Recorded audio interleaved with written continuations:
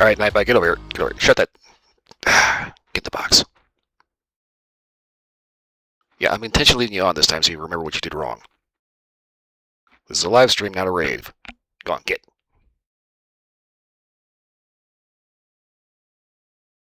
I swear, that robot. Oh, hit you. Kentucky. Been a while since I've done a Call of the Wild stream. Reason why? Well, I'll be honest with you, the last couple of Call of the Wild streams I've done would have been really, really slow. But I don't play games because I think they're going to get attention. I play games because that's what I want to play. And I just got the new Peru map. So we are going to check that out. And this is the first time I've ever actually been on this map. I kind of like doing these on live stream just because of the fact that they always start off with this really, really gorgeous intro flyby. And it's the only time you ever see that.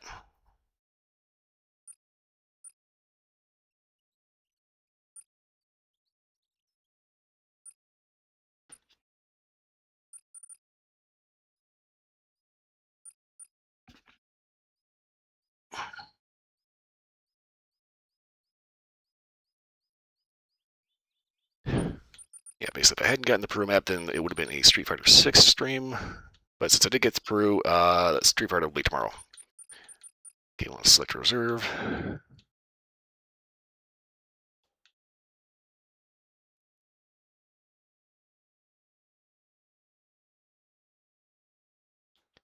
All right, here we go. Let's head out to the jungle.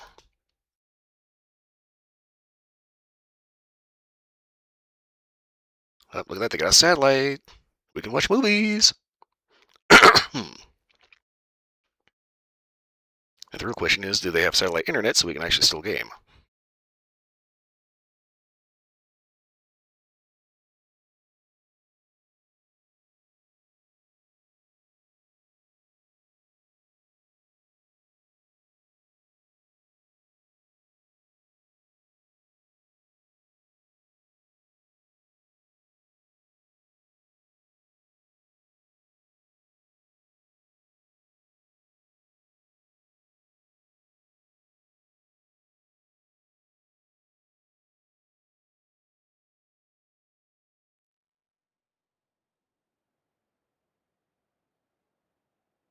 Okay, now there's 14 new species.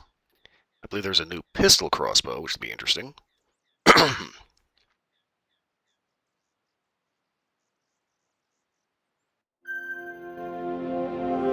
Yeah, look at that. Welcome to Intisuyu Hunting Reserve. My name is Maria del Carmen de la Rosa Solorzano, but you can call me Maria. And my name is Freddy. Just Freddy. I'm not going to be calling you Freddy. Together, we will show you the very best hunting that Peru has to offer.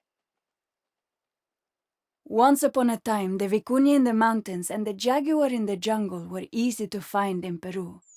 Now their numbers are constantly threatened by human development and poaching. But here at Intisuyu, we work hard to make sure all of our animal populations are healthy. You'll find many rare animals here, but also familiar ones like the white-tailed deer that you can hunt. And don't forget our 257 different plant species. Of course! How could I forget our 257 different plant species? Yes, we're happy with our paradise on Earth. And we're happy with volunteer hunters like you to help us preserve this paradise. Now, Freddy, why don't you drop off our newest visitor and show them where they can get started? Yes, Maria, right away. Smell that mountain air. You're in the Yungas, my friend. Here, there are many different animal species and open sightlines. It's a great place to hunt for a newcomer. Speaking of hunting, I think I spotted some tracks near you not too long ago. Why don't you follow them and see where they lead? Greater Grissom. Okay. That's not the tracks he was talking about. Alright. Hunting in the Yungas for the first time. What I give to be in your shoes and not behind this mountain of paperwork.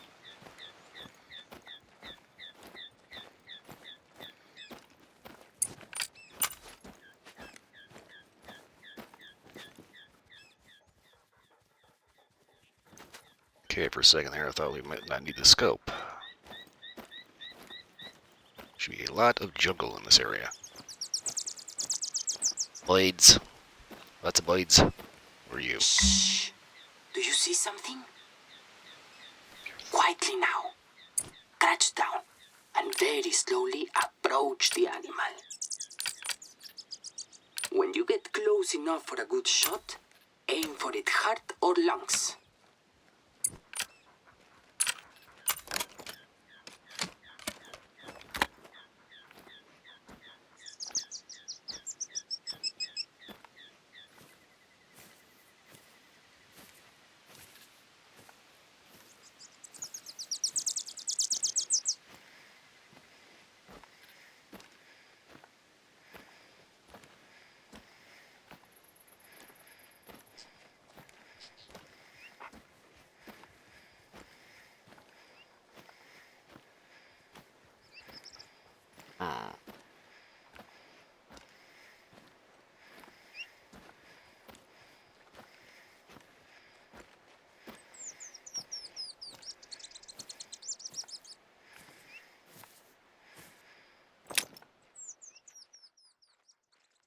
Oh, that's a little bitty. Get a feeling I'm going to be needing a lot more. 5.56 and 22.250.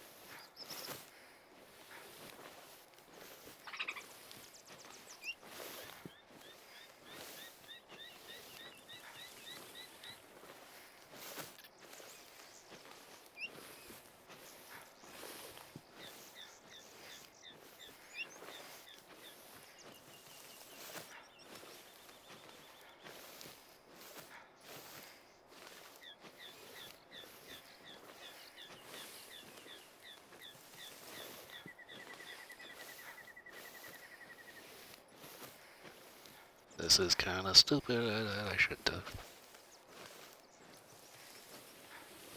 have maybe stopped by a lodge first instead of going straight into a hunt because I don't have anything outside of buckshot that can actually take this thing ethically.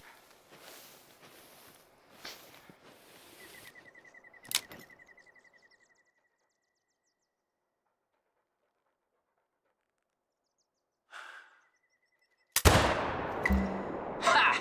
You scored a hit, but not on the vital organs. You sure about that there, bud? The animal will probably not die. But if you track the blood trail, then maybe you can line up another shot. Or in this case, maybe I can just go ahead and follow the hit marker.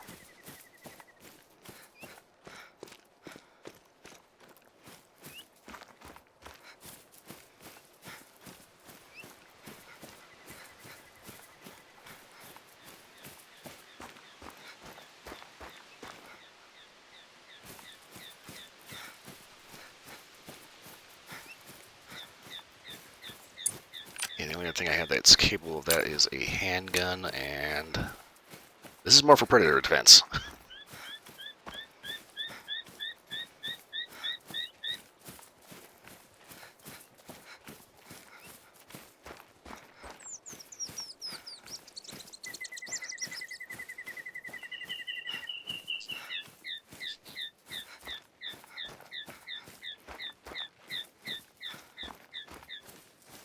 Collared peccary.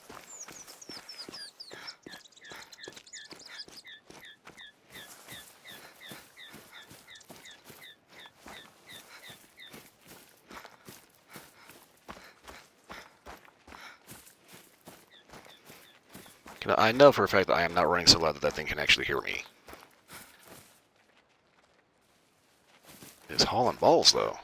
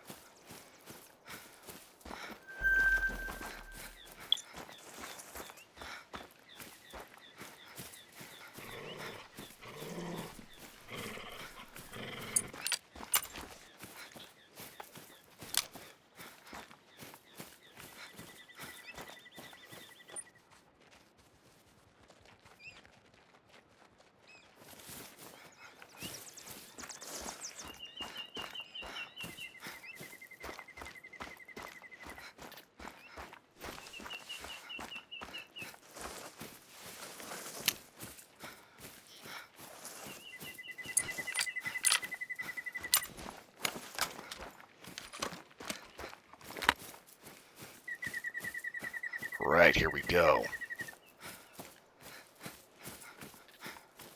Actually, this looks like it might be our main lodge.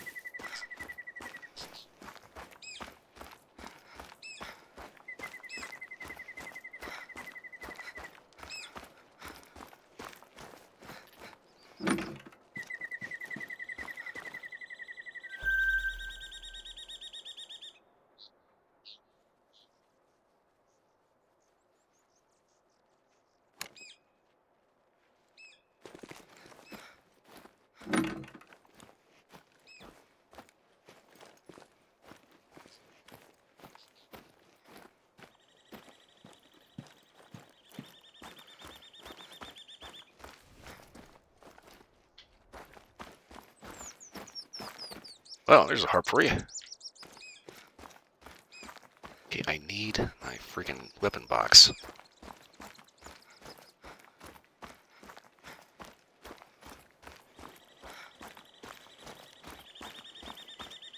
Ah, here we go.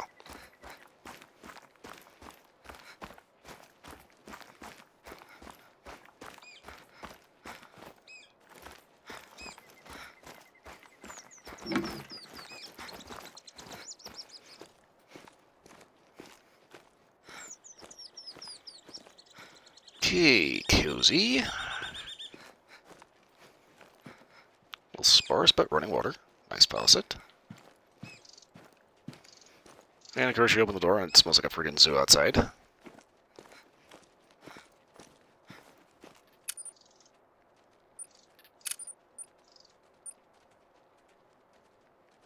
I don't think we're going to need anything that big. We're going to need one of these. Okay, standard issue there. Okay, ammo. I need to get rid of the 500 Jeffrey soft point.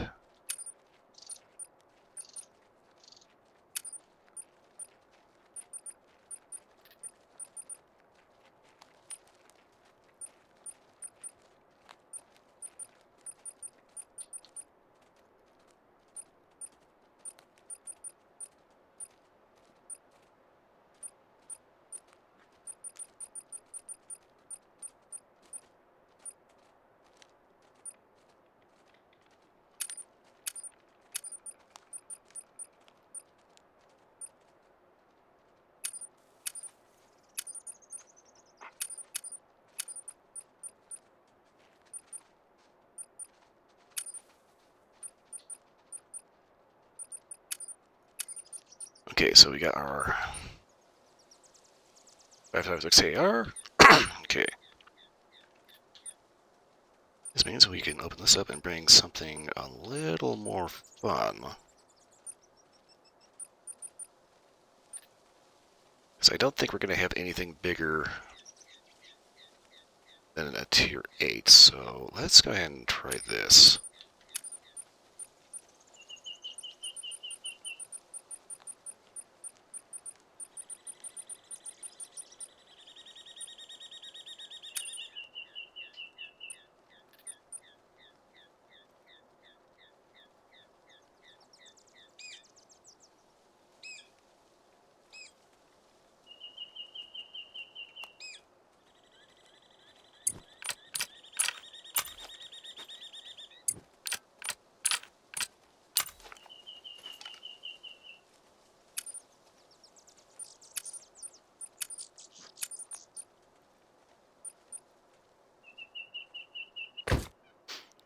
Okay, if we take a quick look at this, this is a Mossberg MVP and 300 blackout.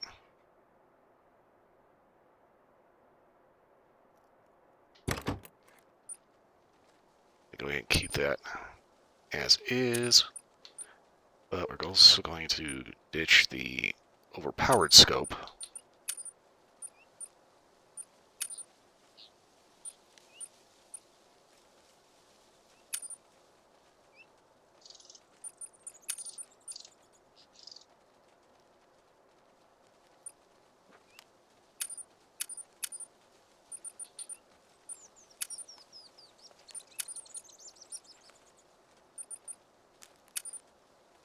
Okay, it is here, and is a pistol crossbow that somehow still weighs 2 pounds. That does still make it the lightest bone in the game, comparing to the Stenberg takedown recurve, but this one's a crossbow instead of a regular bow, so that's okay. Pretty close to getting that. It's actually been a while since I've had to buy a gun, or weapon, in general.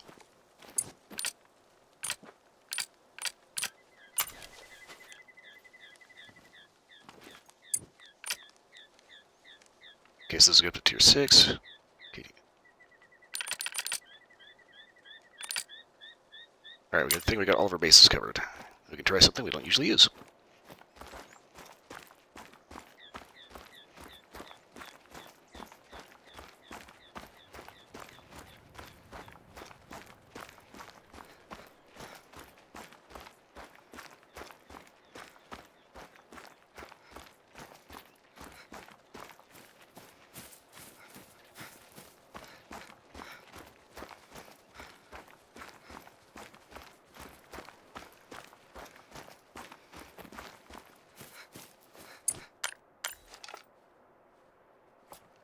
Okay, what exactly do we have programmed into here? Collect peccary, white-tailed deer, puma, ocelot, jaguar, cinnamon teal, western mountain coati, spectacled bear, greater grison. Okay. Take that.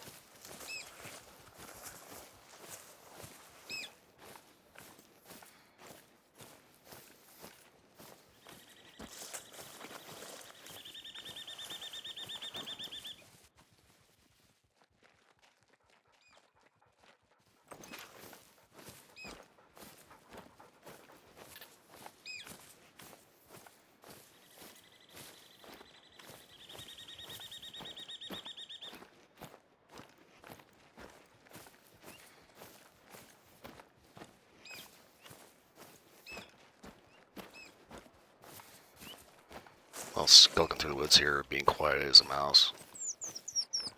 Because obviously they can hear me talking, right? The fuck is that? Yeah. Dead palm stuff, okay. Okay, it's okay. This is going to be an interesting level. One biome here, another biome way over here.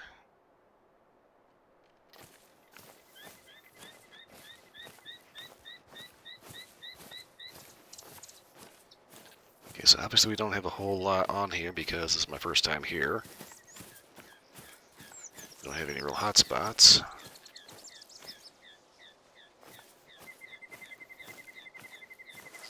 Okay, so if Puma shows up, this kind of makes me think I should have brought the SKS instead. Huh. South American tapir.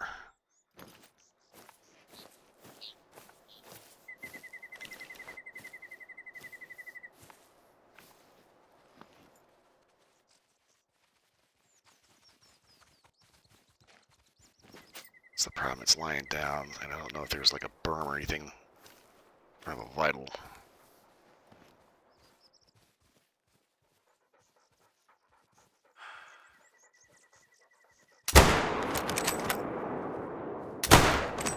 Nice shot! I think there will be a good trophy at the end of that blood trail. Why for you sound like Khajiit? I have coin, but not enough coin for your wares.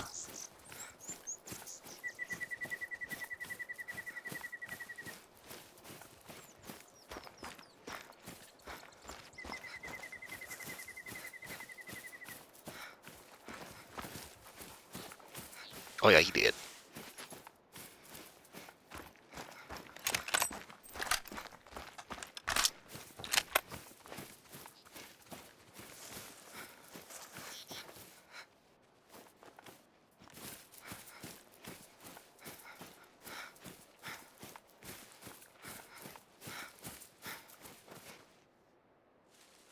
All right.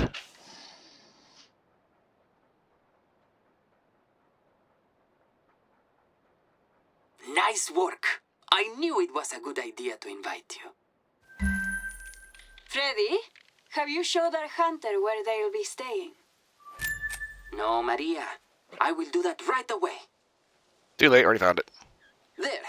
I sent some coordinates to your hunter mate. Oh, and I see that you've already visited our sanctuary. Then this will be an easy hike.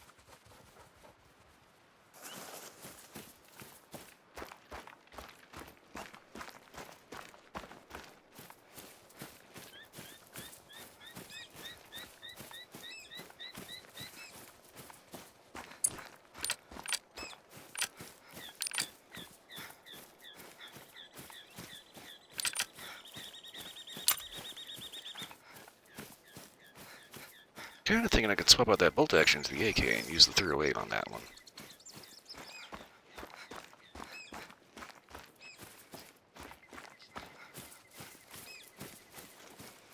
Alternatively, though, I do still love my single-shot muzzleloader. I don't lose the fact that that rifle actually in reality is like $2,000.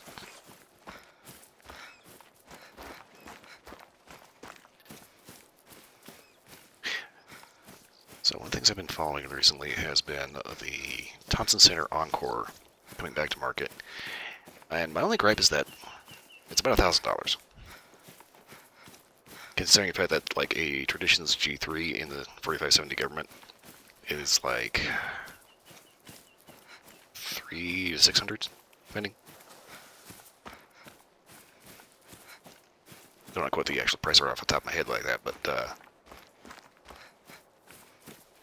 yeah, here's the thing though. Welcome back to our animal sanctuary. Dialogue. And I see you've already signed our guest book. Wonderful. Let's take care of all that equipment you're carrying. There should be a long building away from the main entrance where you can drop off your, what's the word? Baggage.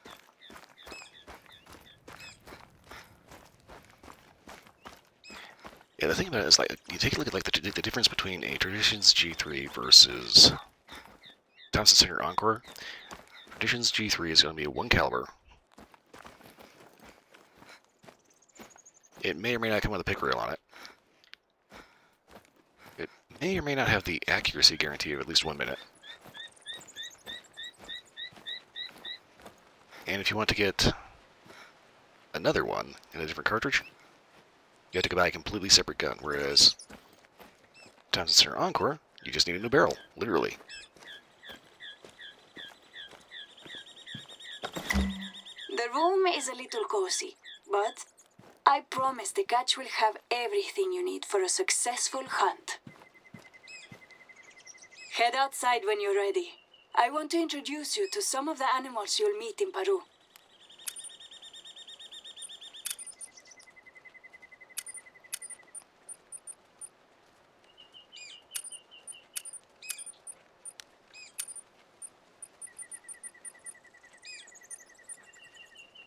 $25.06.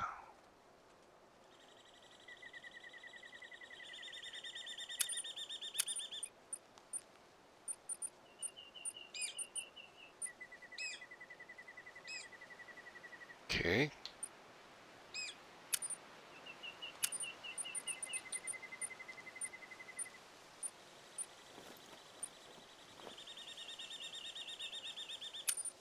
I know I use this thing way too much, but I love this damn thing.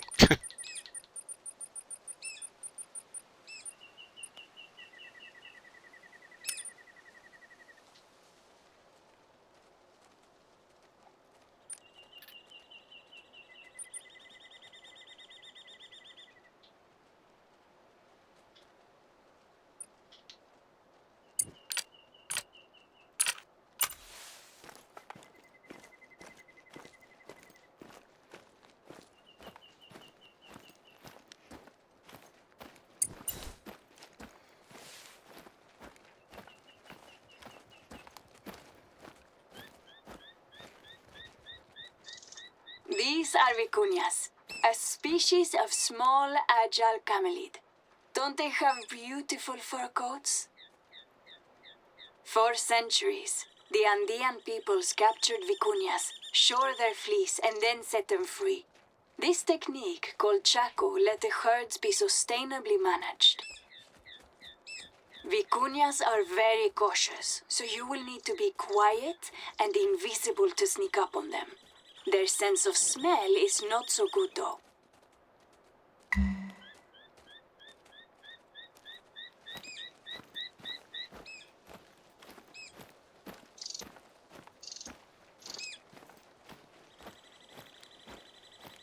Oh yes, indeed. This level does have capybara.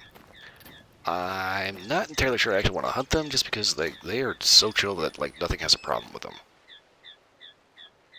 Capybaras, or onsoco as we call them, are a species of rodent with coconut-like fur. They are social, peaceful, and very popular on the internet. Capybaras have okay sight, but they have great hearing and sense of smell to detect predators. Though nobody would dare hurt a capybara, would they? Both of these species and many others in Intisuyo are threatened. But this reserve protects their habitats and keeps them safe from human development. Yeah, we can just walk up and say Yes, hello. and it's thanks to hunters like you. Someone has to call the unhealthy animals and buy our entry passes. Thank you, Freddy. If you're free, then why don't you help me introduce Pablo?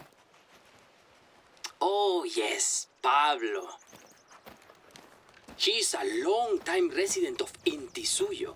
He's a bit of a grouch, but I'm sure he'll give you a warm welcome.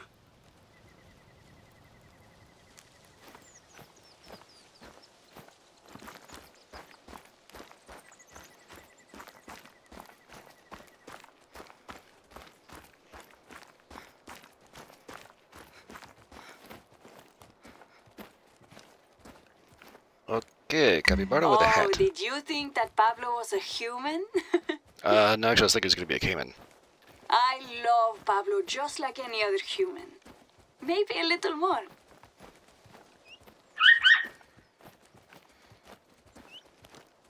And I think our hunter is ready to get started.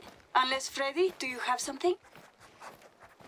Yes, what about the soroche for the puna? Of course, I nearly forgot. Please head to the kitchen whenever you're ready. Okay.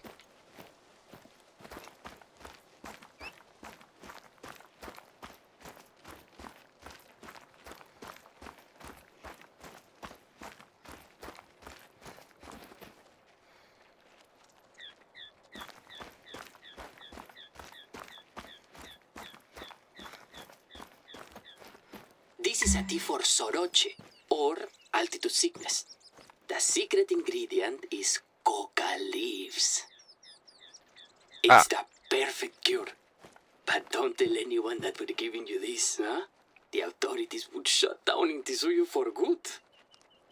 Okay, so for everybody that doesn't know, coca leaves are what you use Sorry, I am kidding. to make Coca cocaine. leaves are perfectly legal. They are nothing like the white powder. You can find them at supermarkets.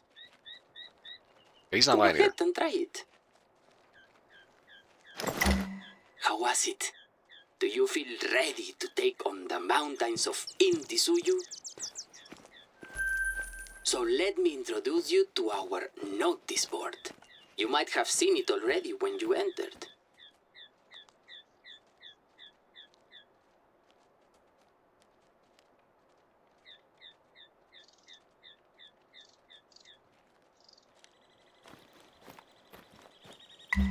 Each of the pieces of paper you see are help notices from the locals.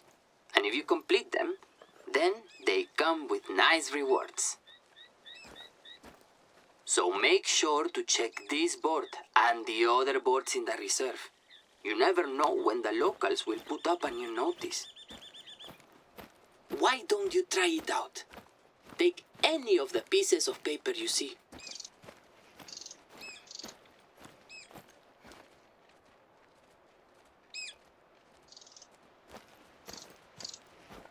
Okay, so my question is, how do they plan on keeping the pumas out? Because they climb. And there's also the jaguars.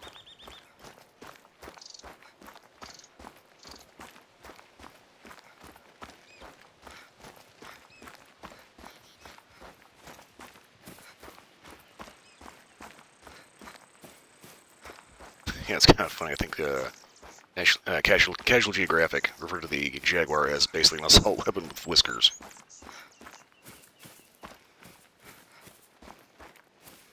I'll go ahead and let him have that one because, yeah, it's like obviously he's talking about a big cat, you know.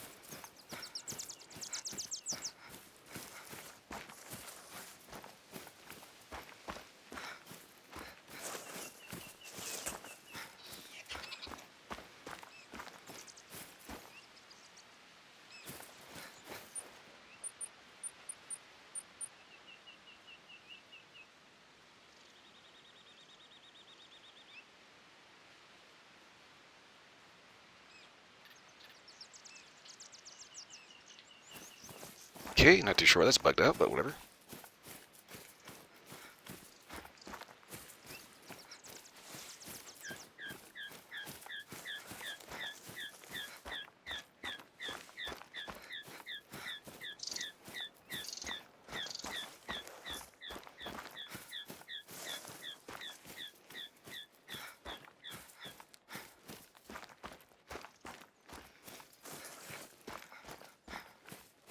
Okay, getting into and out of this thing is going to be a real pain in the ass. Okay.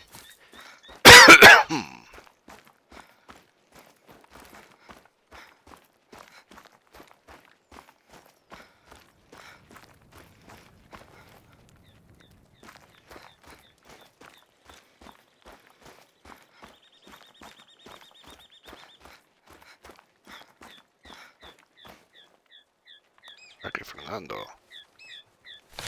Oh, sorry. That was not a notice. María, esa Vargas ha vuelto a poner un aviso de su reserva. Esta cojuda. Su reserva está a miles de kilómetros desde aquí. ¿Qué rencorosa puede ser? My apologies. Please take any of the other notices on the board. Give us an update when you complete 3 of them. Then we can talk about next steps. Oh, and if you see another of those posters, then please take it down. They are not authorized material. Hate to break it to you, but most of the game we're over at Parque Fernando as well. Yeah, so, yeah. Awkward.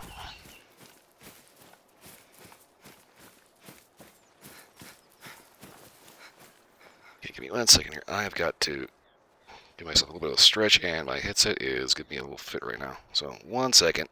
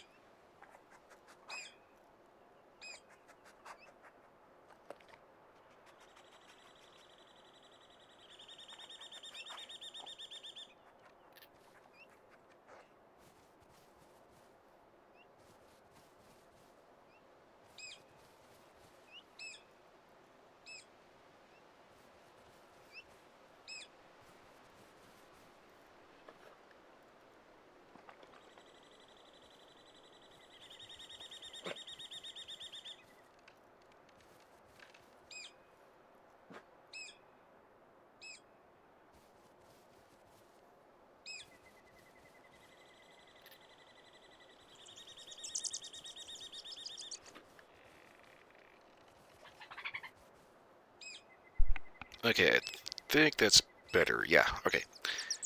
Alright. Had to kind of mess around my head a little bit. It's like, I was wondering why my head was getting a little too hot, and it turns out, yeah, I had hair in the actual headphone. Okay, what in the world? Okay, complete 3 notes mission. Okay. So we're going to ignore that for the most part, and just get moving right along.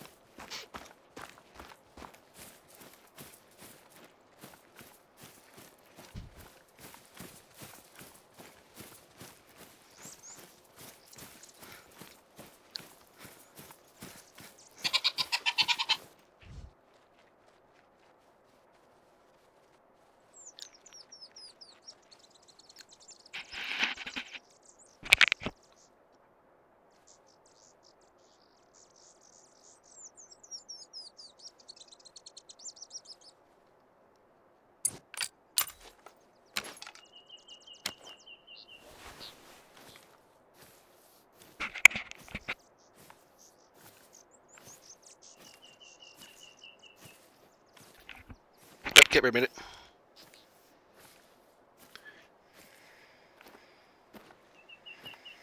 We're kind of just getting started here. This is a brand new app that takes place in Peru.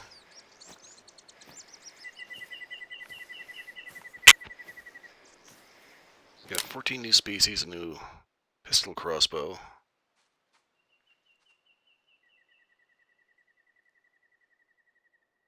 There you are.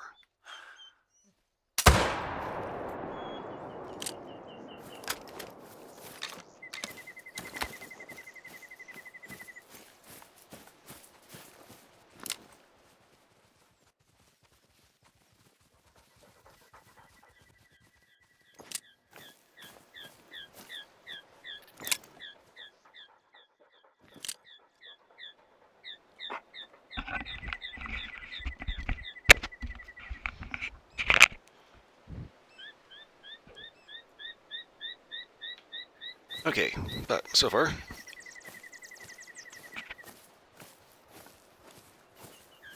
Yeah, my headset is not really cooperating with the game. 1 second here.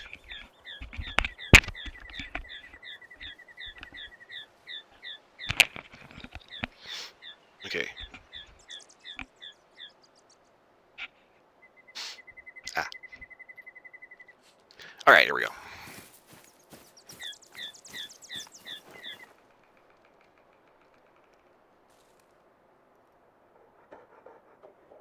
Okay, Greater Grissom. Yeah, we got 14 new species, we got a new pistol crossbow, we've got an entirely brand new map that takes place in Peru. They've got capybaras, they've got pumas, they've got jaguars, they've got all kinds of crazy bullshit. Apparently there's also a black caiman, so I'm going to be a little cautious about that. I knew I was seeing something over here.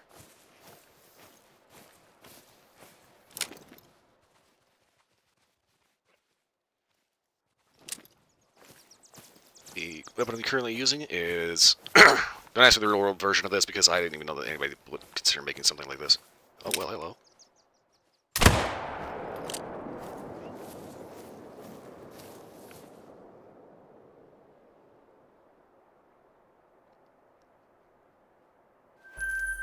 Standing up looking around, completely oblivious.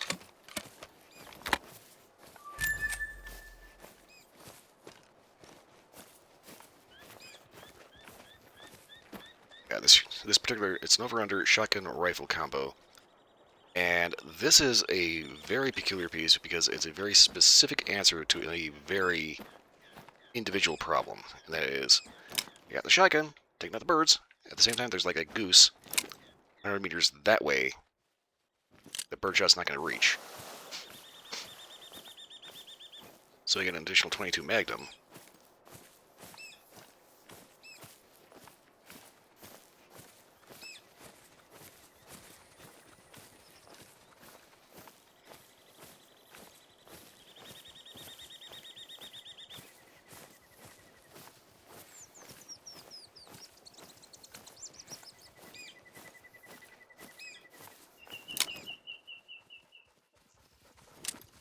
It's kind of funny. This map has whitetail and capybara.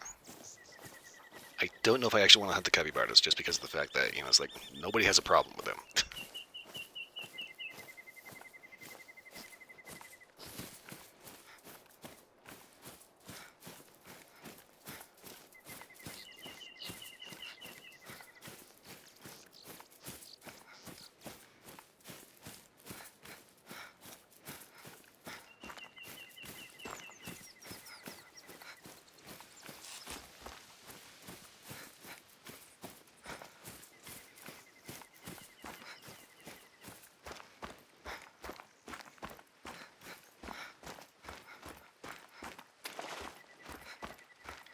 Okay, so we find our water source, we find, hopefully, some drink zones.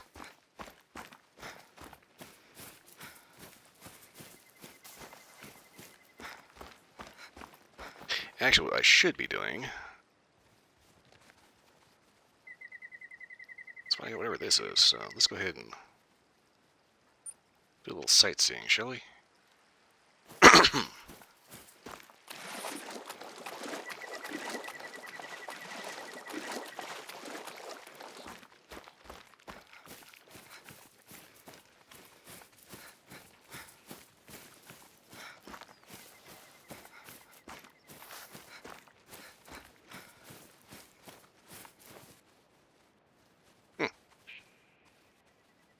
That is the most square icon for an animal.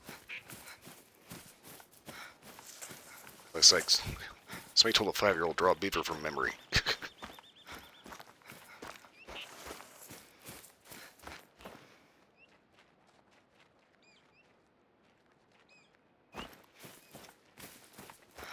You know, I'm not too sure exactly how fast a capybara actually is. You know, we were just at the little sanctuary where they have the vicuña, alpaca llama vicuña. It's this little fucking alpaca piece of shit. They got a bunch of those. They got a couple of capybaras lying around. They're just like hanging out, chilling, and it's just like, you know, I don't know if I even would want to be bothered to waste a bullet on these things.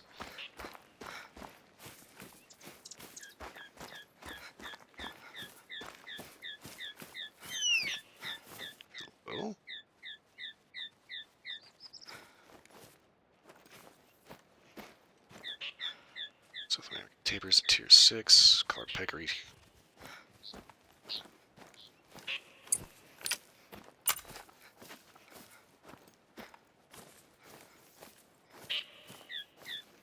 I think the tapir is probably going to be one of the larger animals. I think the only thing that would give us any other problem is they have speckled bear and black caiman.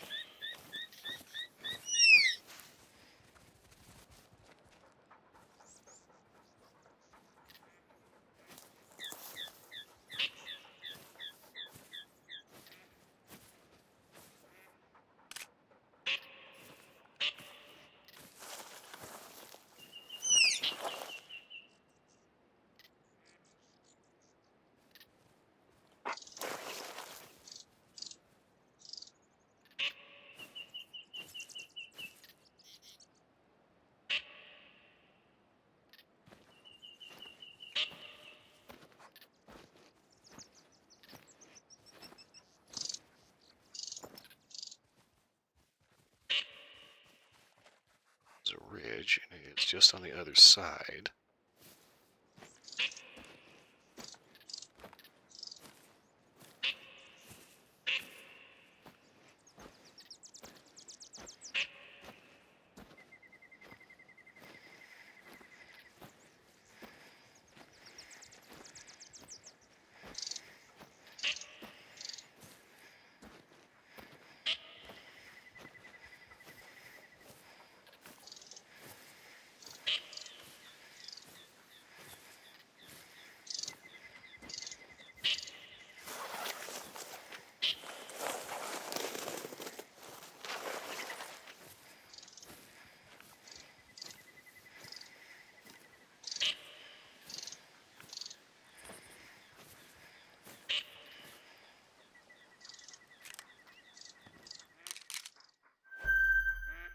Cinnamon teal.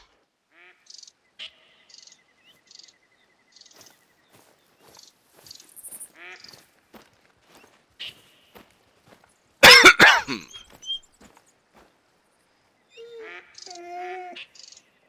hate when the dog does that.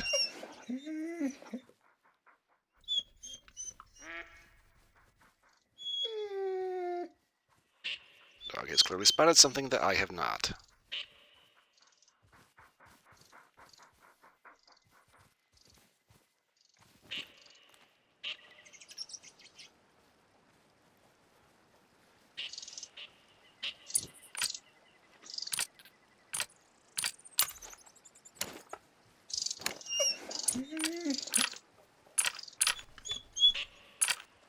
I didn't bring any slugs.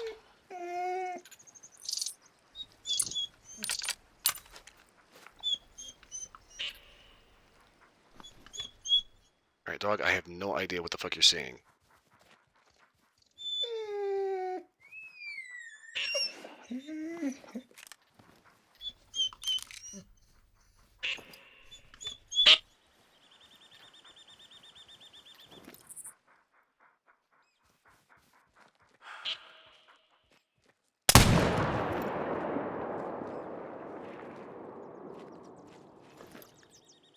Clean miss.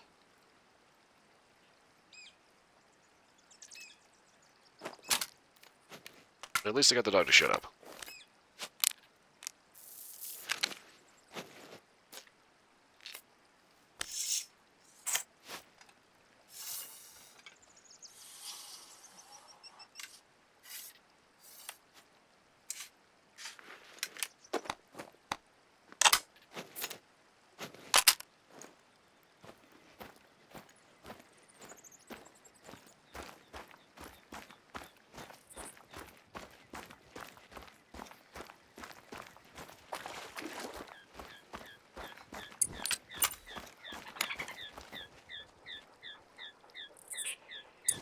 Have no fear, your fave gremlin is here. And split made it. We are down in Peru for the first time ever. At least specifically Peru. Apparently there's a bit of a rivalry between this particular reserve and a previous Patagonian reserve, Parque Fernando. Which is kind of funny because it's like, guys, you just made this really fucking awkward.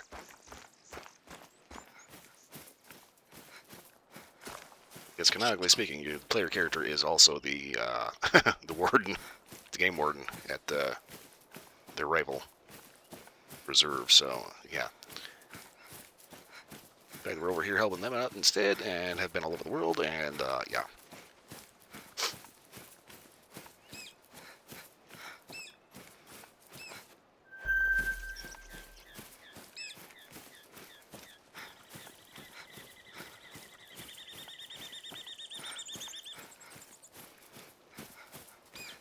Yeah, I need to save up a couple of bucks because I'm a few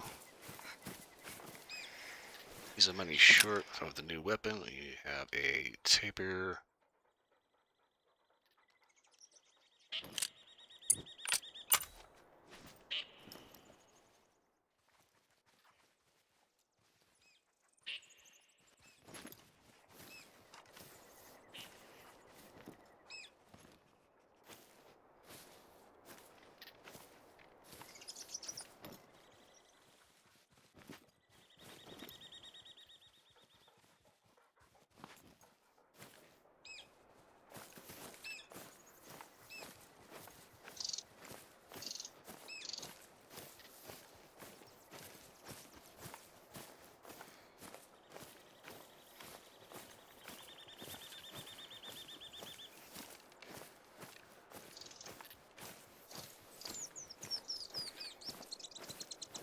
Yeah, I was kind of curious about that arcane librarian thing. Do those books just like spawn in, or is there like some kind of magic thing that just like they pop up or something, or do people just like throw shit at the library, just like here, keep it?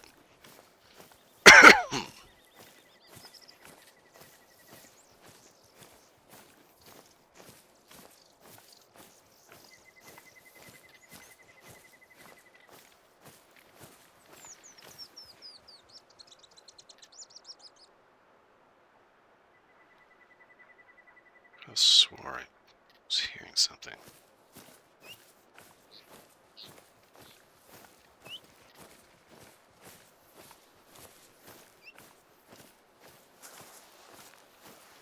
A evil little fairy, not me for once, cast a spell. Okay, evil fairy casts a spell, and the books just like pop up out of nowhere. Or were the books already there in the first place, and they just went like kersploosh and like floated all over everything?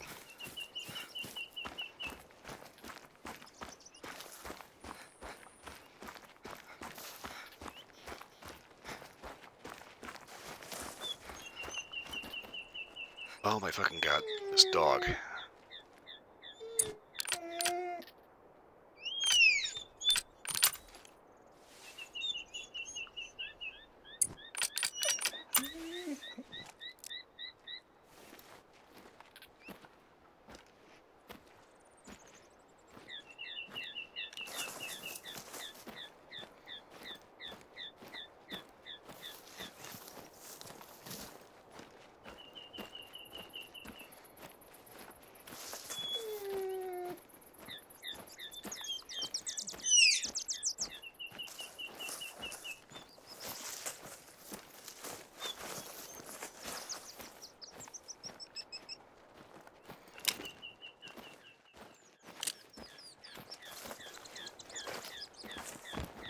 What the fuck am I stuck on?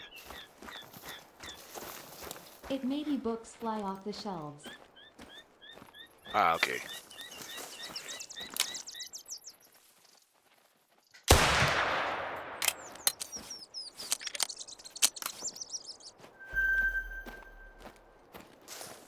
This kind of thing about it is like I kind of want to keep rolling with the dog because the dog has definitely earned its place by just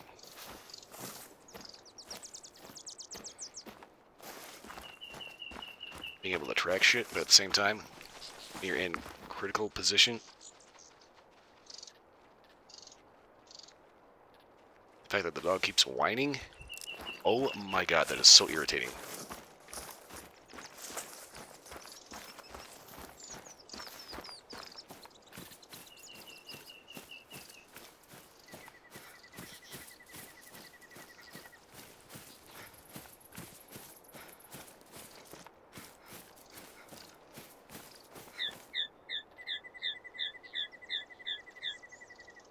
Okay, wait, what was that? I got distracted. Because I want to find out what this is.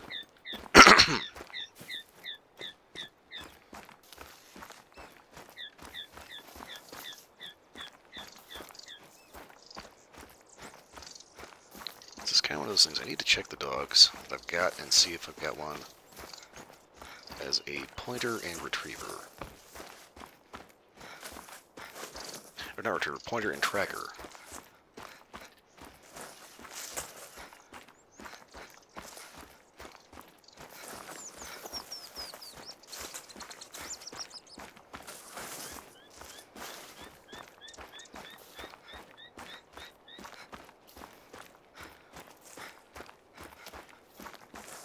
Also, might not be the most appropriate game for it, but I did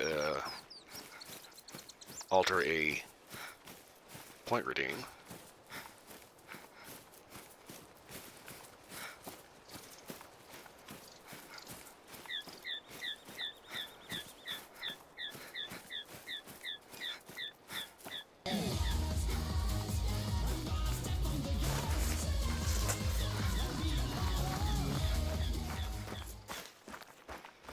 Yeah, I knew when she knew about it, it was going to be found.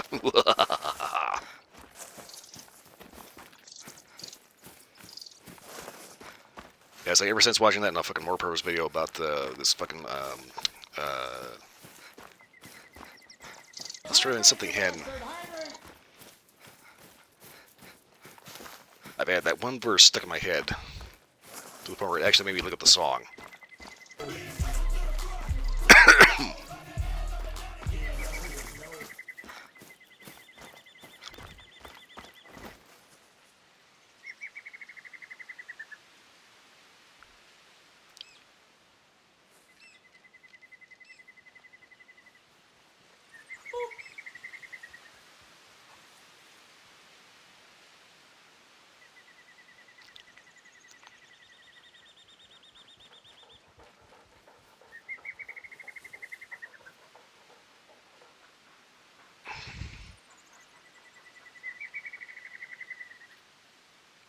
Okay, I'm gonna get all those.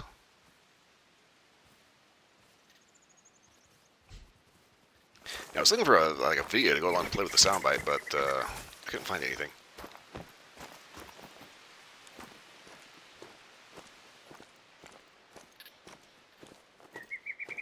We're claiming this fucking dump as an outpost. Are you fucking serious?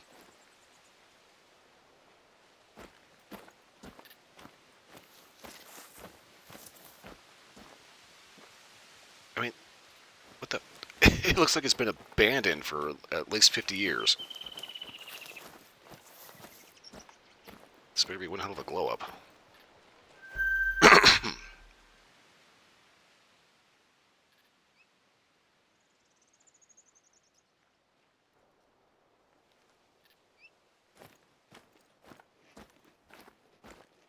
It's as a fixer-upper.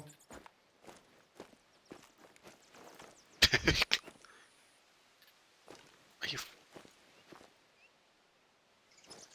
Are you fucking kidding me?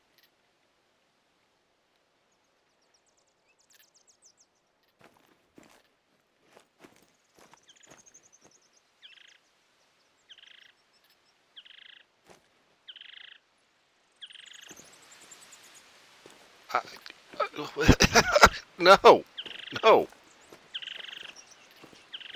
I have had better digital safe houses in literal fucking war zones.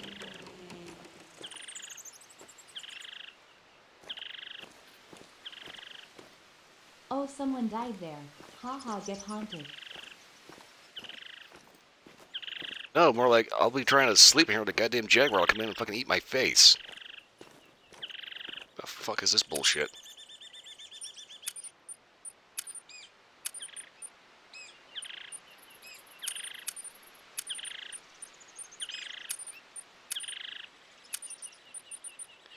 Okay, I want to try.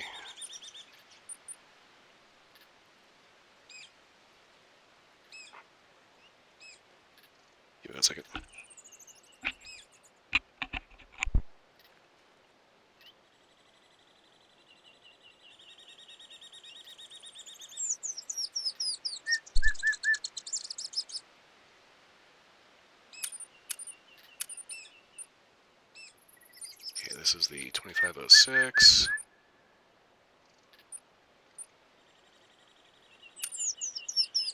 Give her up to tier 6. A lot of trap weapons I don't usually use too much, and maps like this are a great way to do that.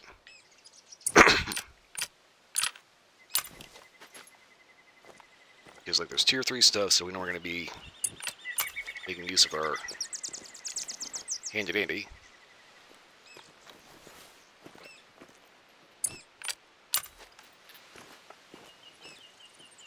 Oh my god, this...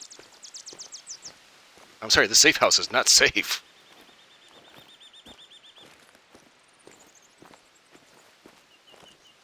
Please tell me...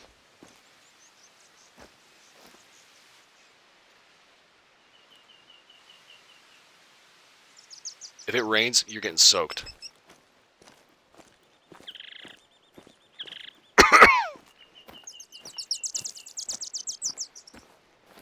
The Apex guys, you know, Avalanche, just, yeah, call the well devs. Yeah, been knocking it out of the park with these awesome maps, but this outpost, this building should be condemned. Okay, this is not an outpost, this is a dump. I'm actually moderately offended by that thing.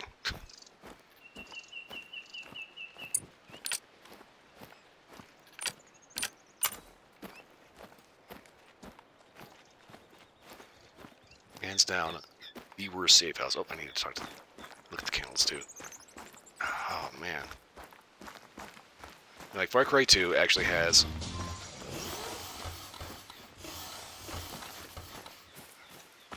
Far Cry 2 has better safe houses, and is a literal fucking civil war.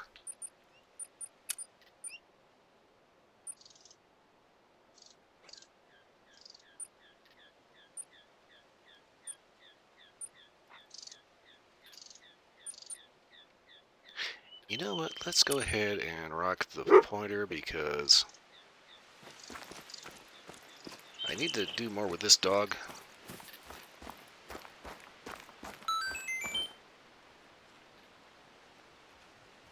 Been a while since I heard that sound effect. Good lord.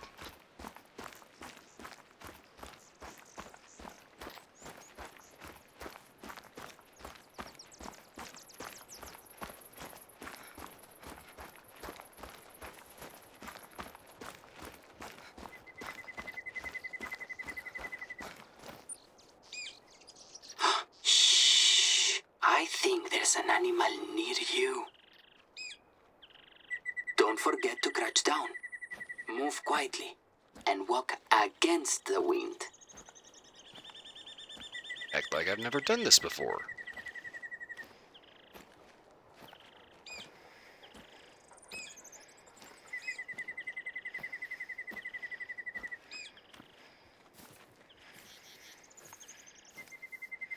Is this part of like a mission log or something?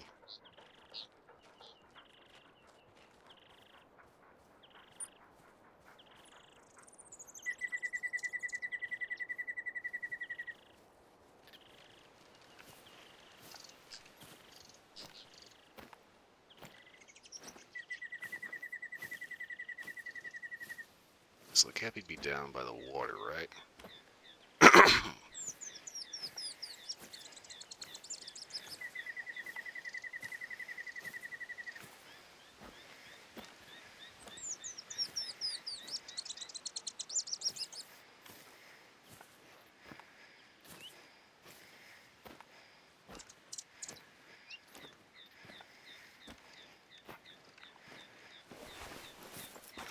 Okay, there he goes. There's a lot of them. Okay, Cappies can move.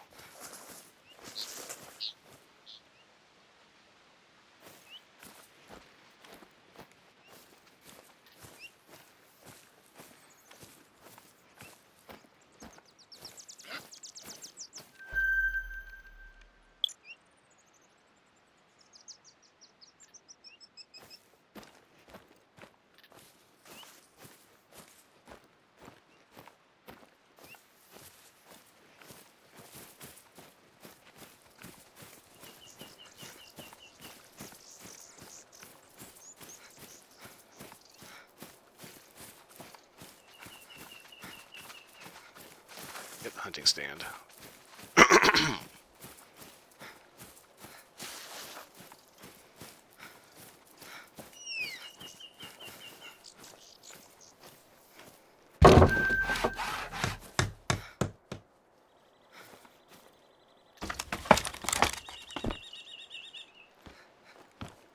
Oh, really? This is the toilet.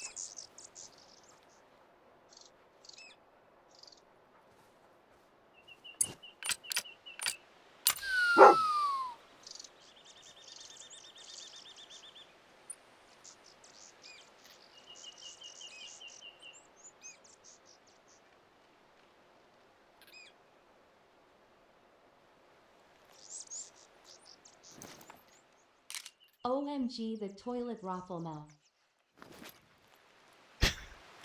Yeah, it's like I had this fucking minor joke this week. A little while ago, we had some issues in the apartment in where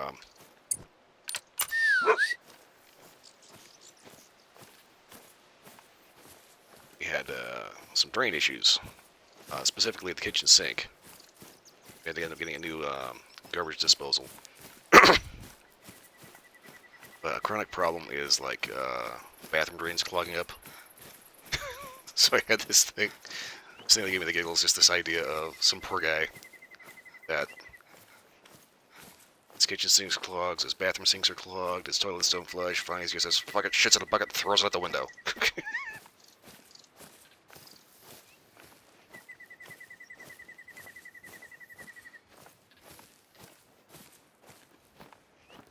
Of course you find that and it's like, okay, they actually want you to take a shit in a bucket and bury it. And that reminds me of some of the latrines from out in like Afghanistan. It would literally be like a 55-gallon drum with a trash bag in it, and they have like a board, like particle board, the toilet seat screwed onto it.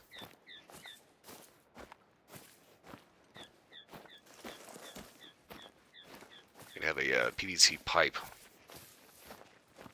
that would go outside those for urinating. That was the urinal, just a PVC pipe that just right out the backside of the camp. This one picture stood out because it actually had a sign, because you know people did this. Do not throw shit paper down the piss tube.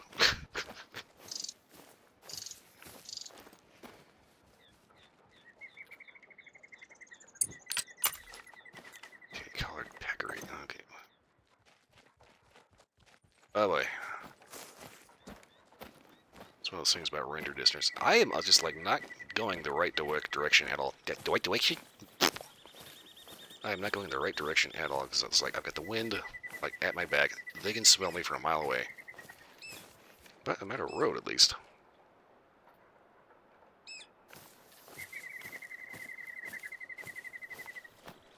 So this is the thing about the Peru map. You know, it's beautiful. It's got a bunch of unique stuff. It's also got some dangerous shit. At the same time, it's kind of a lot of small game.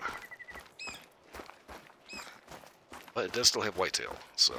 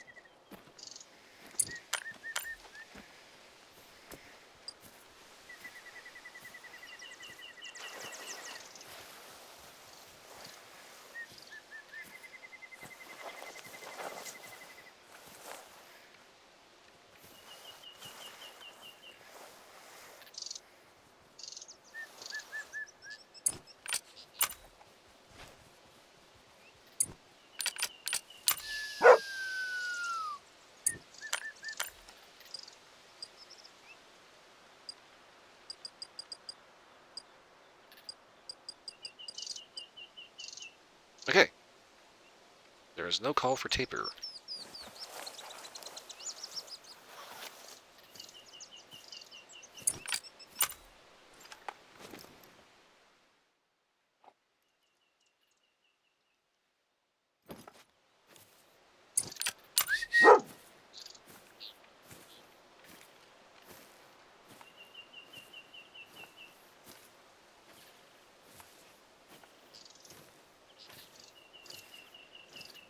Also, a little leery about using this rifle because this is right on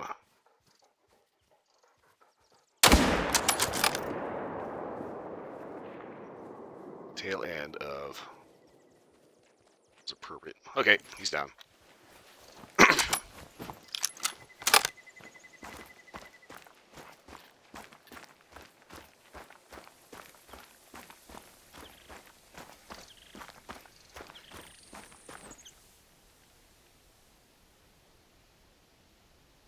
Okay, I've already got a gold tier taper, so we're just going to go ahead and collect that.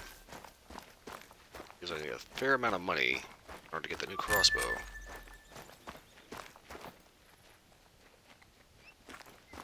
Which I can see why they did that, you know, obviously, you know, it's like, it's nice that normally we get a weapon pack, it's free. When it comes to like weapon that comes with a map, what is that? That is a stump, okay. It is kind of refreshing to actually have to buy your guns again.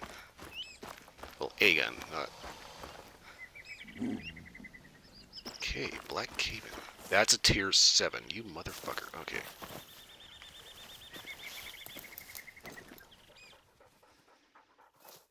Fortunately, though, I got something for his ass if I can find him.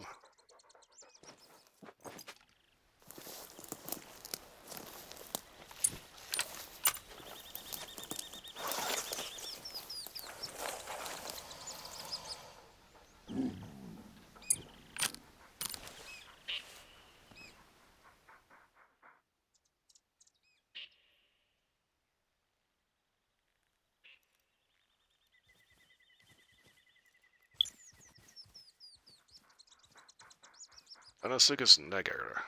Guess I'm going to say that in the most messed up way possible.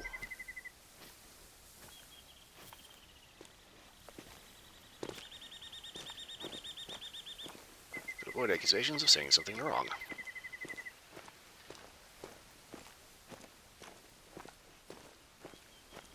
I found the cannon pretty fast, but at the same time, he's on the other side of that ridge, and if I actually took a shot at him, I would hit dirt.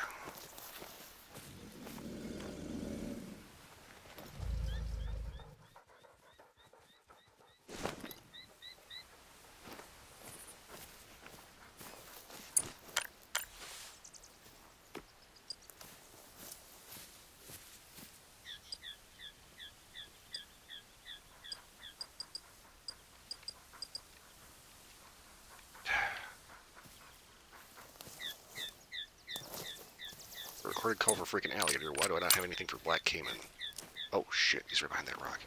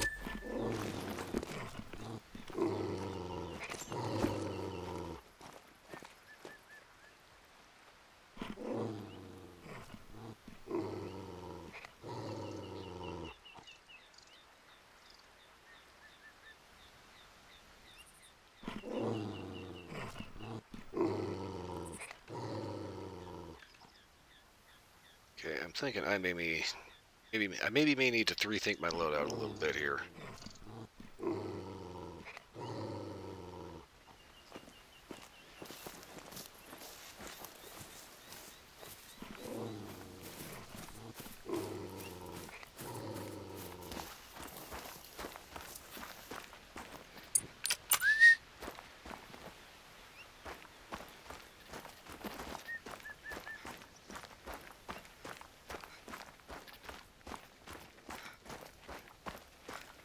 there is some seriously dangerous shit here, and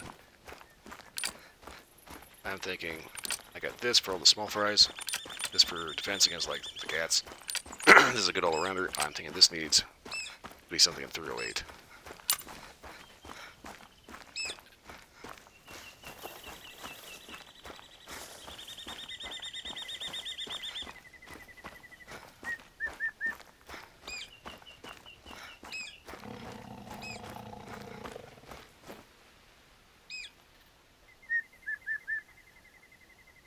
The fuck? I just hear.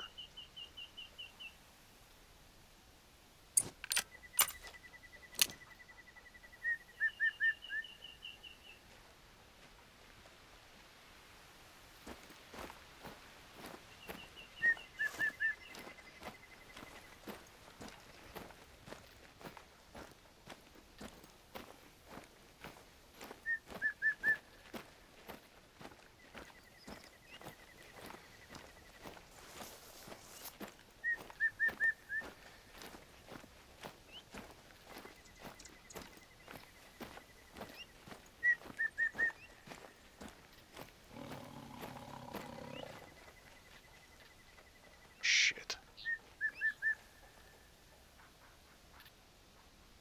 Okay. Jaguar.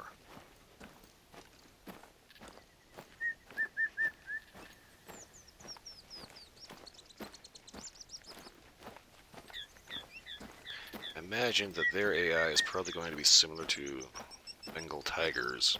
I think you find. Well, I don't know if it's a Bengal tiger, but it's a tiger in the India map.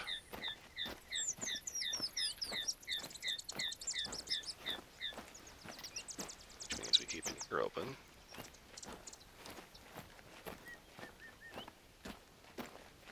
Because they are, in fact, hunting me.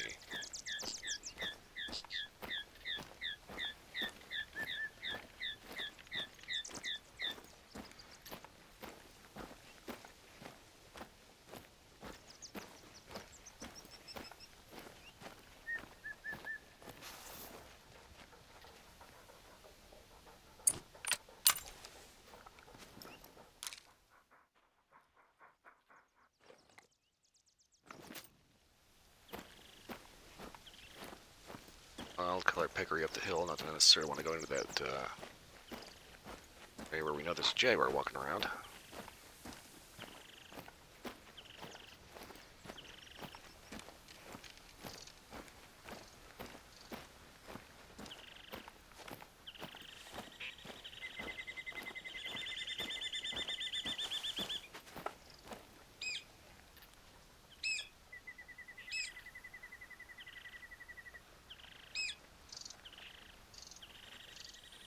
Keep hearing something snarling in my left ear.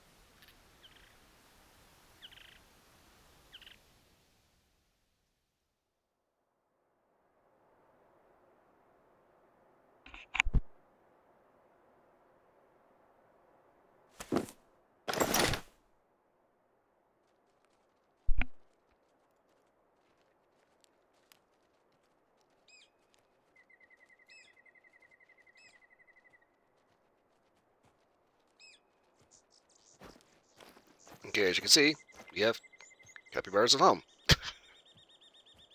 And where's a Stetson?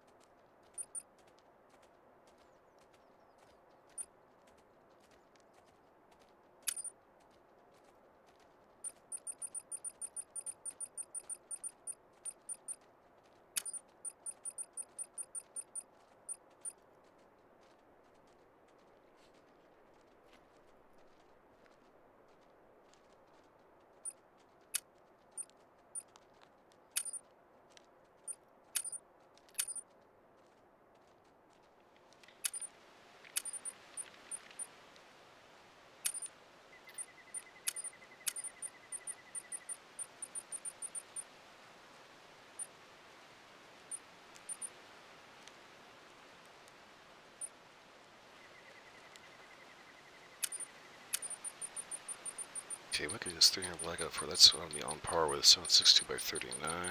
That's going to be 3 to 6, 2 to 6. Excuse me. Okay, so these three stay.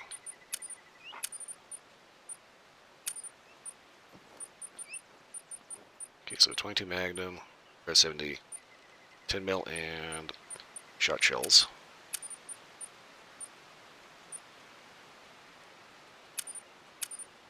Okay, so I want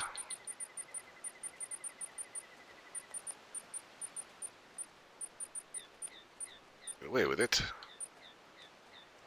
SKS and 08 AR.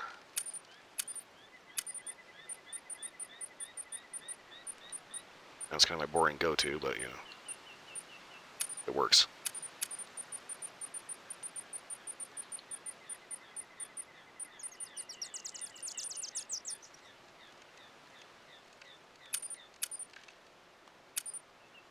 And can I get away with taking a Magnum revolver?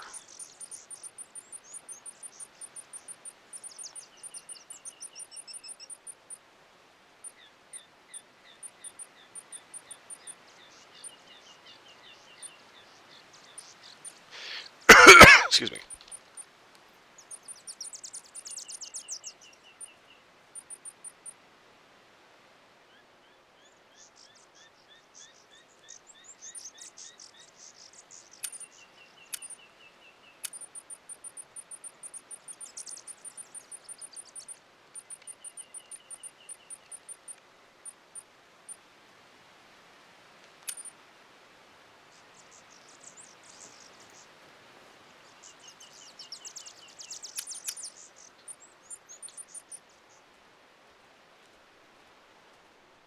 Okay, 49 for 454 Kasul, but if I can take a lighter gun with 44 Magnum.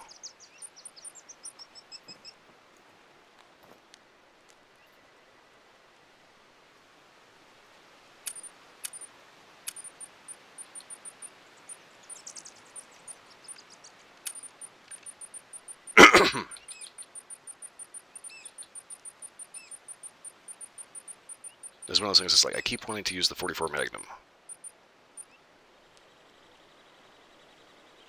Okay, pound and a half versus 2 pounds. Okay, so I can save a half pound of weight.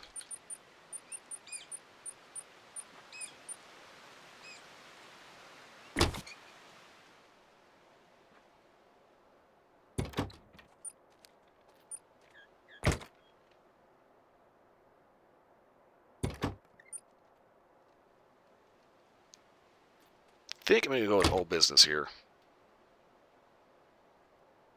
Just because of the fact that the whole reason why I'm planning on taking this is gator defense.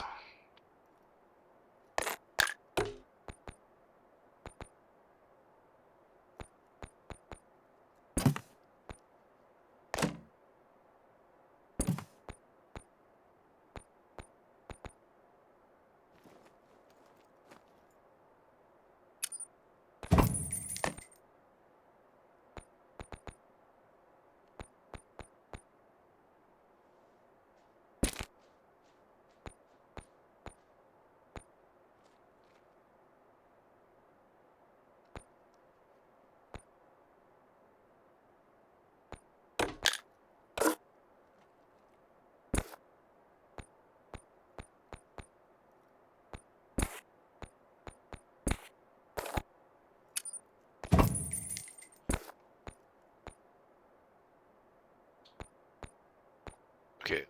I cannot tell what on earth are threes. It's the screws and the pins.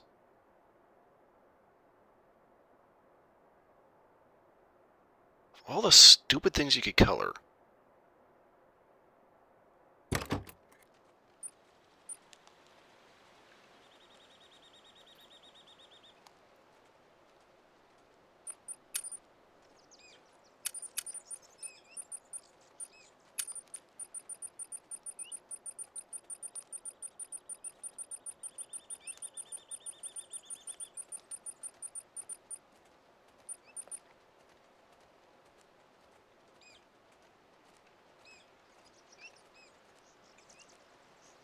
Screw it, just the hell it. I'll take the nice one.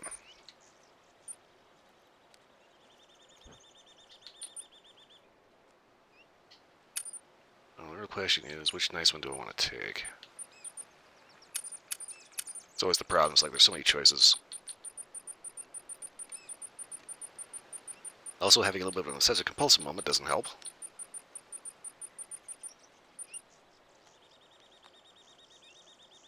Oh, well, it says it right there in the name, Wildcat. Oh, never mind, Panther.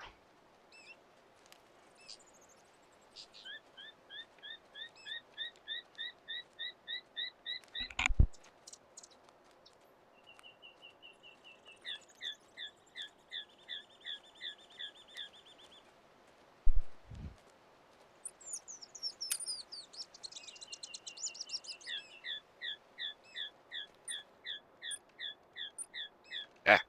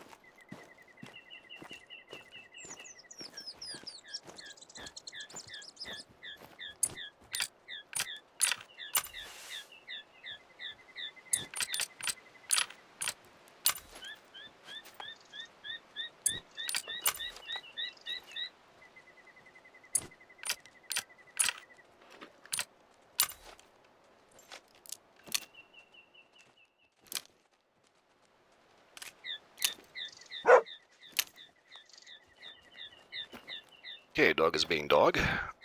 Now, let's see here.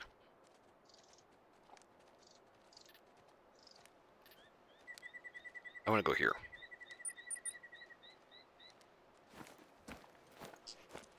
And I don't want to walk.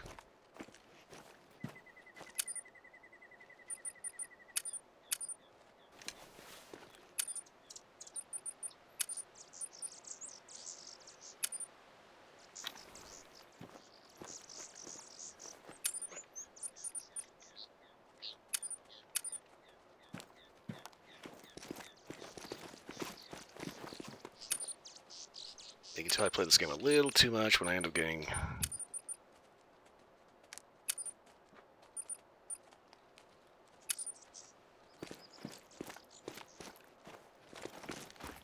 a little weird about just spawning in gear.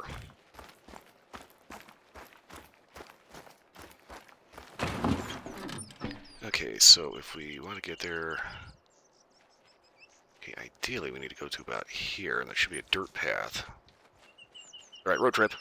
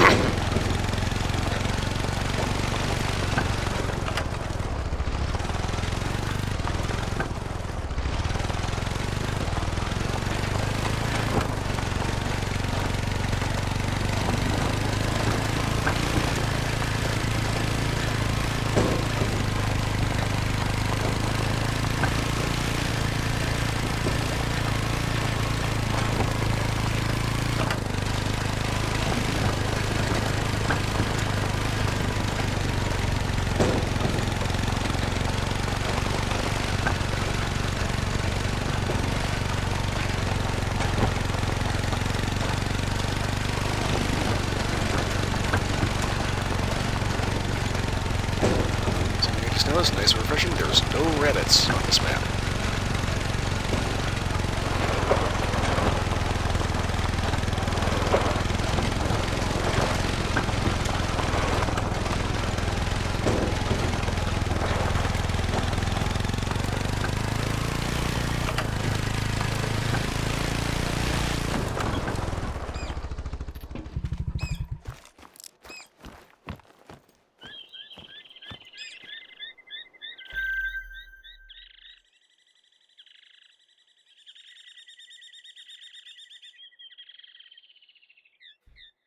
Nice little bit of B-roll up here.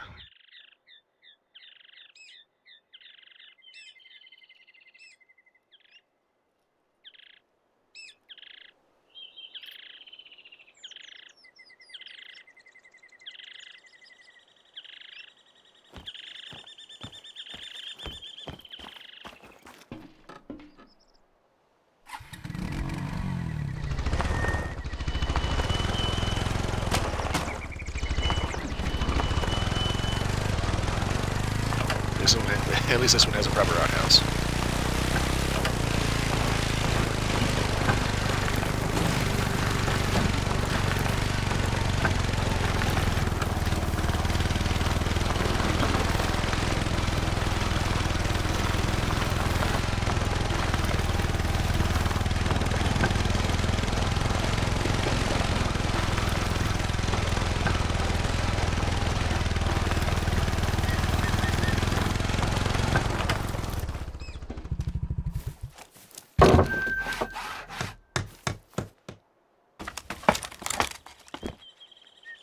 Yep, shovel bucket.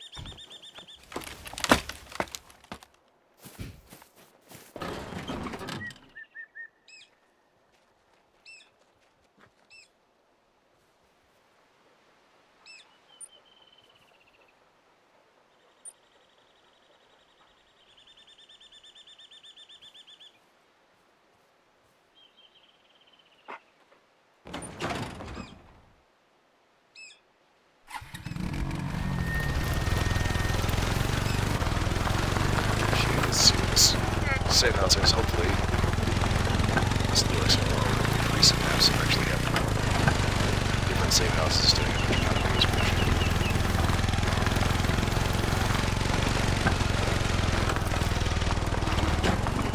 oh god.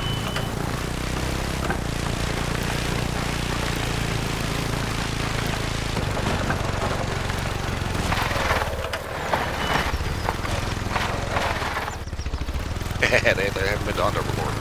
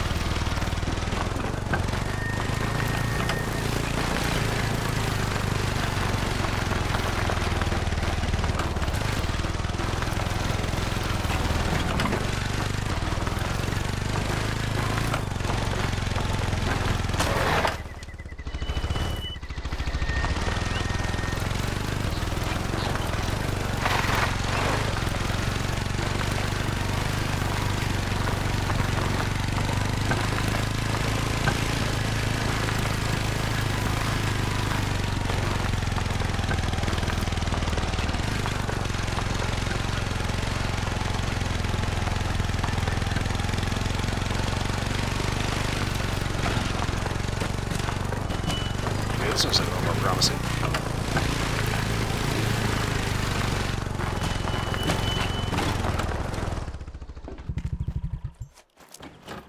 Okay. Estrictamente prohibido el paso de materiales y campers por propiedad privada. Fair disclaimer, I don't speak Spanish.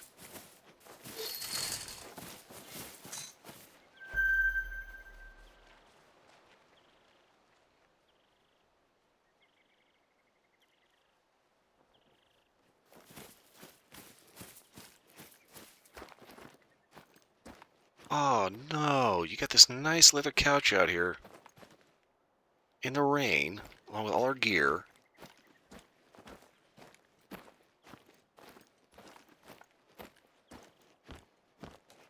There's bears here, and you just leave meat hanging.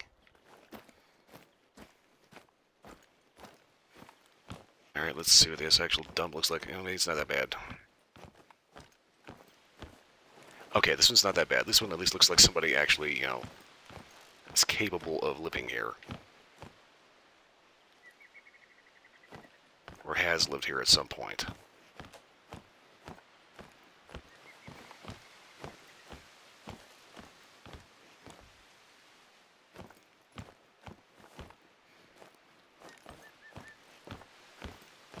Entertainment setup, okay. Some freezer somebody forgot to close. Gas stove, microwave.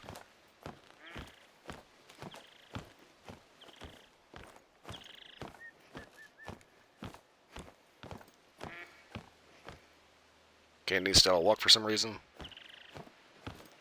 See, I think that is the candy store. Let me check that out real quick.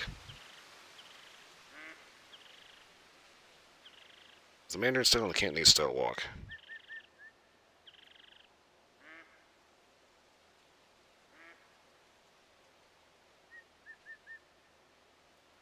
Okay, that's the Mandarin style.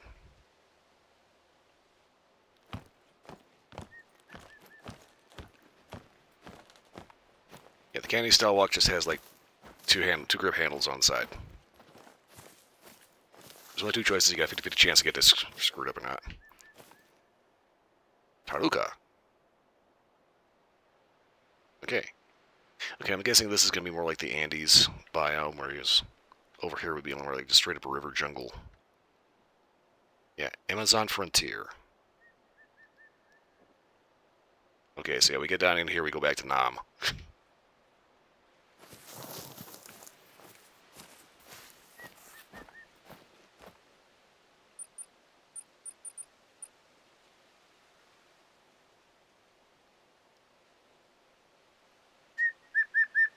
I can't access the wildlife tag or do anything with this thing anymore.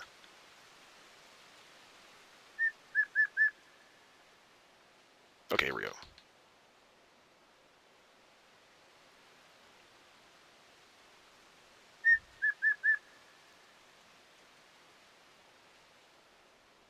Let's see here.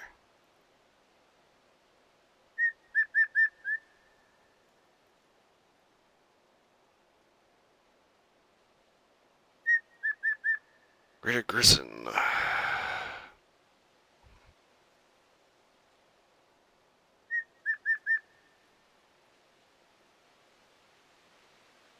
That's not what we're looking for.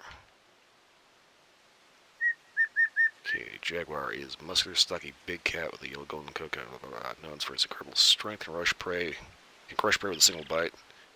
Solitary, territorial, usually hunting at night, feeding on animals, birds, reptiles, are excellent swimmers, often hunting in rivers. Okay, in the woodlands and grasslands, strongest bite of all big cats relative to the body size.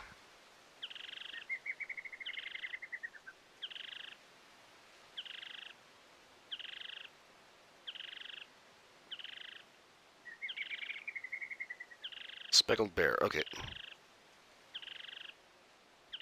The bear species native to South America, okay. So it is a bear.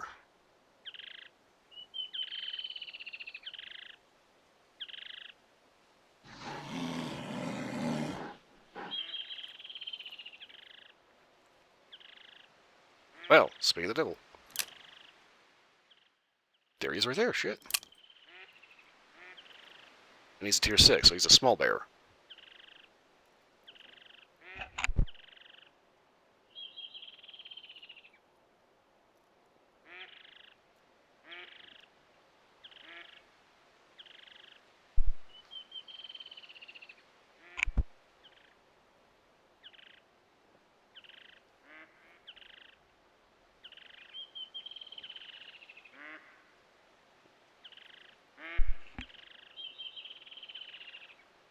Headphones keep making my head itch.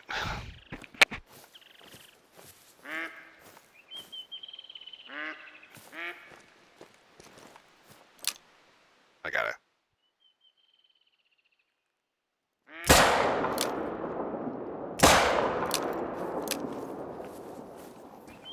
you serious?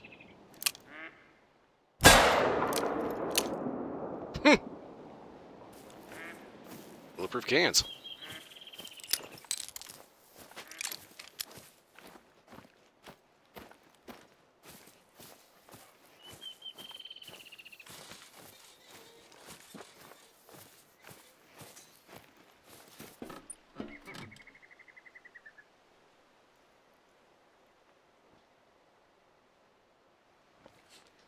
Okay, wait a minute. I think you want to try here first.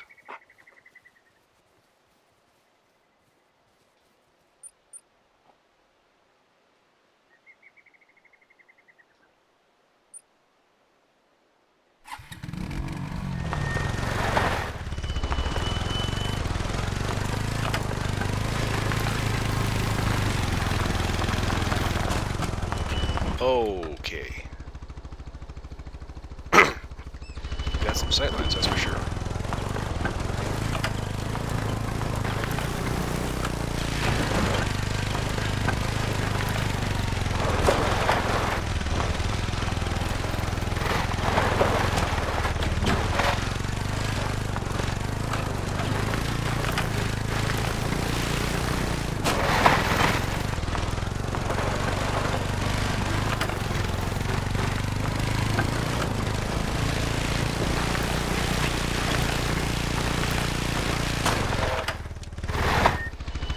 Okay.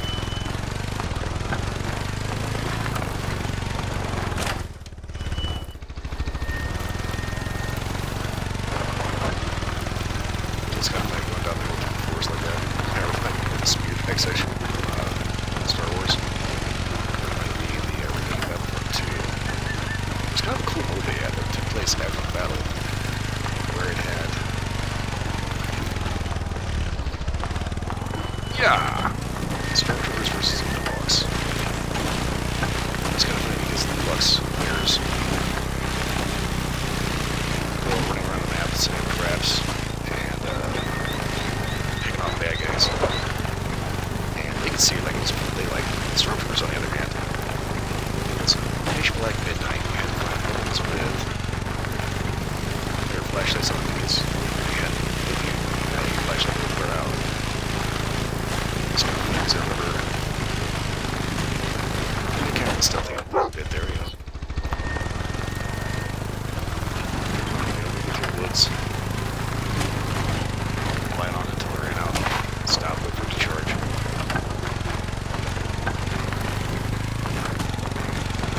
Through the woods again, stop, wait for it to charge.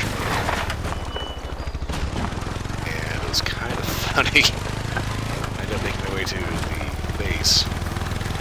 I feel like these gaggle idiots pulling behind me because they're both different.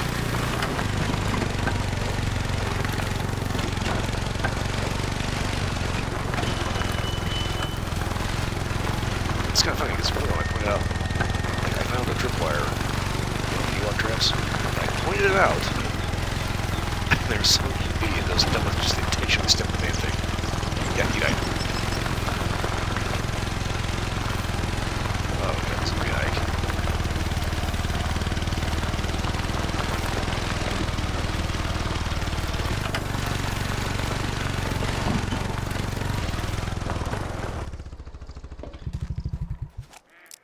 Oh, that's about dead.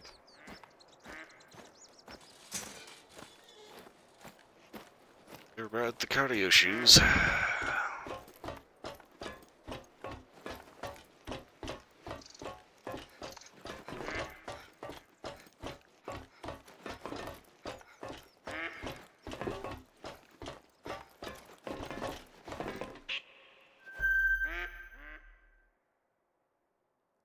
This one's a little sparse, but I'm still gonna say it's a little bit better than the Russian ones in Medved Taiga. Those ones are old Soviet doo-doo that are falling apart at the seams.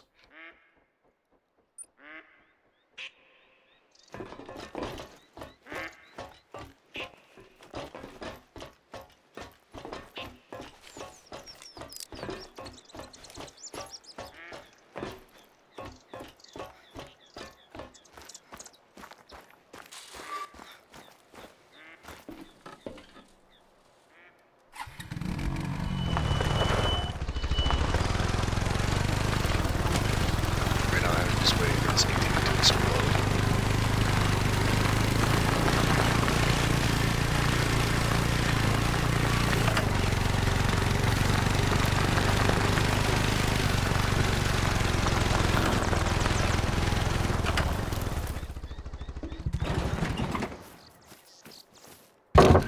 And of course, it's really expensive ones.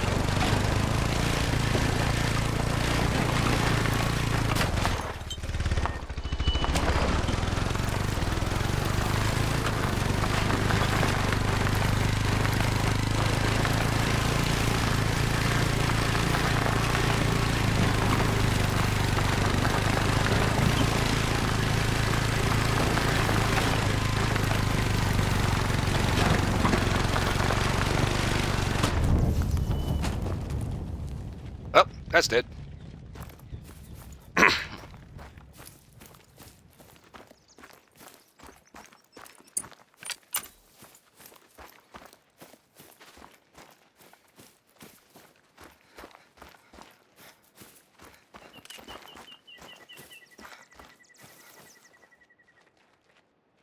Okay, I like that little feature.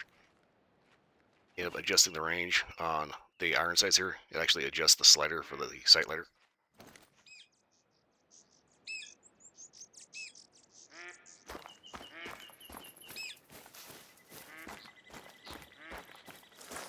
It's kind of funny. A lot of people in, you know, that are like not used to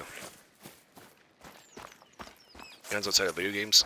The iron sights are like all archaic and like bad. And you can barely see through them. And it's like, no, actually, the only sights that were really bad were like early 1900s pistol sights because they were, you know, a handgun. They were designed to be just, you know, held in your hand, point and shot. You know. Rifle sights, on the other hand, these would get eccentric.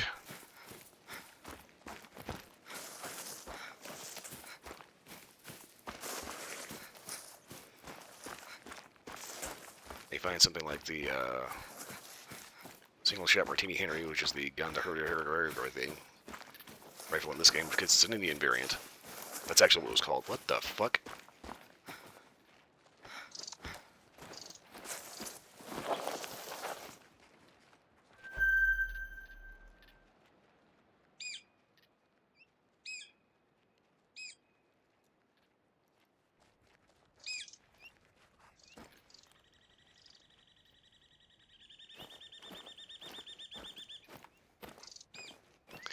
Anyway, they were designed for volley fire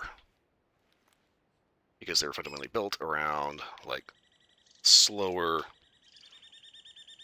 round nose, like more rainbow arc fire. So you'd have sights that would extend out to crazy, just really, really optimistic distances. They were more wishful thinking than anything. But yeah, I had to finish that thought because that's like, this is like, I don't know if this is more or less insulting than the abandoned farmhouse.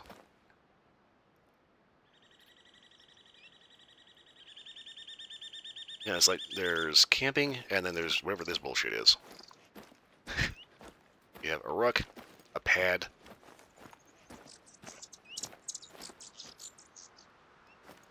a light of questionable quality,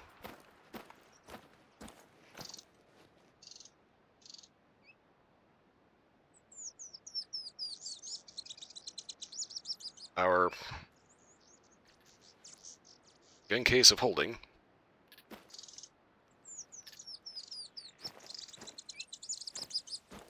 Yeah, I'm looking at this like, guys, you didn't even try here. Like, for a windbreak, you got just a big-ass rock. If it rains, you are getting sick.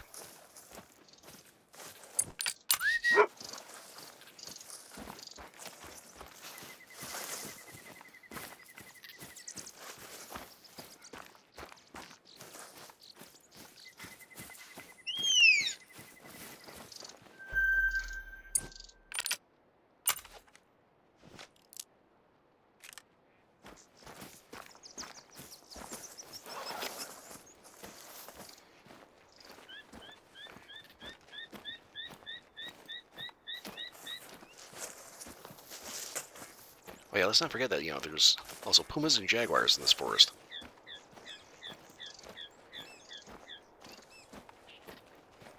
One of the things I've been watching is these Korean camping channels. One of the big ones is Kieran Camp. It's very like ASMR heavy, but she'll go camping in like beautiful parts of Korea with like crazy vivid snowstorms. Solid rain. Stuff she takes with her.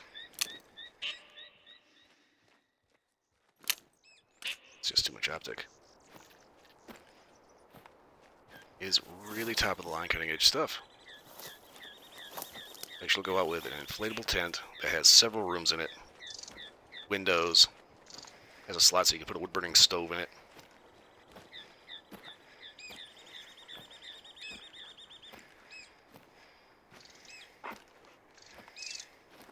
She'll bring like a projector and like a switch. Switch to or something like that. It's like, no, it's not. She'll be out there in the middle of just literally the ass into nowhere, camping, and be watching K-pop Demon Hunters and playing Mario Kart.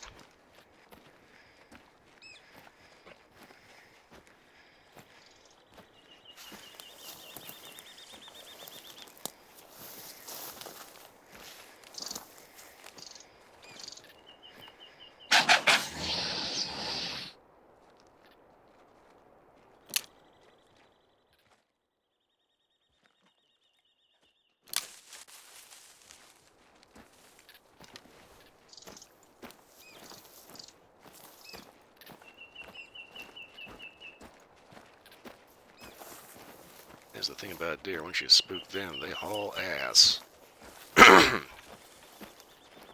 Like 2 bounds and they're gone.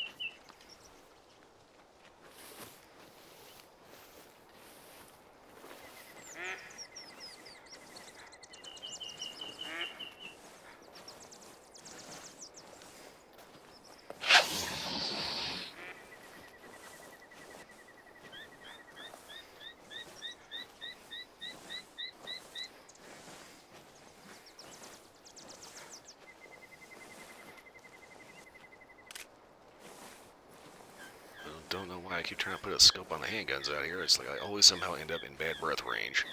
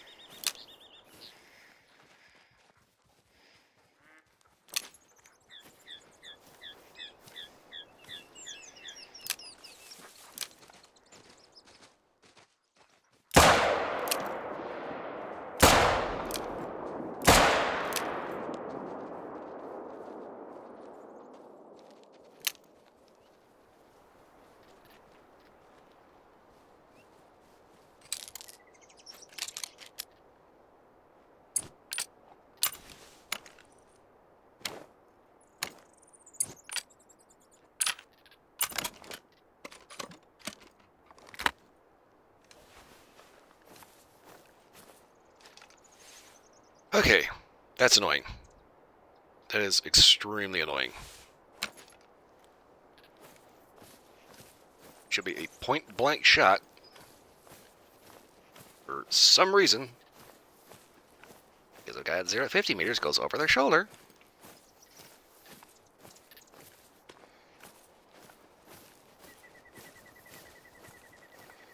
Like, I'm sorry, that's not how ballistics work.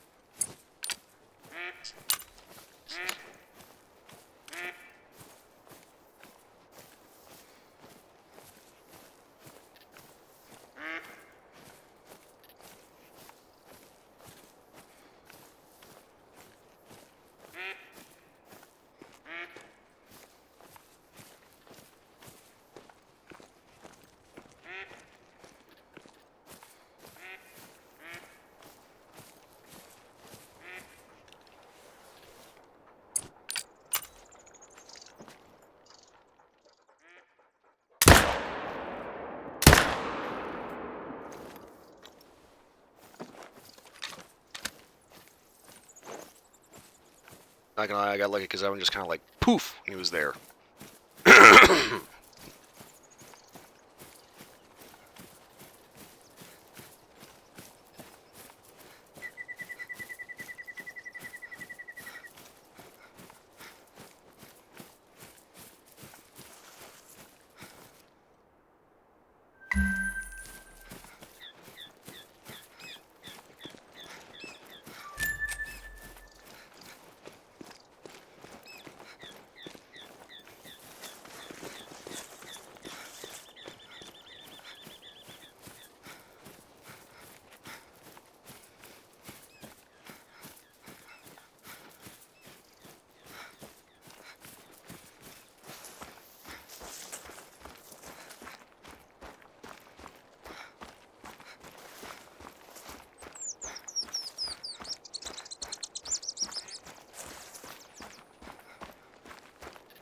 It's kind of funny. In this game, I keep trying to use the 44 Magnum.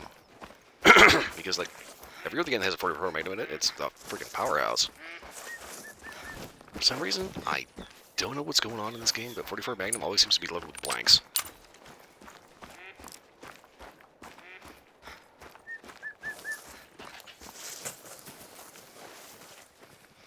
Oh, no way in hell you can hear me 200 meters away.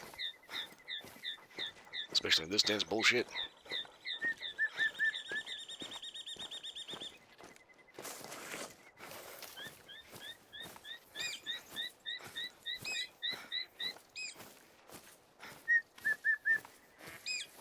Okay, so this is kind of a thing. If you actually go out and finish to play this and you're trying to, like, track down a herd, don't run after them.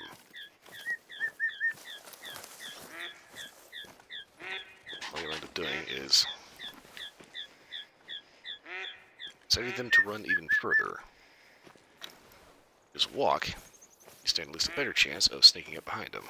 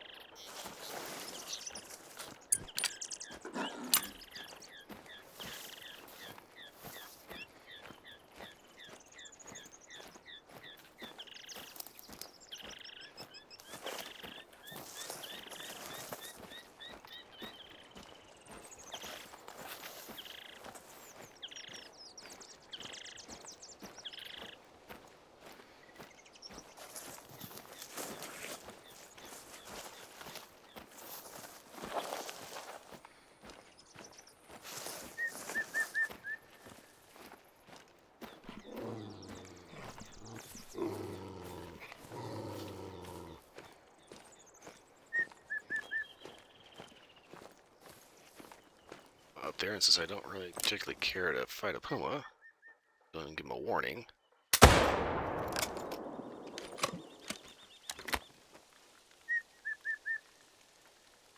Hopefully he'll take that as a clue of fuck off.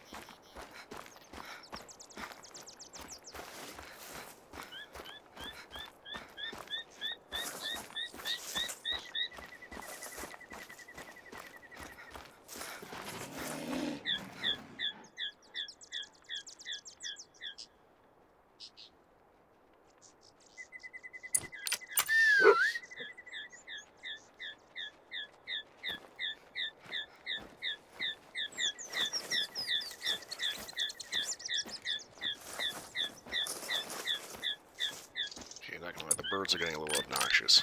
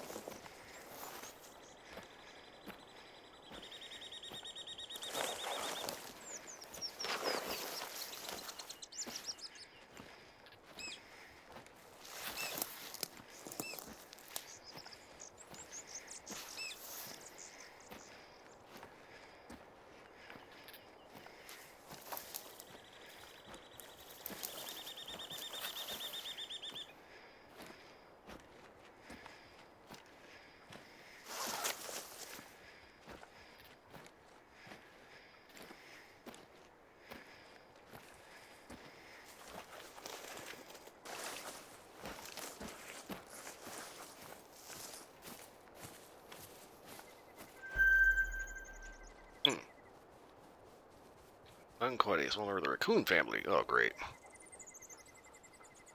Spend most of the time digging through the soil and leaf litter in search of insects, worms, and other small prey. Okay. which means it's going to be little bitty and kind of a pain in the butt to catch. Throat, cooperate.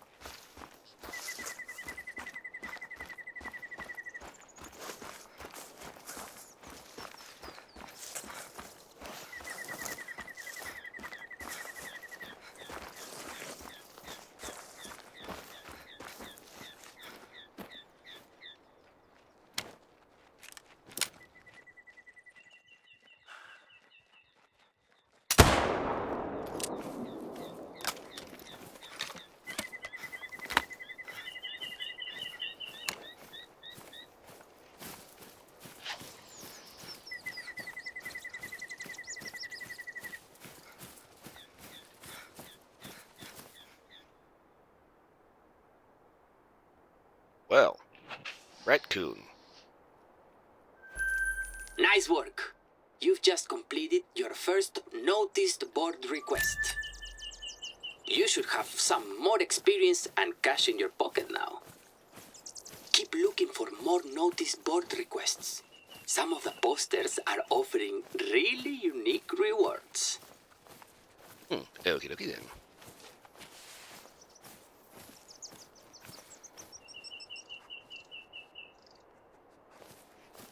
Class 2 using a handgun. Okay.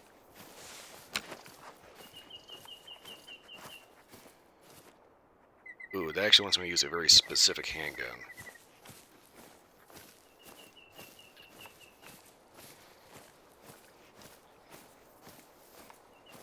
Well, actually, I guess not. I can use Class 2 with the Glock 20.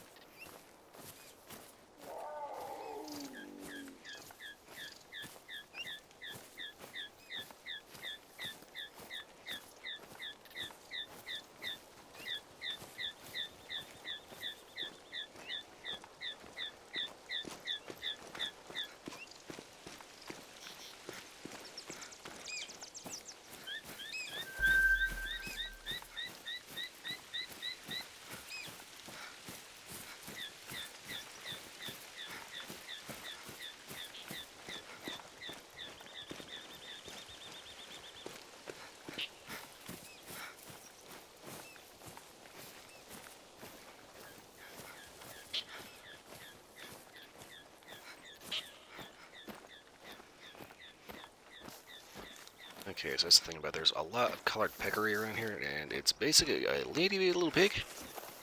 Where, like, the whole thing, if you roasted it up, would be enough for a sandwich.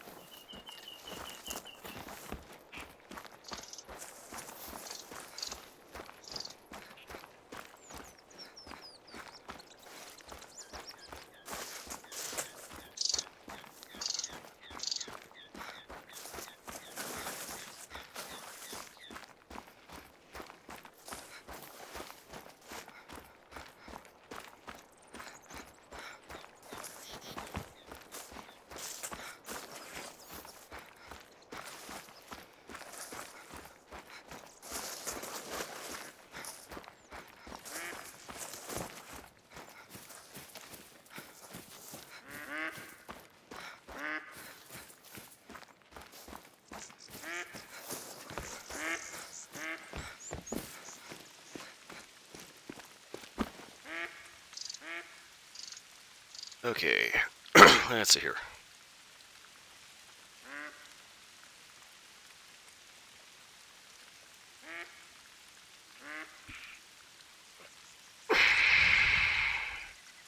So I'm going to stretch out a little bit.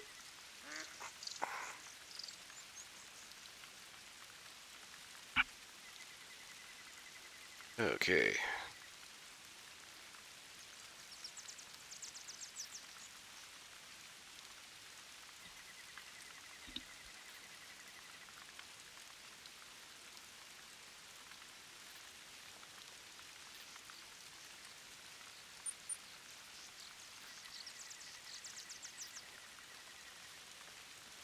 Okay, this is the one where we need to find.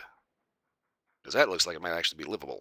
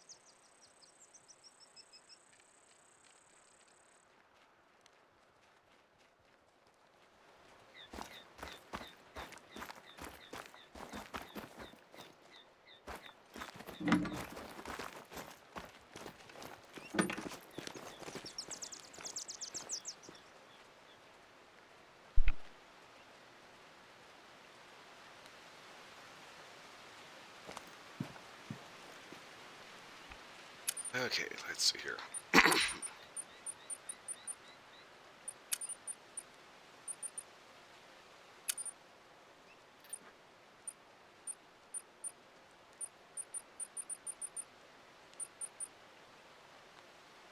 So we need 18K in order to actually buy this.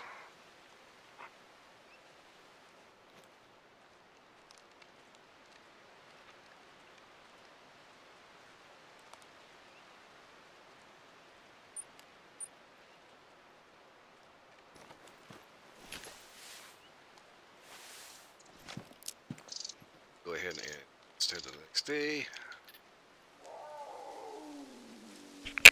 Because when it gets dark out, we definitely don't want to be wandering around in the jungle.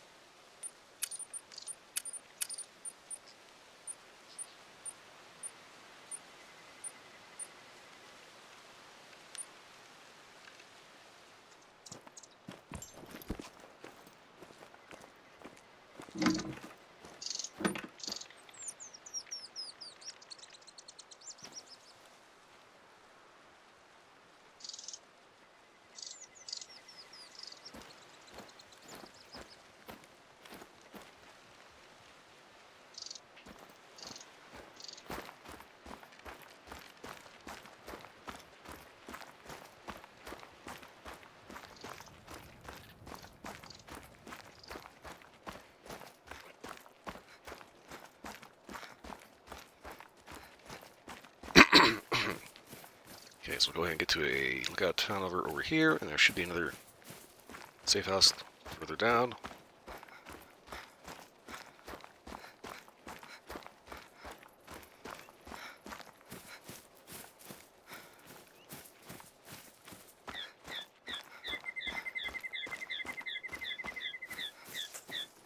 It's kind of those things. It's like I'm trying to think of how I want to do my loadout because. Okay, so this is kind of one of the things with me. I absolutely demand to have an AR platform rifle of some kind at all times in this game. And yes, it's being a little bit of a shit politically, but yeah. Because there's a few things I need to have, and a few things I'm like unwilling to step out of the house without. Like, for instance, the single shot 4570 and the Glock 20. I refuse to leave home without these. So here's my this satisfies that requirement.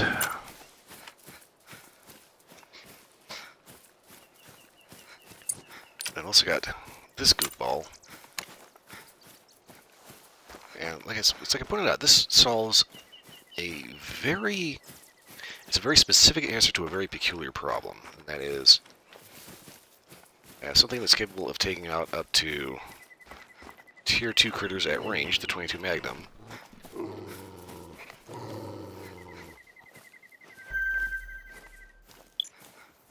I can also take birds with the shotgun.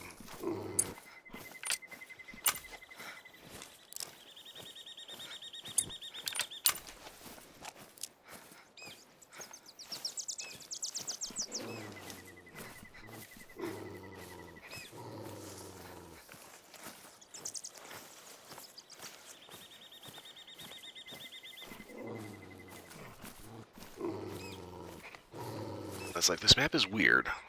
This is kind of like Predicate Fernando in the fact that you've got a lot of, like, Tier 2 and Tier 3 critters.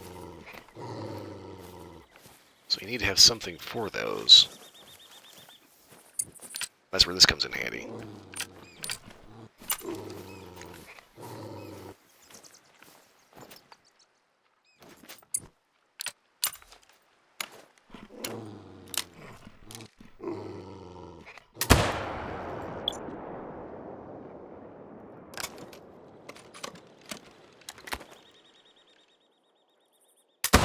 Damn it.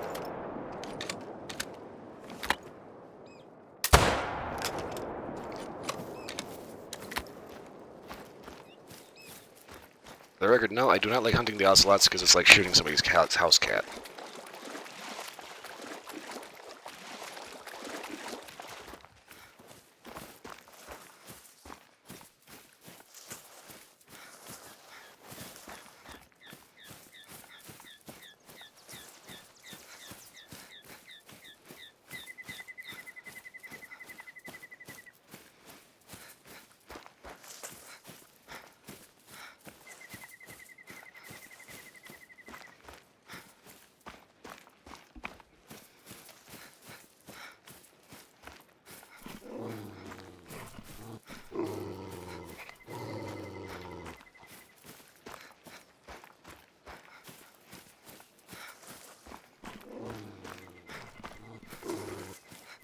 At this point, I cannot tell you what the dog is freaking out about.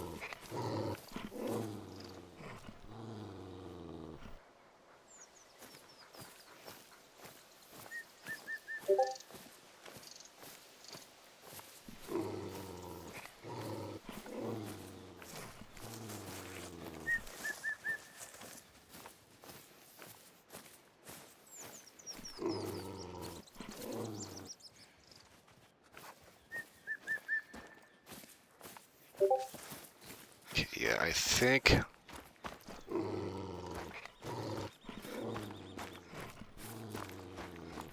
I need to think about my loadout a little bit.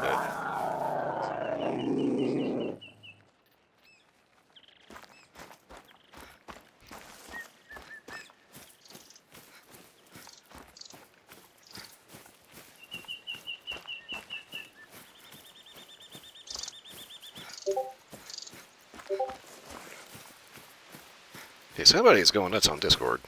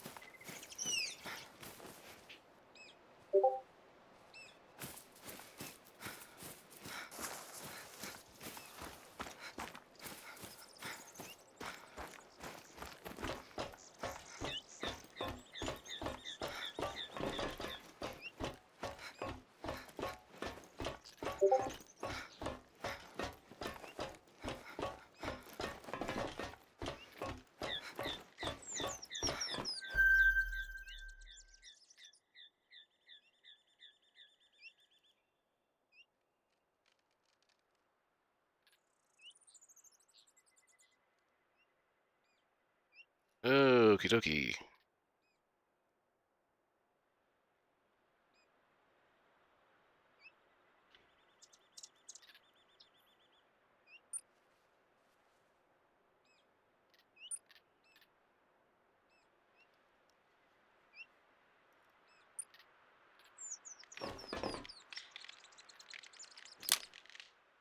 I'm gonna fight Way over duck. there.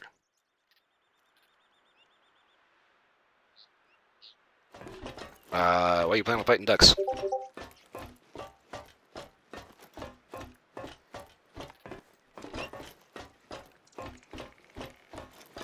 If you're really intending on fighting ducks, I recommend 12 gauge.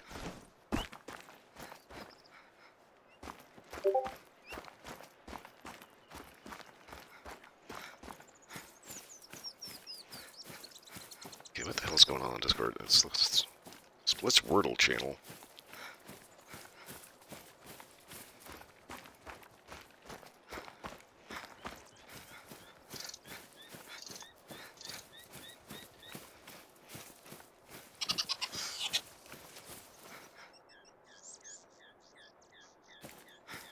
Lol Duck and I are fighting in the Wordle channel lol. I was kind of taking a look at that, trying to figure out what the fuck that was all about, but...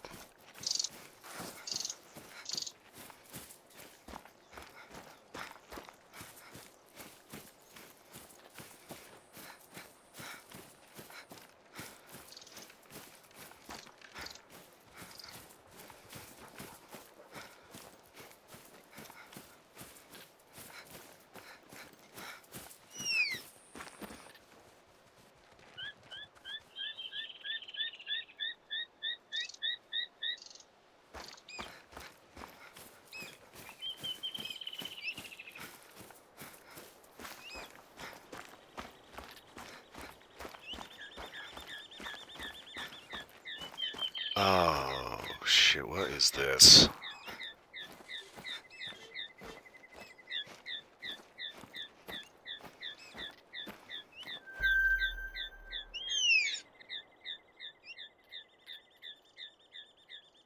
I did the daily Wordle and got it worm despite the answer being obvious, so I said I was dumb and Duck told me STFU lol.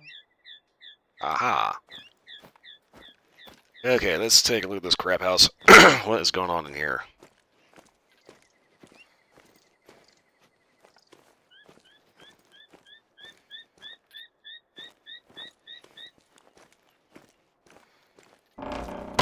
Okay, good, it does close. And has a full roof. Although that's just like straight up corrugated steel. When a rainstorm, that's gonna be fucking deafening. Yeah, this one's not that bad. Not particularly good, but you know. Doable. This one could be cozy. Only purpose, what?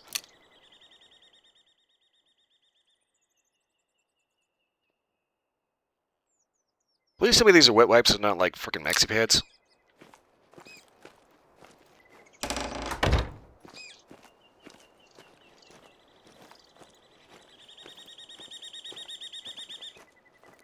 Okay, so basically this house is what the other shed that Time forgot is trying to be, but couldn't quite seem to live up to.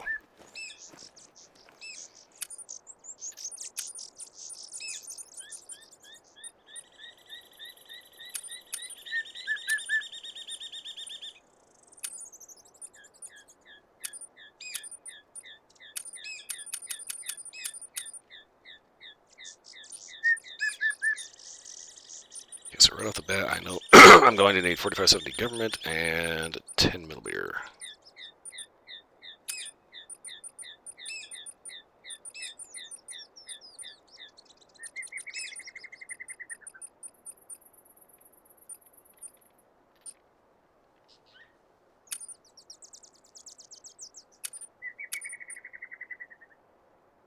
Okay, so as far as our AR requirement goes, for that we're going to go ahead and take standard AR and 223.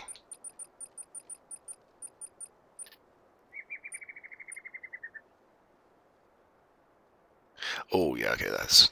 I was half going for this one, but this is like, wait, that's a 338 Lapua. That's like massive overkill.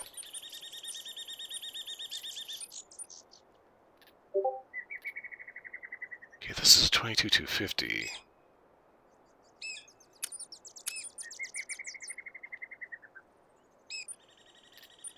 Silver for classes 2 to 4. So that's on par with our AR, in which case we could stick with our 308.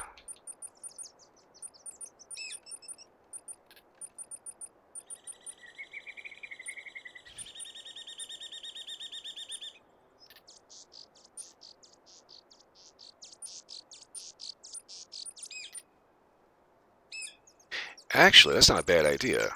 We can keep our 308, we could be on par with our Varminter.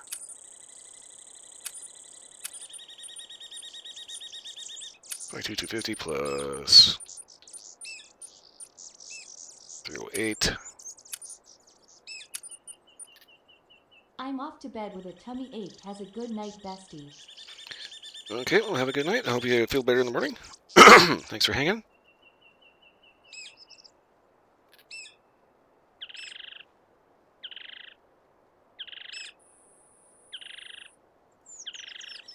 Okay, so let's see here.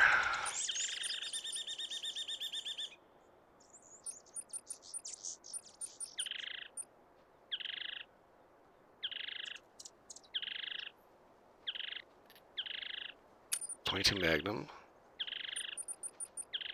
And do I still have enough space for a proper shotgun, or do I need to take the survival shotgun?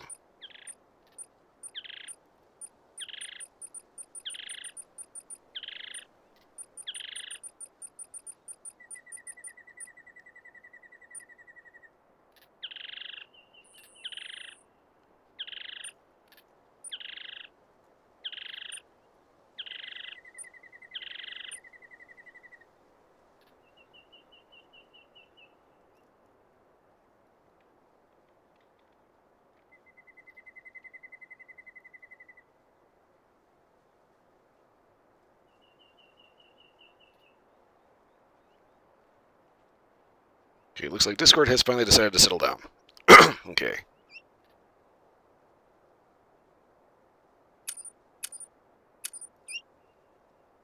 Okay, so we've got 22 Magnum, 22 250. Alright, I just need 22 Magnums and 12 gauge.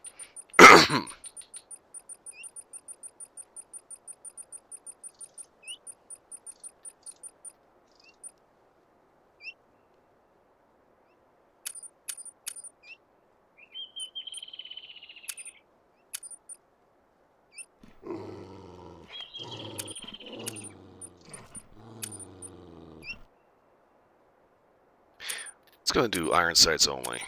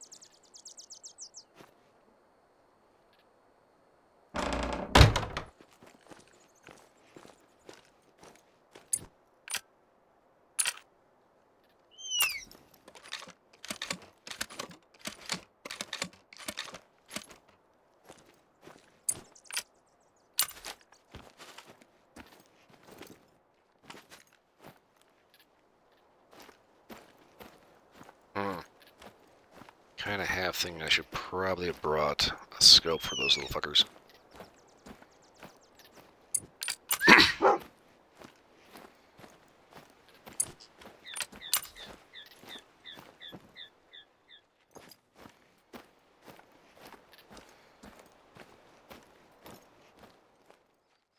Okay, this is one of the things that a lot of video games screw up when it comes to like AR-15 sights. The actual sight picture on an AR-15 is a peep sight. It looks like this. As we take a look at this, and you see those side posts on the other side. Those side posts are projectors that you typically don't see unless you're using something like a ghost ring sight, which is just a big, really inaccurate peep sight.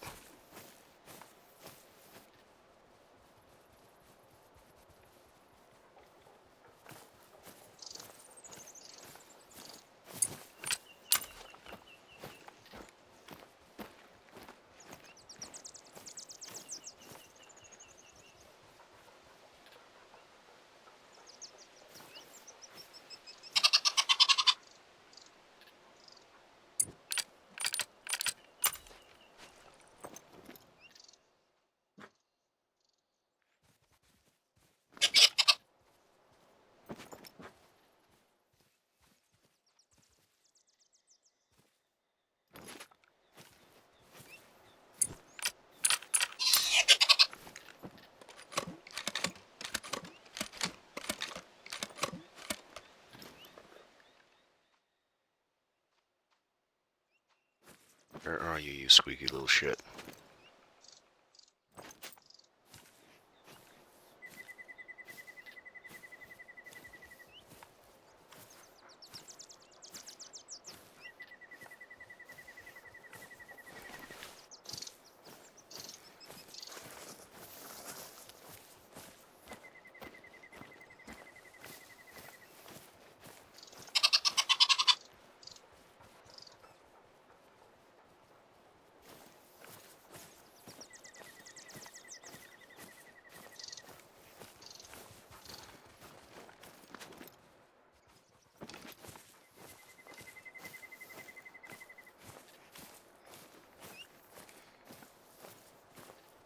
Okay, there's room over here.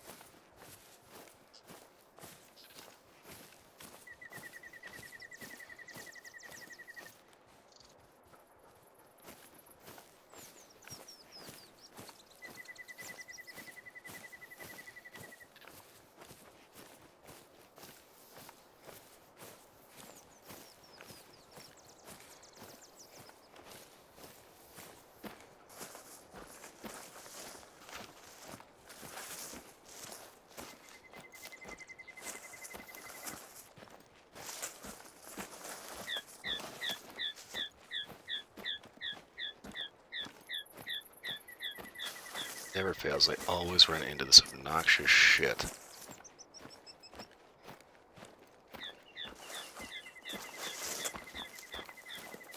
Oh, we got a water source nearby.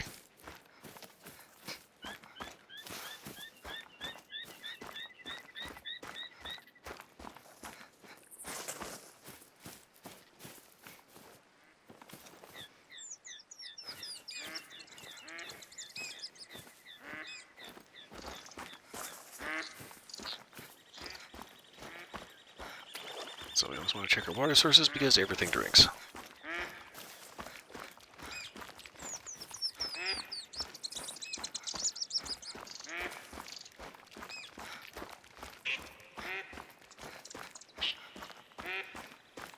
But apparently nothing's been drinking from here, so...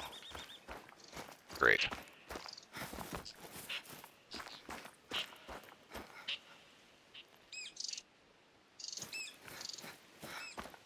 Seems like it'd be an okay spot for waterfowl, though.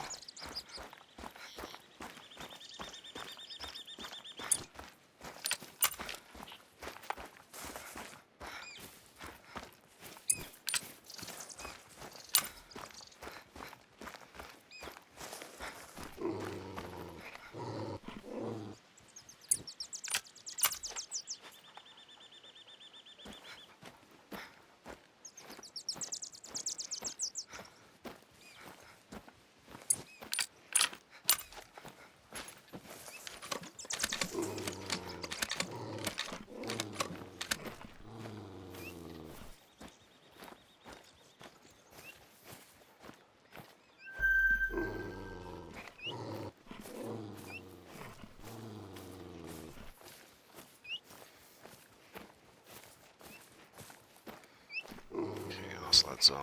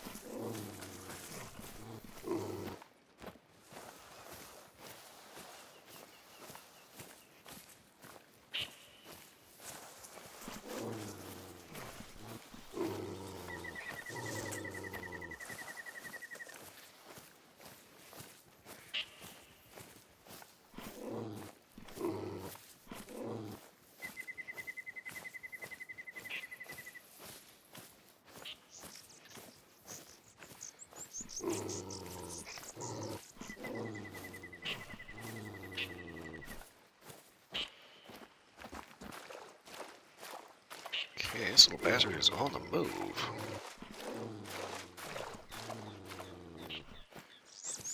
Full on running.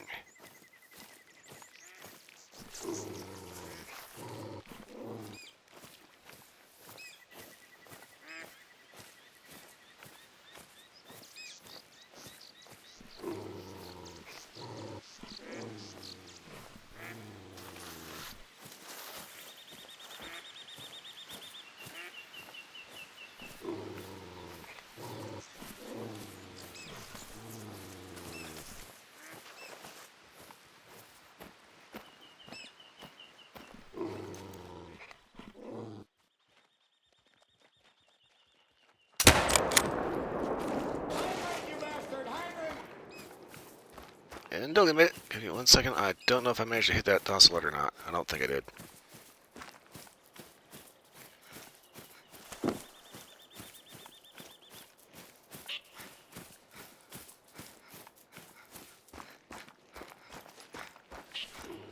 Yeah, I don't think I got him.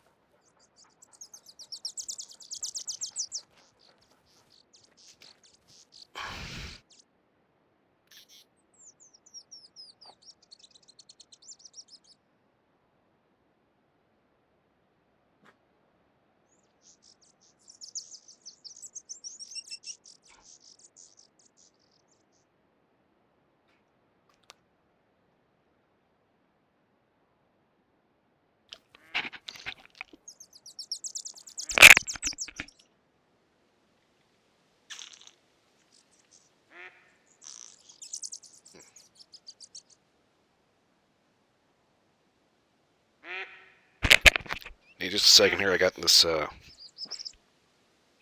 really well insulated cup from the Costco, and I put ice in it like before stream, and they're not fully melted yet, but they're still pretty close to melted. And I'm used to it being like crazy cold, like actually having the ice melted. And this time they weren't melted, so I kind of blorped and got all over my leg. I was not expecting chunky.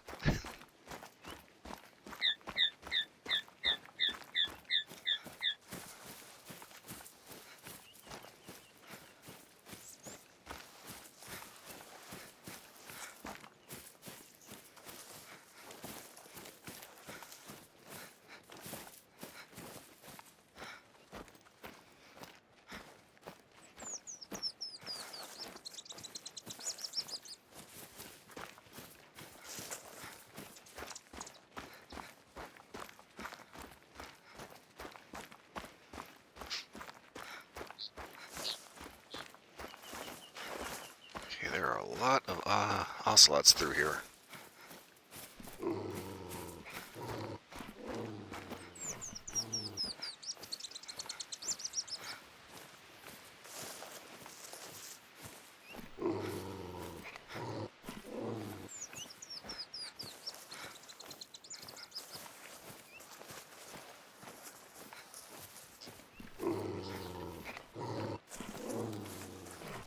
Of course, thanks to Japanese video games, you can't say ocelot without thinking about Metal Gear.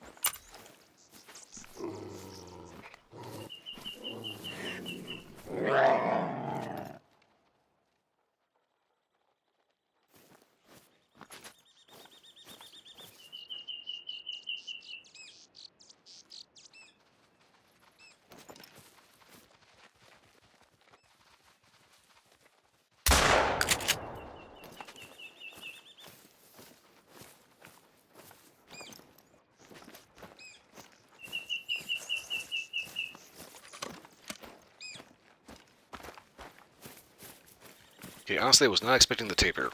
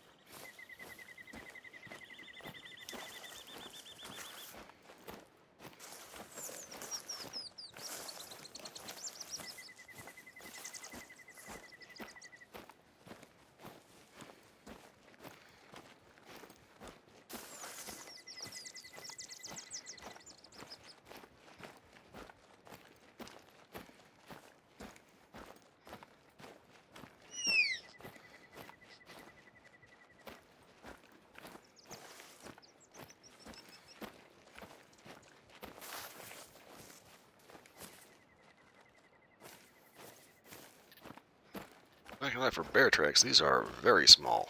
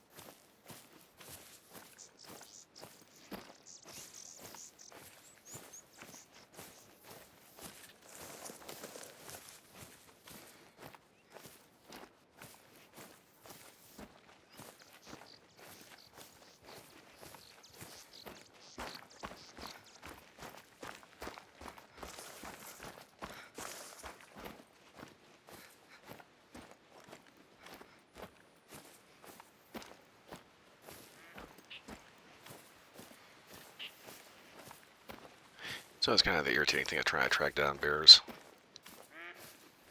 If you run behind them, they run. The black bear. Yep. Lucky, little dude. Get out of here.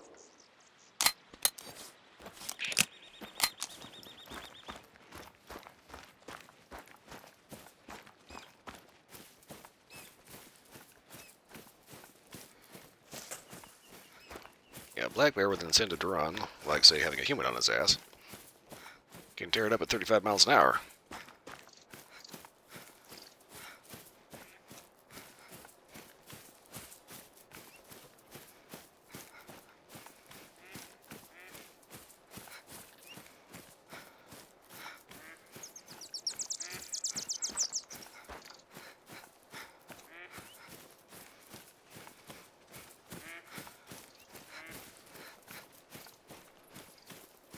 I hate that. You find that one last track, you expect to find the next one a little bit further up, and just poof.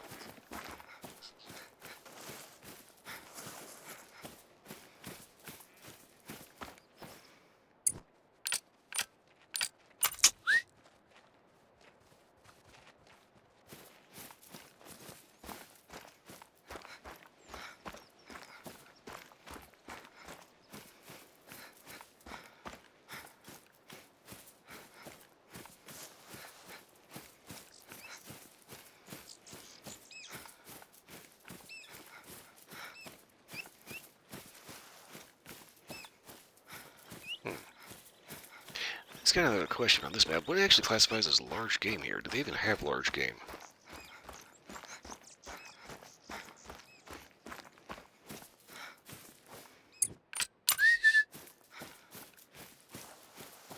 Or would they be better off looking for medium, or maybe trying to camp caimans?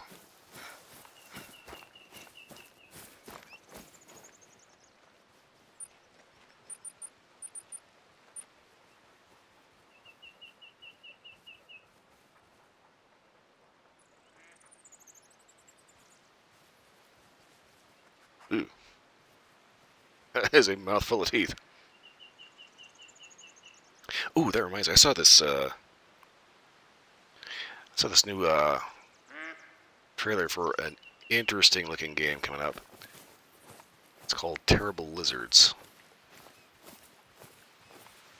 Not Terrible Thunder Lizards, Terrible Lizards. And it's about this guy that like breaks down on Route 66 outside of this abandoned dinosaur attraction. Well, I think it's abandoned, but when it's late at night, your character walks in for some reason, either investigating the place or looking for help. And you find that there is a very strange secret to this place. It results in dinosaur-like monsters that apparently were once human.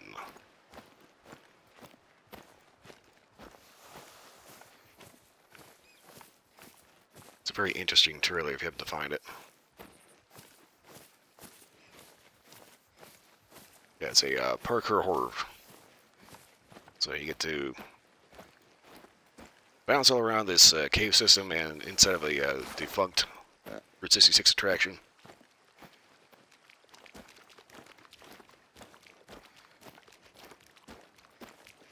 You kind of have to do that because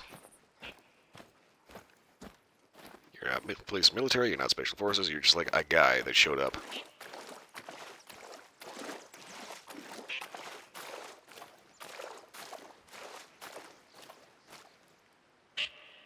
Yeah, ducks.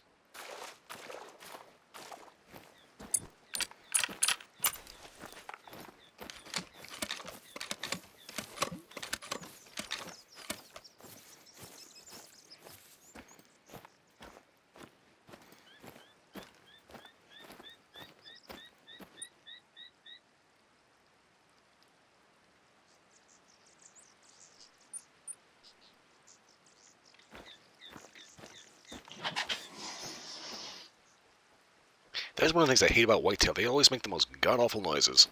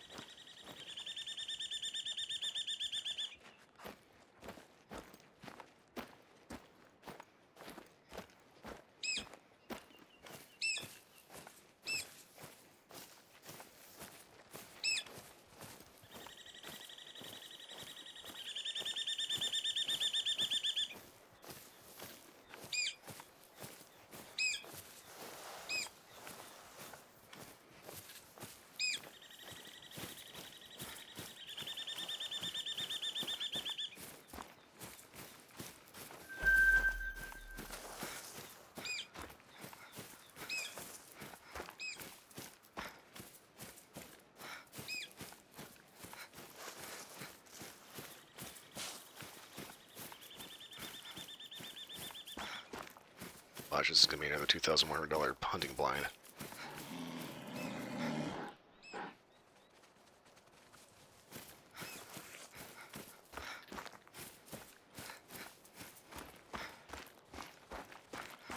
In which case, this could actually end up being a bit of a benefit.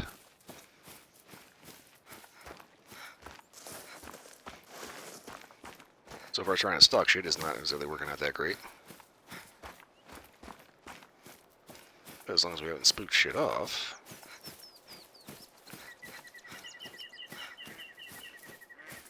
This isn't something stupid like a rock cairn. Okay.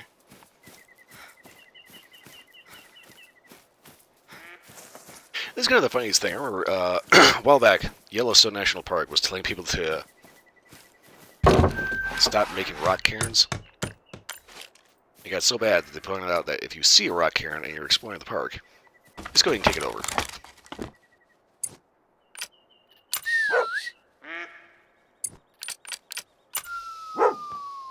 Yep, Shovel Bucket is back.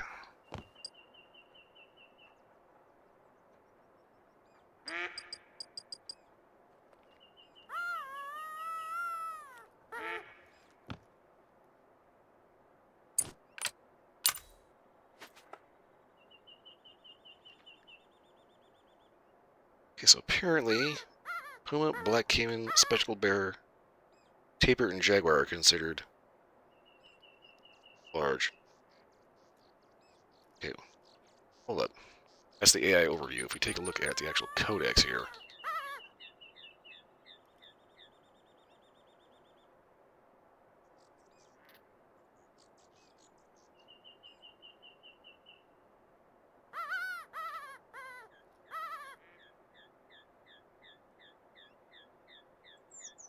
Yeah. Recommended equipment, Class 6 ammo.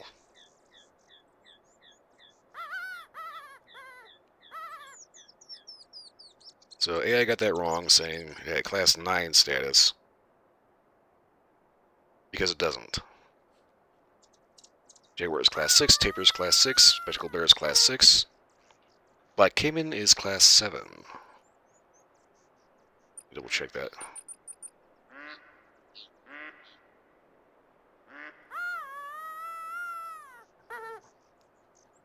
Yeah. Because I think the Black Caiman is probably the highest tier animal here at a Class 7. Big game tends to be like Class 8 or 9. Like moose, big game. Roosevelt elk, big game. Buffalo, very big game.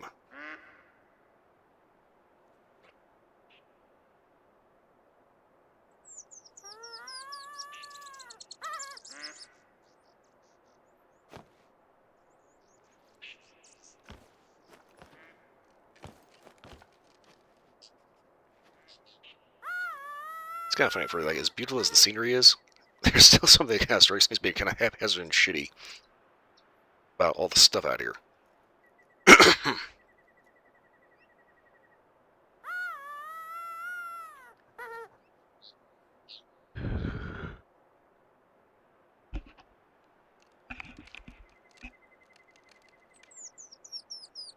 Okay, so let's go ahead and be patient. This is one of the things I hate about trying to call critters in. One, the call has to work. Two, you have to wait for whatever you're calling to actually wander over. Because it's not like they just hear it and all of a sudden just right to your front door. Like, foxes in this game are very much a pain in the ass, and like even in reality, it can take like up to 10 minutes to call on a fox. But I think foxes and coyotes and other small canids share a similar behavioral pattern, whereby they hear the caller, they immediately crouch down and go into sneak mode, and they will zig and zag and blah blah blah blah blah blah blah until they get close enough that you can identify them and take them out. Problem is, they will him-ha doo-dah all the way around and just kind of waste your time waiting for them to come in.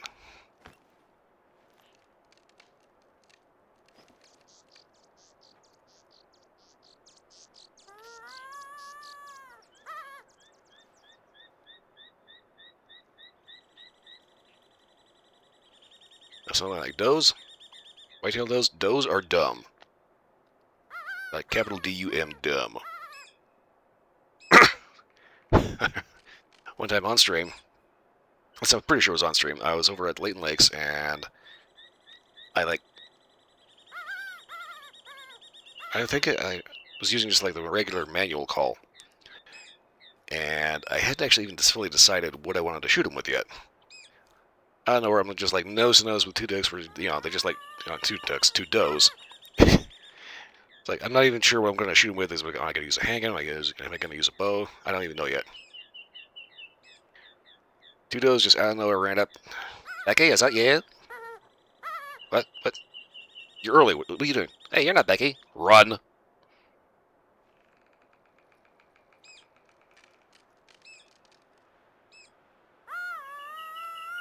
I should say, it's like, it's not that they're asking to be hunted, it's just like, they're dumb enough to think that they hear a doe or something like that, and they're just automatically looking for the rest of the herd.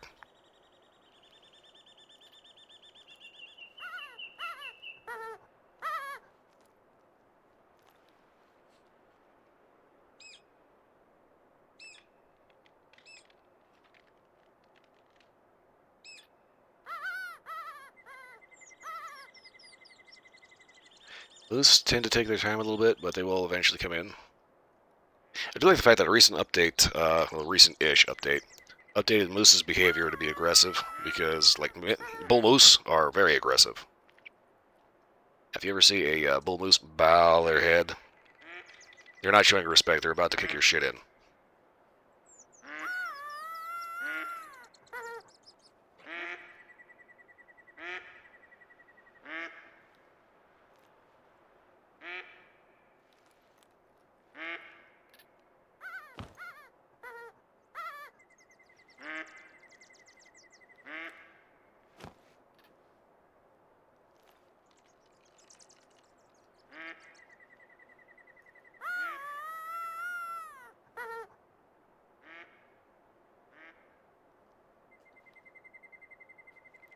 Another thing that kind of annoys me about this game is the fact that, like, bison in the game have way better vision than they actually do.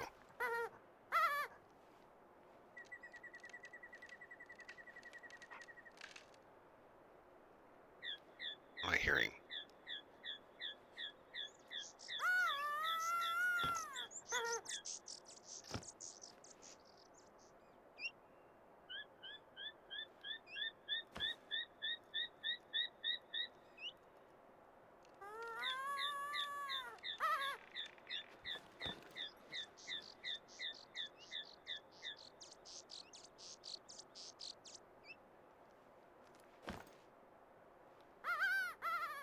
Also, that was kind of funny. The developers occasionally put out surveys. Wanted to know if people are excited about the muzzle brakes that they're planning on putting out. And I'm just like, no, I don't give two shits less about muzzle brakes. Scope sway. I want this shit to stop. Excuse me.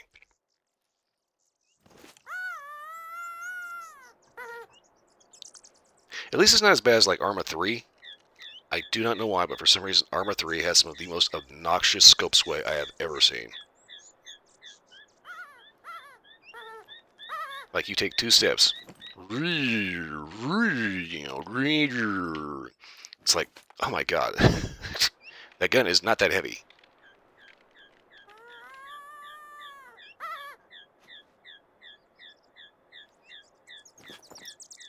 Something is stomping around over here. Also, this action right here is completely wrong.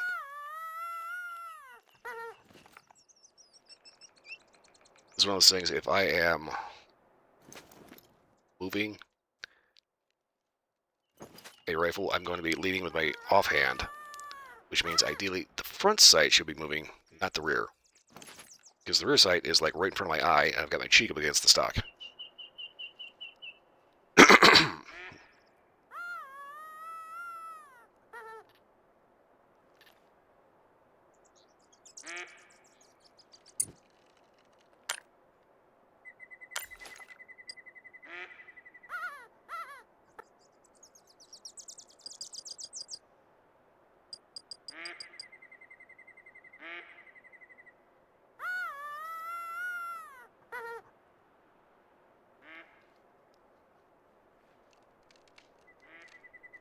go ahead and call both of them and see who shows up first.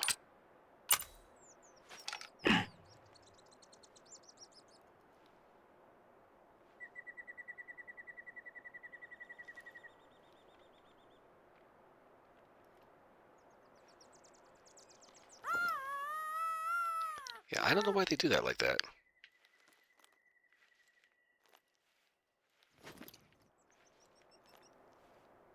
Yeah, that is completely the wrong action. You are aiming a long gun.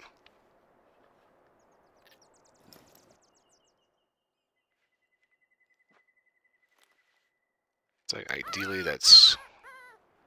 I guess the reason why they do it like that is because technically the front sight post is in line with where the actual emitter is.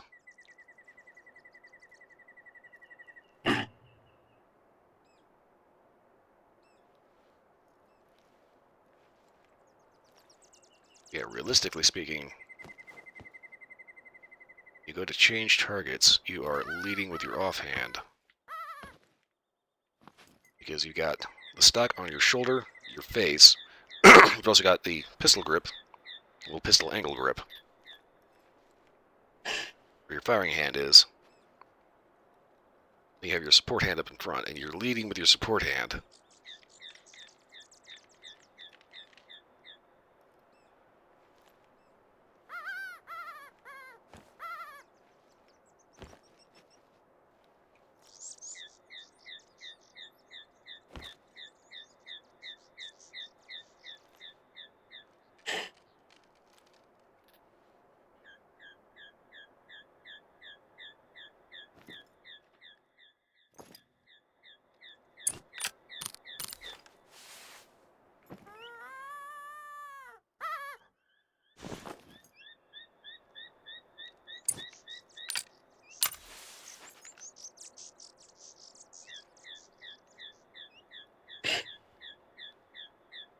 What the fuck?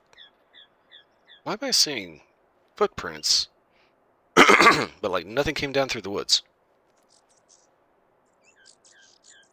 Like, was I getting so into that explanation that I completely spaced that out?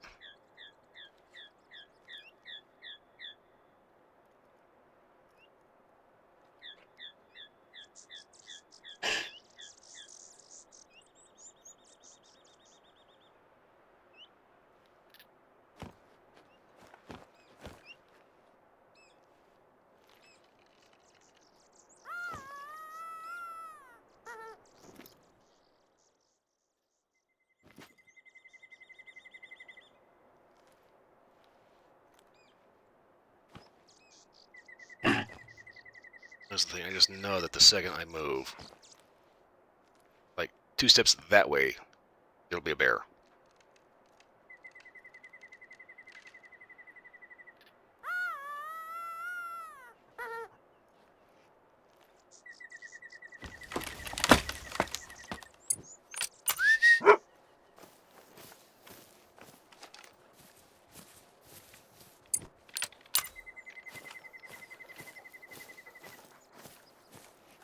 Grass is flattened. It's going that way.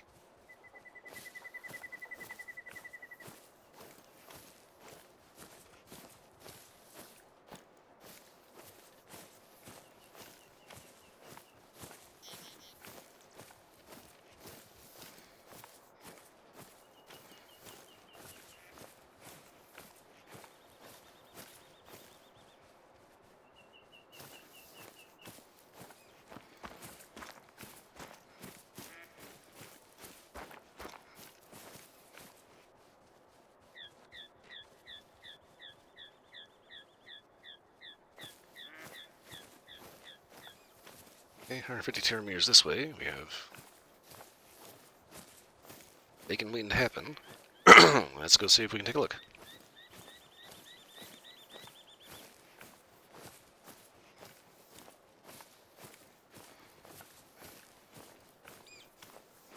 Yeah, this is kind of one of the goofy things about this game. It's got some of the weirdest ballistics.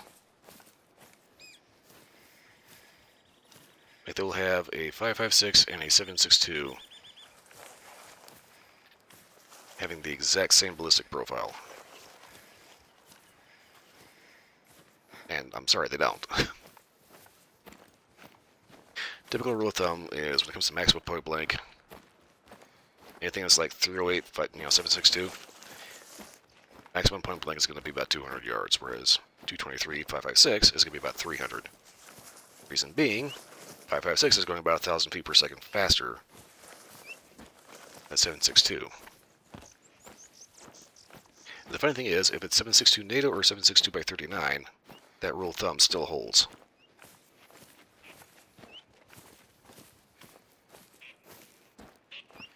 And for anybody that does not know what maximum point blank is, basically, there's your line of sight. Shit.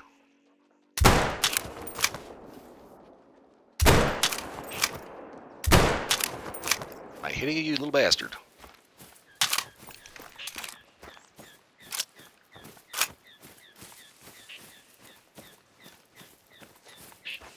I don't think I got him.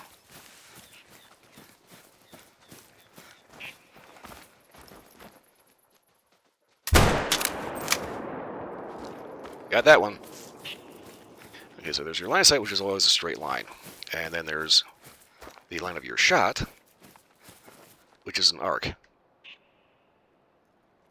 Oh! That was just like an inch to the left. That would have been a perfect bullseye.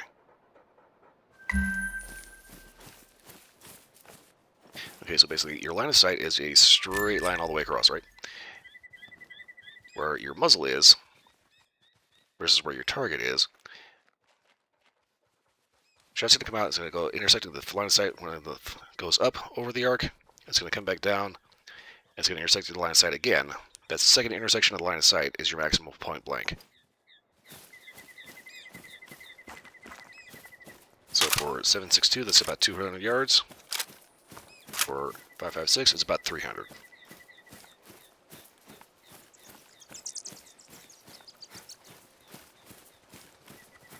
That maximum point blank means that if you're aiming center mass, you will hit within an 8-inch circle.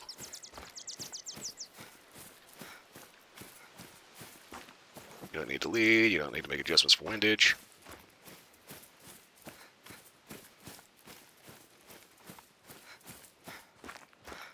Well, you might need to take a little bit of a lead if they are moving.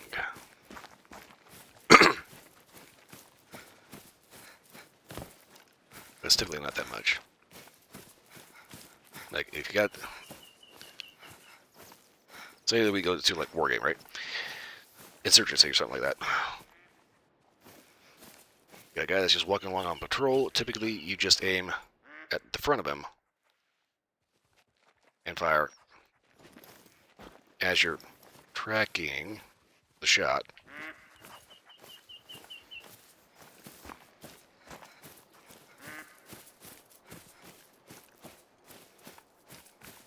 And as long as you're moving that arc a little bit ahead of the target, you should hit.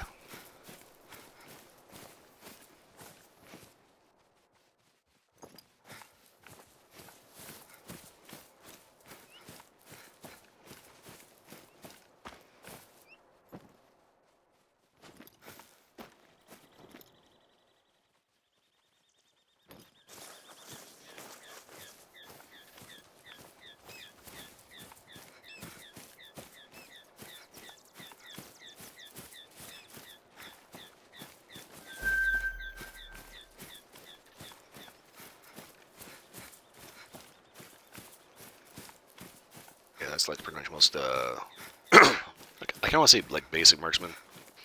Oh, shit, here we go.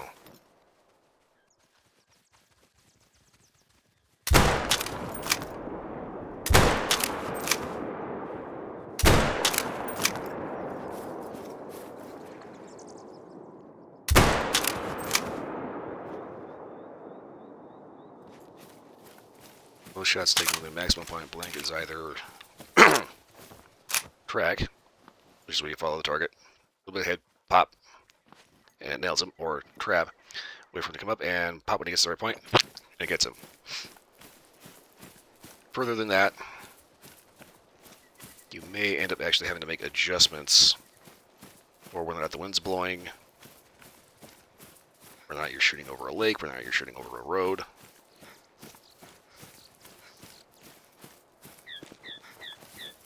You gotta hit on something. And something is dead.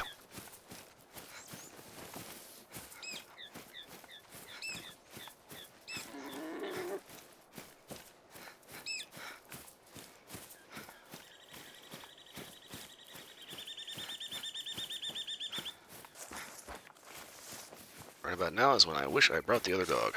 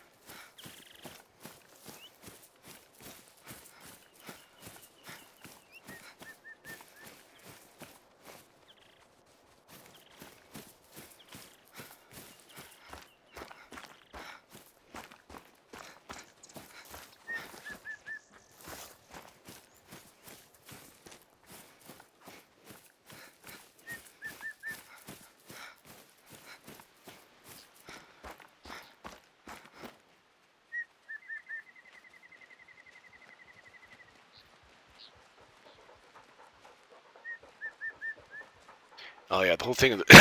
Every time they have the guy licking their finger, and ooh, trying to perfectly adjust their. The whole licking your finger thing is to try to figure out which way the wind's going. The problem with that though, that's the wind where you are. The wind could be blowing the exact opposite direction, 600 yards downrange. Good lord.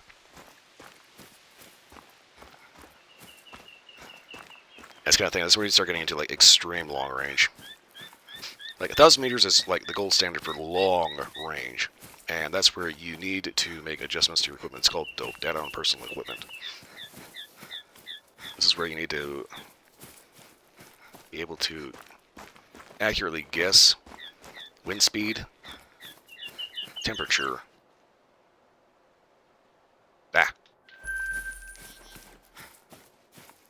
etc., etc. Levels of humidity.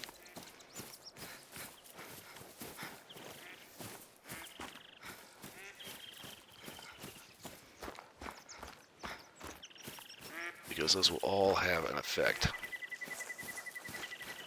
I think that's all the little piggies we managed to get.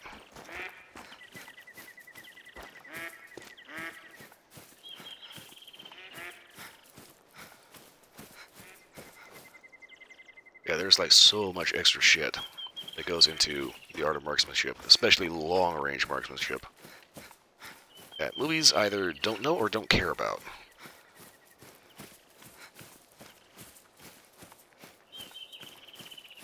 But then again, movies, you can have a revolver, shoot 40 shots without ever having to reload.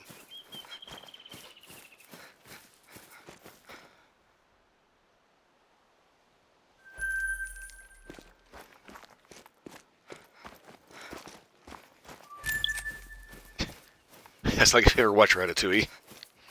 There's a scene in the beginning where Remy breaks into this little lady's house because he's looking for a seasoning. And this little lady whips out a shotgun and blasts off 11 rounds. And somehow doesn't end up demolishing her entire house.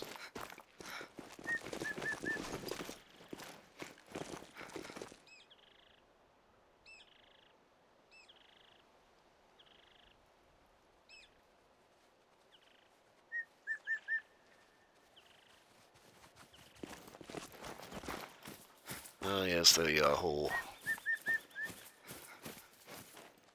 Black Widow shoots with Call of Duty marksmanship. Oh, so that was kind of the dumbest thing. It's like Black Widow's like, okay, it's Scarlett Johansson, that's fine, but it's like her superpower is attack reload. Okay.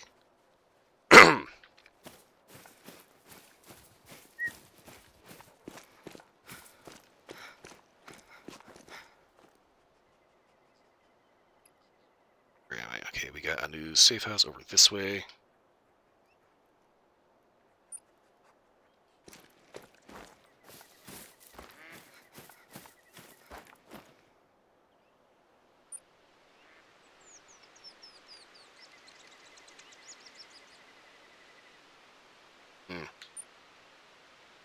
That reminded me of something I was watching earlier, like right before a stream. It was a British guy that was reviews bad horror movies. And one of them was clearly a ripoff of Godzilla vs. Kong.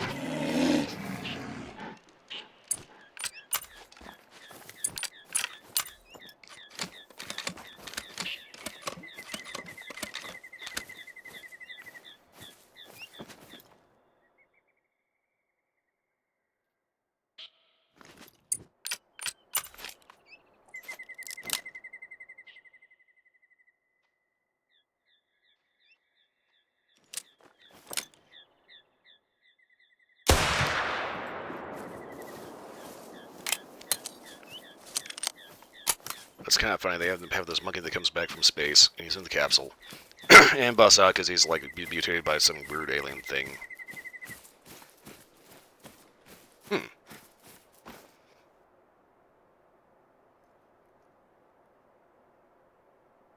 not making it easy on me here, bud.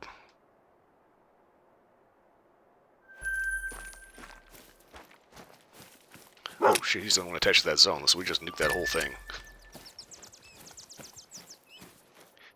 But it's like, when it comes to just the, yeah, they send out this military group, quote unquote military group, that's supposed to be trying to recover this crash monkey, and everybody's got different guns. Everybody, one guy's wearing blue jeans. One dude is walking around in a diamond formation with a fucking rocket launcher as his primary.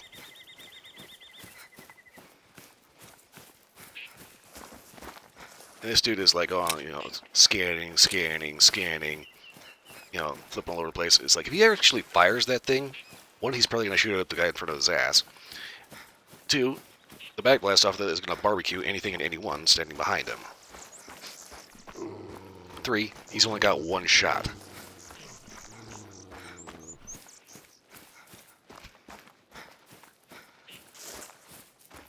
And it's like, they didn't even try with this guy. Is that one of the reasons why I can't really watch action movies anymore? Because you see so much dumb shit. Now, every so often you get something that's like halfway okay, like, say, the John Wick series. Problem is, we gotta be kind of careful because Keanu Reeves does that borderline gets to, like, Gunkata levels of goofiness.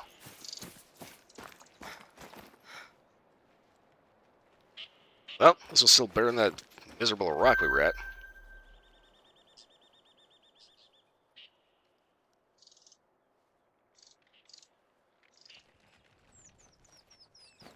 I take like Resident Evil 9. That, they actually give a shit. Go away. I'm probably being a little loud, alright.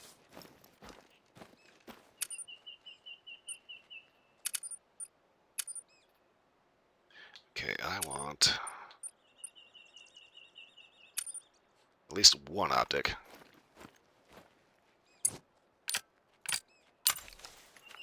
So we are getting to the point where got a little bit of range. We got some itty bitty little targets.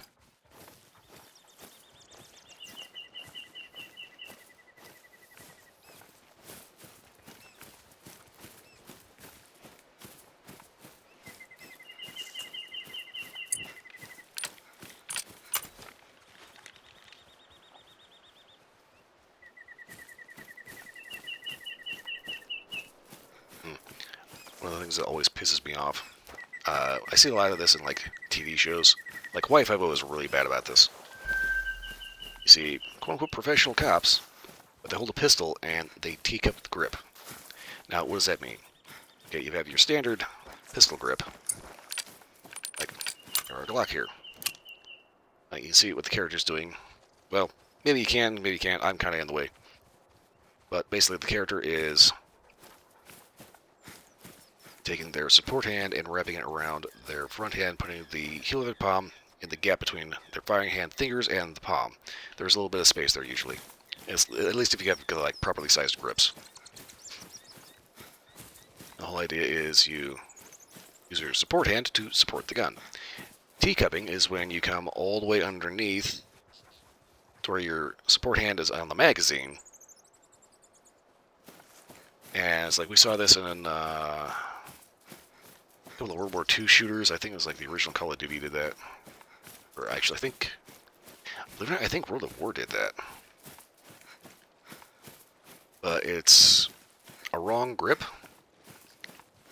because it's not really a very effective one. It doesn't really support anything, doesn't apply any recoil control. But I think where it came from was this goofy 1917 pattern. Hello?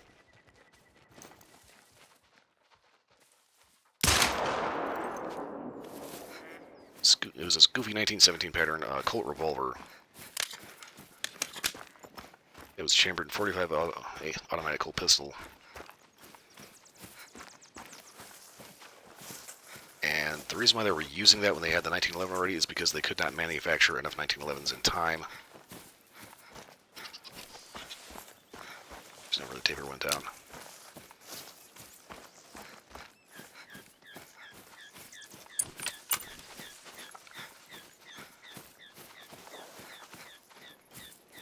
If you take a look at the way that the grip is shaped on that, it's kind of where your hand goes on that one particular revolver. I'm pretty sure there was also a number of guys that had never actually shot a semi-auto before. Thus not knowing any better, ended up having the absolute wrong grip on it. Ended up hitting the magazine catch. And would fire one shot, I wonder where all their ammo went, because they accidentally dumped it all over the ground. So I'm pretty sure there's a couple of idiots that adopted that grip in case they happen to have hamburger hands.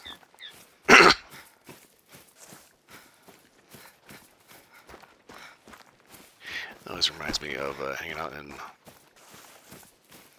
of the better gun stores in the state, Jensen Arms, up in Loveland. One of the guys there pointed out that they had this guy that would come in. They had these absolutely massive hands.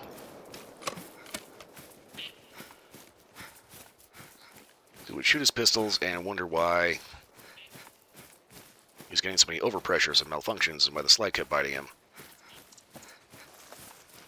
The guy behind the counter said the dude's hands were so huge. They had surgical gloves stuffed with hamburger. This dude just had these big, just sausage finger hands. I was like, yeah, the reason why your guns keep blowing up in your hand and exploding is because of the fact that you are using just way too small a gun.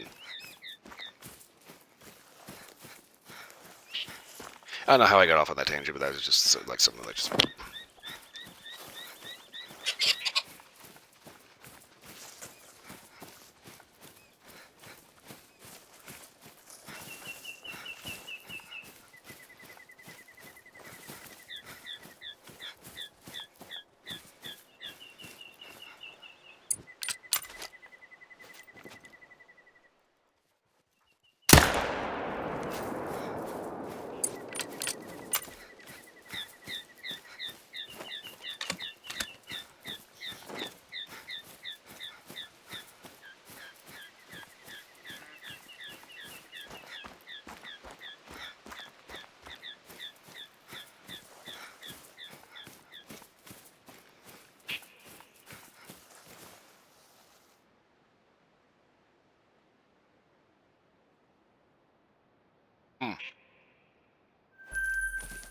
Unfortunately, I didn't get him with the 308. Oh well.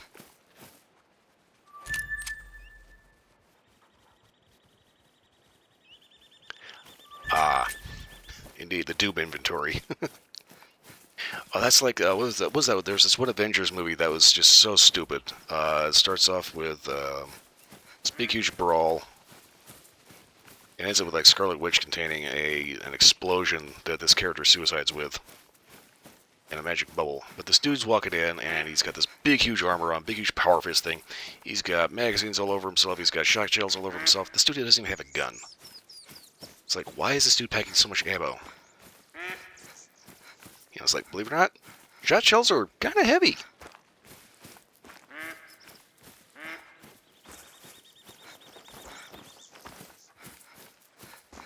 And he's got these magazines just in places that are just absolutely stupid. All across his chest, on his thighs, on his shoulders. It's like, why do you have AR mags on your shoulders?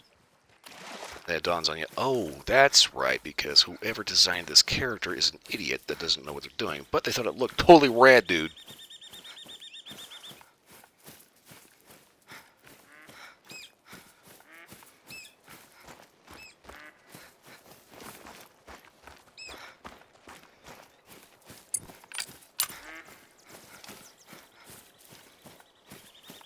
Yeah, it's almost as bad as video game developers kid bashing guns, you know? It's like...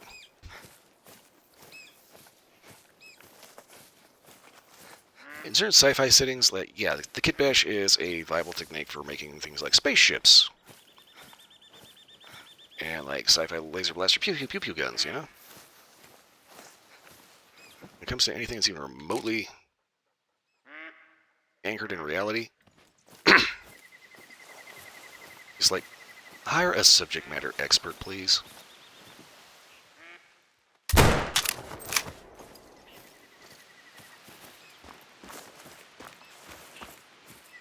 I mean, it's not hard. I guarantee you there's somebody on staff that maybe was a veteran.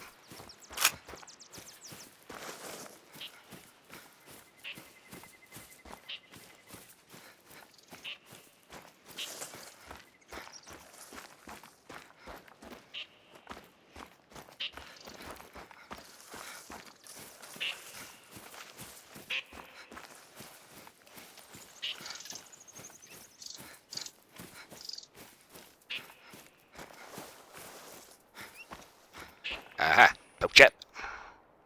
Oh. I have a bad habit of making butt shots in this game.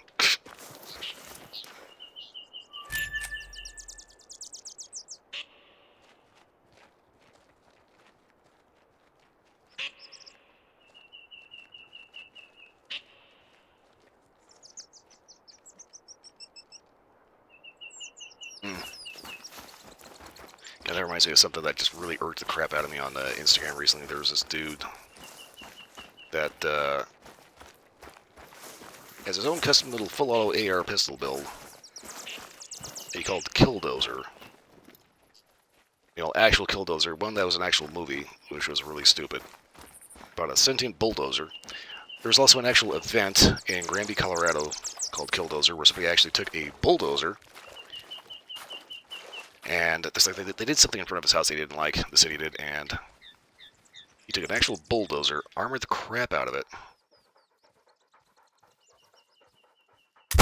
Like, this concrete cage, steel reinforced, steel plates, had video cameras to see where he was going, and a couple of rifles to, you know, shoot people that tried to stop him, and he just went on a rampage through Granby. Then, you know, fast forward to, you know, this dude's Killdozer build, and it's just like, he's an older guy, bald, beard gut, posts videos of himself at range in his big truck, shooting his frankly stupid build, smoking a cigar and getting ash all over his shirt. And it's just like, okay, if you are trying that hard to be manly, it's like, tell me you got a small dick without telling me you got a small dick.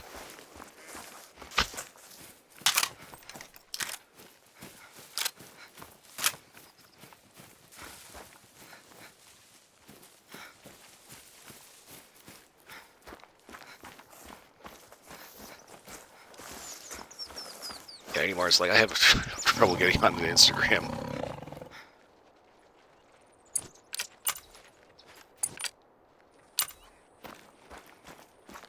Because like, there's a fair amount of people that actually know what they're doing and are safe and they're enjoying, you know, Second Amendment rights and all that. And then you find the occasional idiot It's usually being made fun of.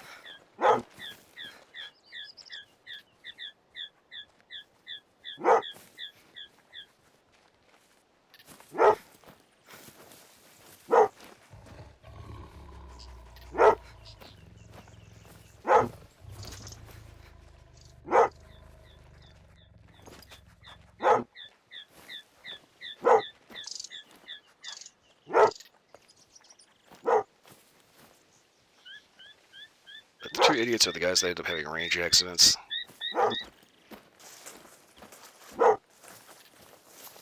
The uber macho idiots.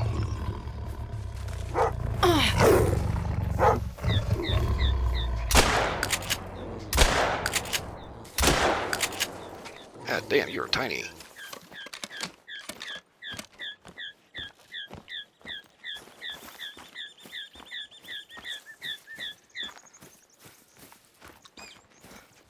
Okay.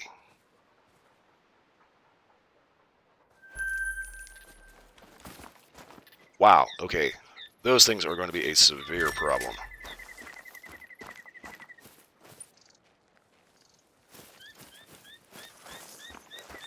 Because like we go to India, the tigers are like gigantic and you know they're there, they're challenging you.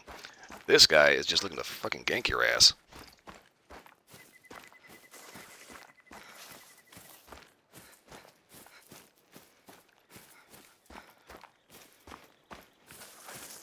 But yeah, like I was saying, it's like going on Instagram anymore is kind of like, kind of makes me think I need to wash my hands after I'm done, you know?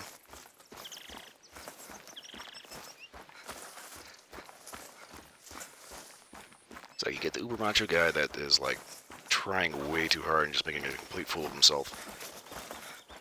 Every so often you find somebody that actually knows what they're doing and is actually a good source of information, like, you know, Lena Michulik, Jerry Michulik's daughter. Fantastic source of information, absolute goofball. She's great. Then you find, you know,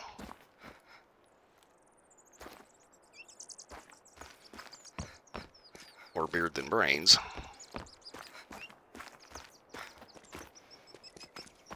And that dude just makes your skin crawl.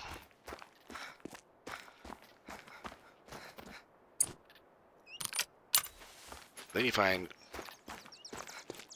all these goofy shots of, like, unfortunately, inner city black men, usually younger, doing incredibly stupid stuff with guns. And wondering why they shot a hole in the table. Oh, there was some dude that was like trying to be a gangster rapper or something like that. So he puts his Glock pistol up next to his face, and for some reason squeezes off a round. Probably just getting a little too jazzed about his rap song. Fires a shot, slide goes into his teeth. He sees several teeth spit out into his hand, and it's just like, congratulations, dude, you just gave yourself a very expensive medical bill. Hope you enjoy partial dentures.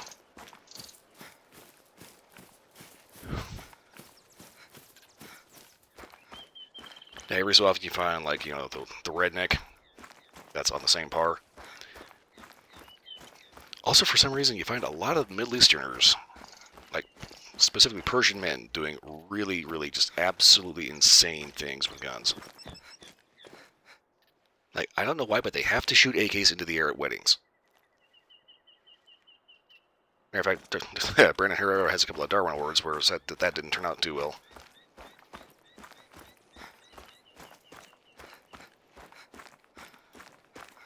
But one of the things I've been seeing a lot of is Persian weddings where they will have shotguns that I hope are loaded with blanks, because they do this goofy dance where they twirl the gun and then point it at the ground and pull the trigger and watch it shoot up into the air. And then catch it like it's a fucking marching baton.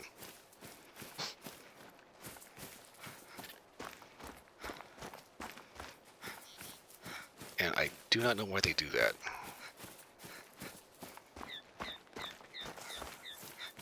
It's like, on the one hand, we can say that part of the rationale is, oh, it's just a blank, it's not going to hurt you. The hell it won't. There's still a hell of a lot of gas pressure coming out of there, and yes, it will blow a snake in half.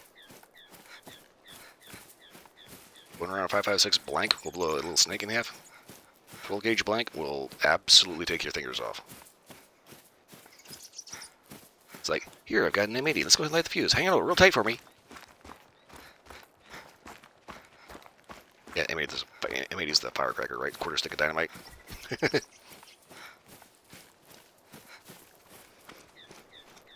Oh, it's amazing the dumb shit you do when you grow up. And here's the thing, that wasn't me that was doing it. That was a full-grown adult for 4th of July.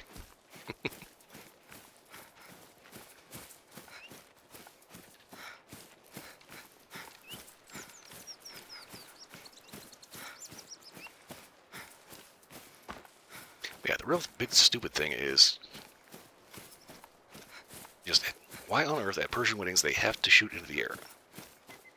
Or actually, a lot of kind of areas around that region. I've seen the like parties, like Greek parties that like Anthony Bourdain had an episode in Greece where for some reason they're all partying and some idiot brought a gun and started shooting into the air because yippee! Apparently for some goddamn reason.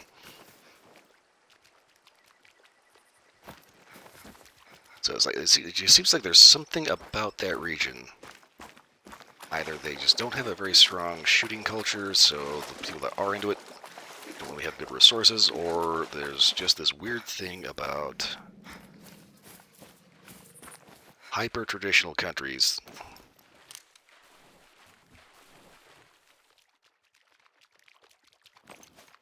that I don't know if they just associate with make this association with manliness or something, or just what, but oh boy.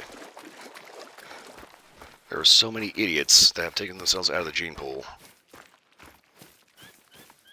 by just lack of brain.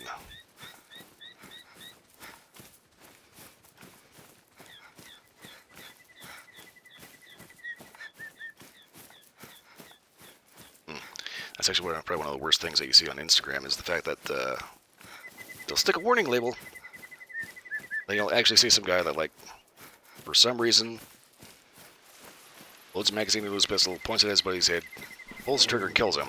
And acts shocked, like he didn't know that was going to happen.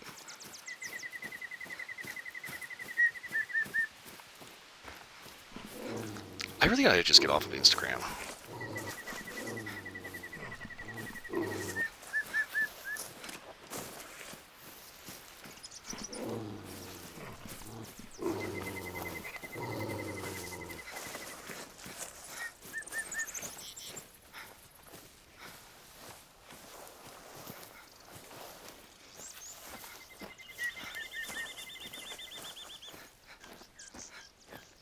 It's like another one of the really dumb videos that I keep seeing. Don't see them too much anymore, but there was a kind of a trend for a while. First person shot of this guy, like when his wife's not home, he's just like stomping around his house like an idiot with one sock on. Goes to make his breakfast by just throwing whole, like eggs, shell and all, into a pan and eating it by shoving his face into it.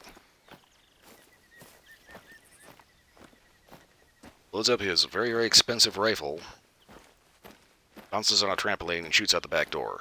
And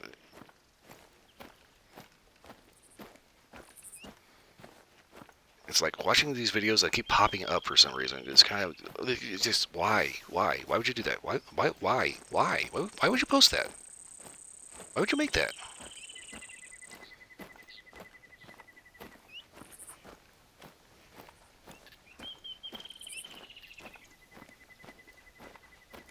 Well, there's every so often I see some rather funny little AI videos. Like one of them is Mr. Noodles. It's an AI cat that cooks, or tries to go on a diet but fails, or something like that. And it's kind of a silly little thing. But then every so often I'll see an AI video that is just absolutely grotesque.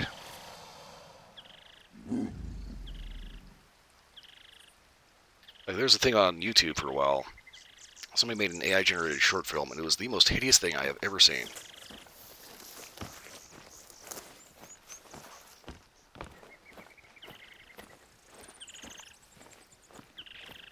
Apparently it's supposed to be like sci-fi futurist kind of thing, but it's like everybody is supposed to be high society, but like cybernetic, but they've got like no hair, over-the-top makeup. Like sores all over themselves, bolts and polished screws and shit all over them. For some reason, they're eating brains. They're like squirting blood drooling out of their face, and it's just like, what the fuck is this?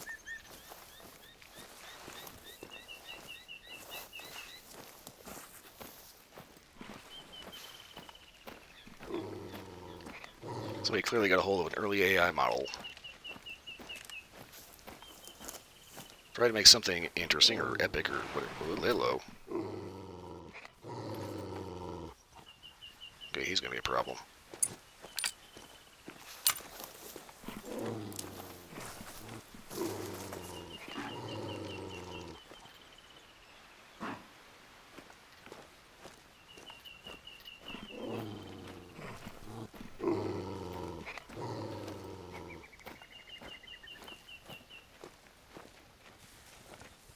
I see so much weird shit on Instagram. What the fuck?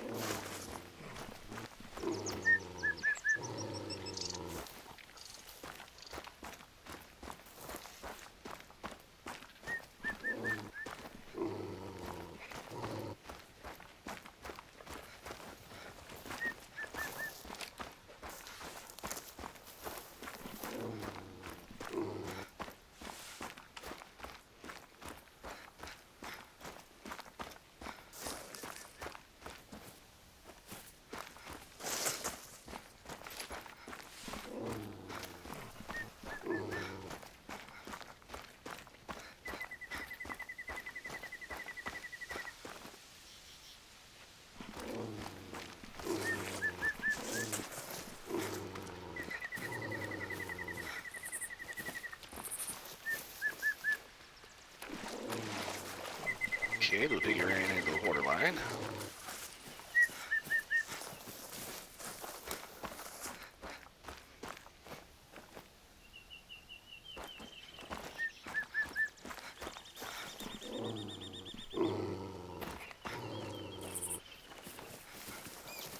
Okay, little piggy is now dead.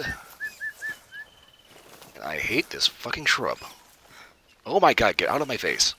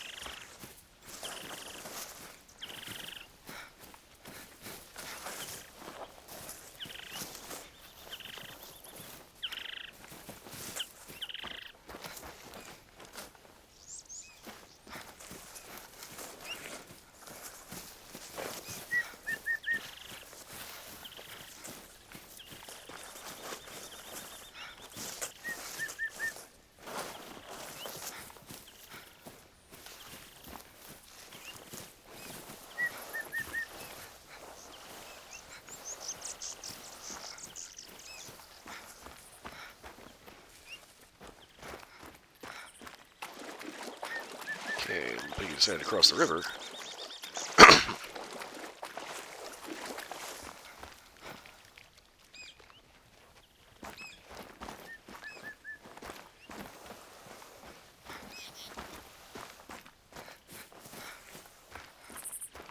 Really thinking he was gonna get away.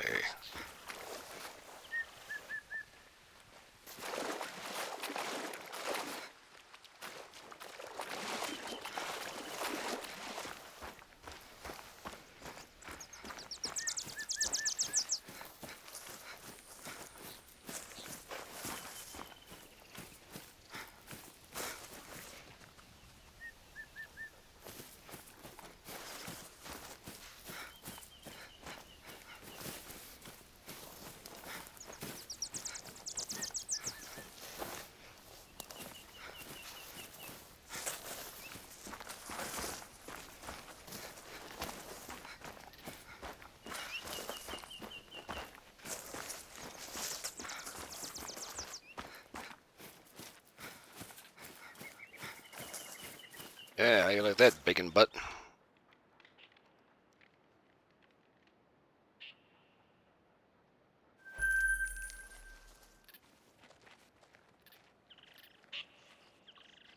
Talk about a wild goose chase. Yeesh.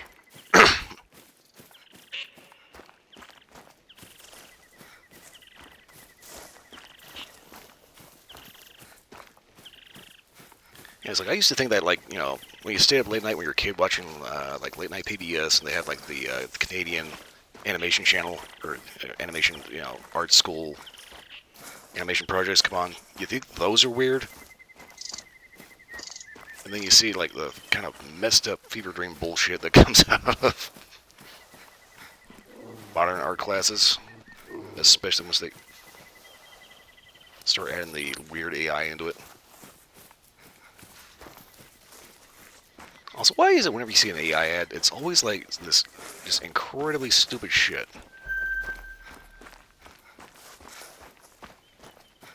Like pandas in high fashion. What the fuck is the point of that? It's like the whole point, the whole thing of like AI high fashion. It's like that doesn't make any sense because fashion is art, like real art, and it is expressive. It actually has a point to make. And all the AI high fashion does is show off an idea that somebody prompted that is built on fundamentally what already exists. I think I already touched on this earlier, but a big problem that I have with the whole AI fashion is it doesn't exist. It's like most fashion houses will produce something because eventually it's going to end up being made into an actual product. It's like you might not see the actual full fashion, but you'll see like elements of the design show up somewhere else. It's like a concept car. You'll see elements of, several different design elements all rolled into one vehicle. And not everything will actually make it into the finished product, but some of the ideas that are expressed and experimented with in the prototype, or the concept car, actually end up working, actually end up being desired features, and end up eventually actually showing up in a real car. Is it raining?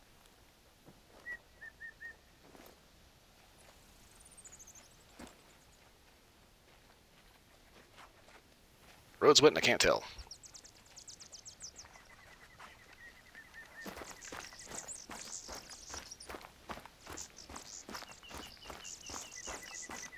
Oh, yeah. God, I remember this. The funny thing is, I was like recently watching, I think it was Retail Archaeology, talking about the downfall of Quiznos and that the movie Sponge Monkey thing. It's like, whoever the hell thought that was a good idea for an ad campaign? Oh my god, those things were so hideous.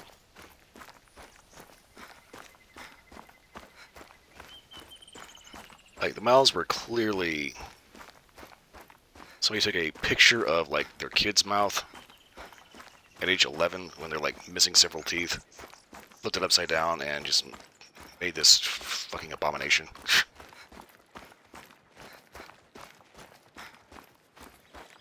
Yeah, somebody actually got paid to make that. Why? I don't know.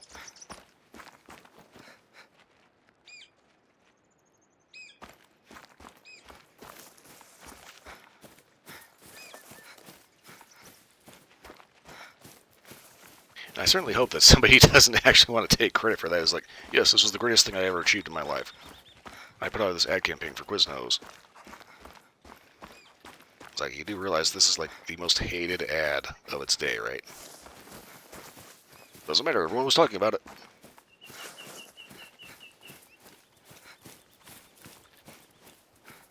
I don't know why that made me think about a goofy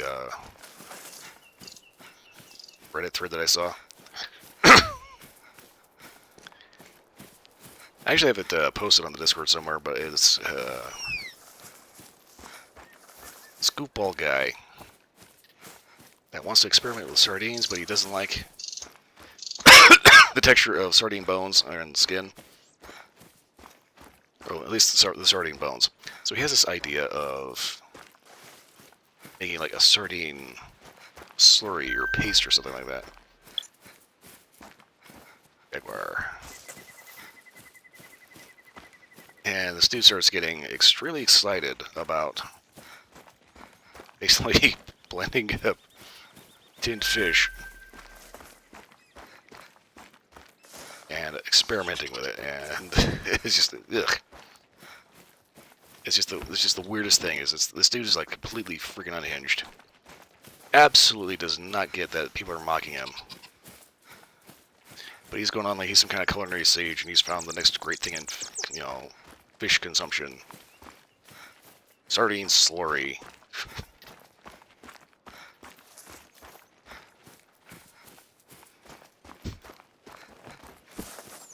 And it is the dumbest thing.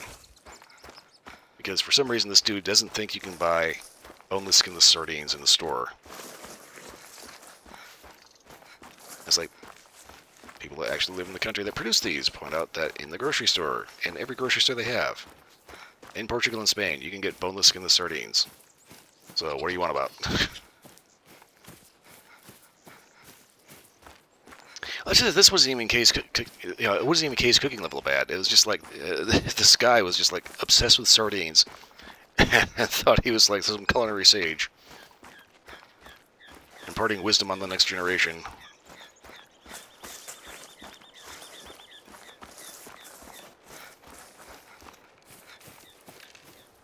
And it was just the most bizarre thing. It's like I've seen like like channels like MK talking about strange ass Reddits like that. It was very rare to actually come across one in the wild. But oh man, this guy's idea is just like, ugh. Why would you do that? One guy mockingly said, stick it in a blender and drink it. And he's like, oh yes, that's the spirit of my son. It's like, what? Dude, this dude is mocking you. What the fuck? I don't know. Apparently, he thought people were complimenting him. He was riding an endorphin high or something like that. Just this, oh god.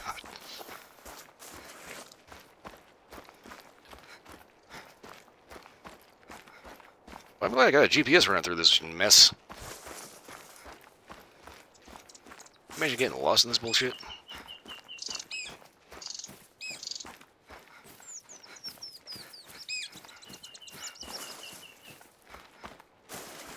Like seriously, if you didn't have GPS, compass, anything like that, if you just like you're stranded out on the road and had to go get away from an explosion, like your car's on fire or something like that, you end up coming out into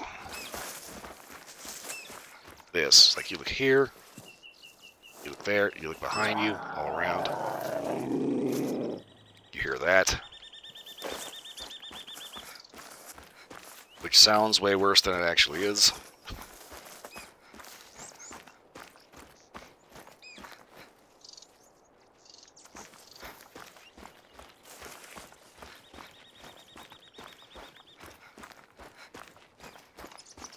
It's like, is it any wonder why people go missing out in the woods?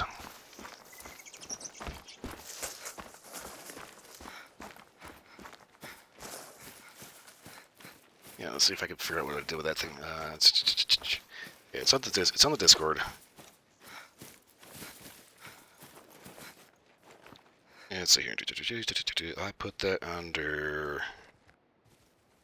Yeah, food.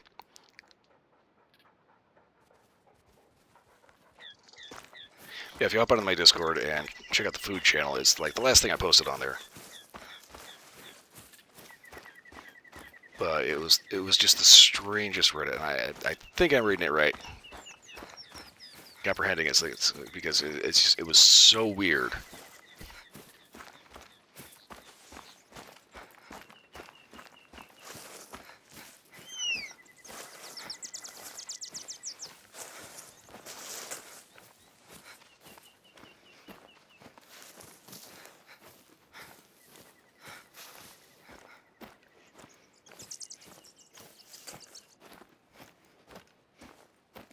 And let me see if I can just go ahead and pull that up real quick. Yeah, this is from the canned sardine subreddit. Guy hates sardine bones, so he found a workaround. Canned sardine puree.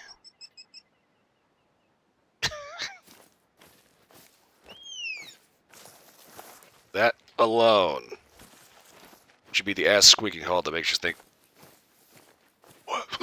what? What? What?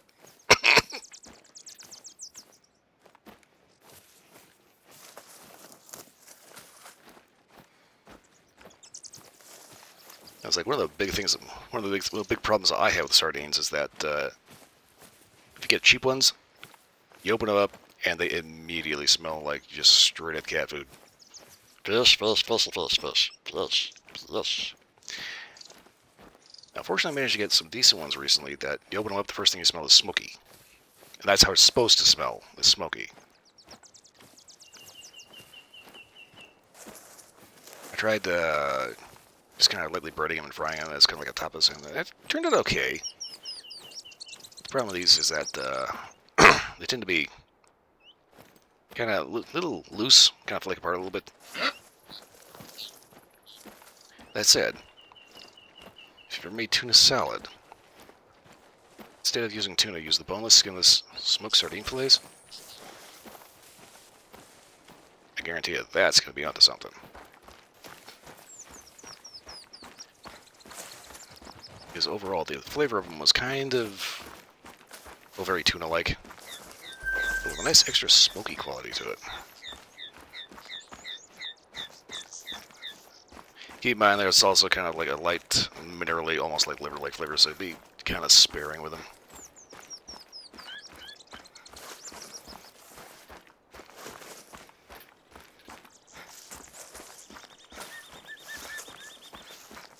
Well, overall, it's like the next time you gotta do like a tuna sandwich, if you want to add a little extra something, a little smoky, make it a little rustic. Maybe not the worst idea to throw a smoked boneless, skinless sardine fillet in, or two.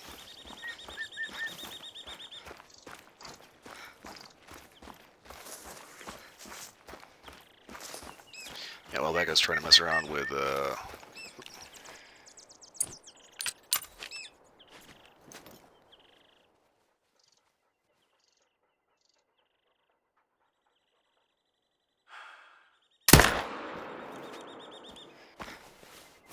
I was trying to mess around with a smoked salmon dip, which is actually not that bad. Take a little bit of smoked salmon, cream cheese. Give it a whiz, mix for a nice little spread. I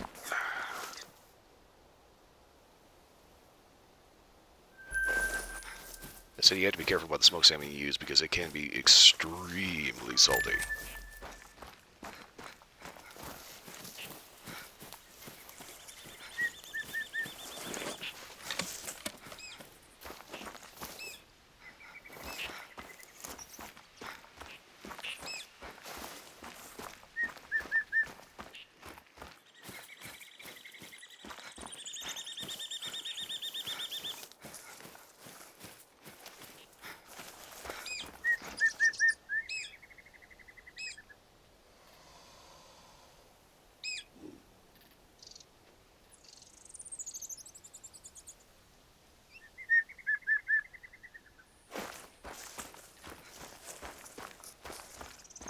Even this dude's puns on this Reddit is just boomer as fuck. What the fuck?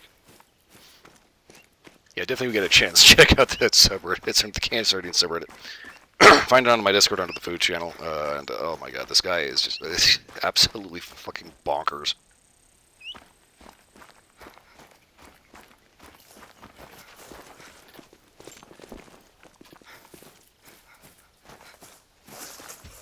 Sardine puree. Now, apparently this was his epiphany.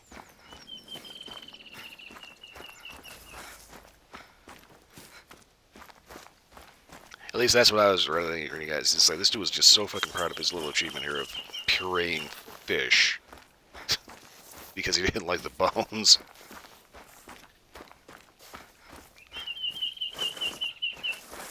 I've been dying for just anyone else to look at this. It's like, am I tripping balls? What the fuck? Is this for real?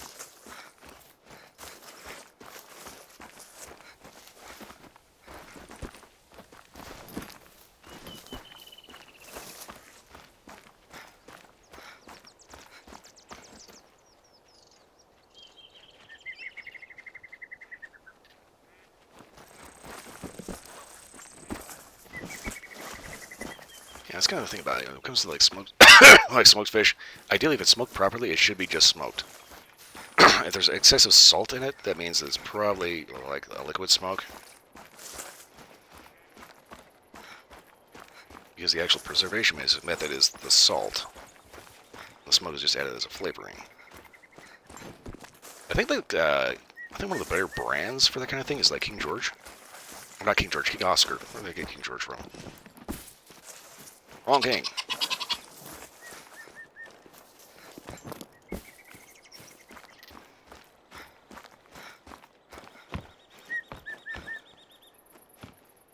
Fire blanket.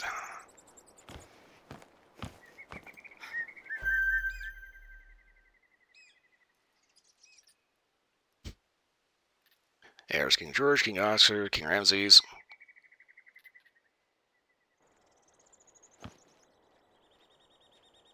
Out of the three, only one of them is actually still alive. And he's not going to be kicking around too much longer.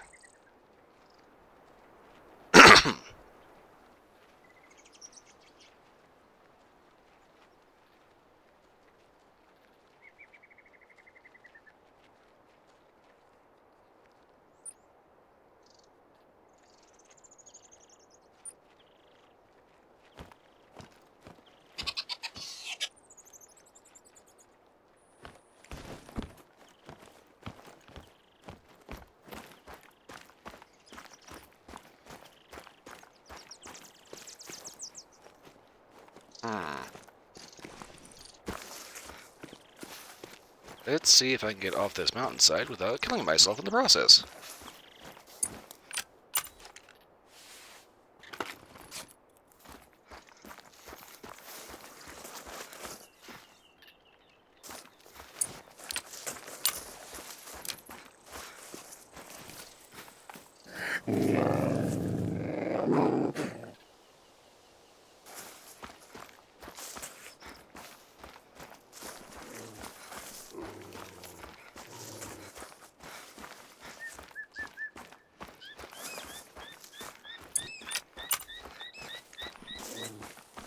It's kind of funny. You hear that little snarl and it sounds all mean and angry, and it's like, it sounds a lot bigger than it is. It's like you're expecting to see this, obnoxious jaguar. Just eyes bulging, snarling, drooling, blah, blah, blah, blah. It's just like it's an angry house. It's an angry pudding tadpole in a raspberry.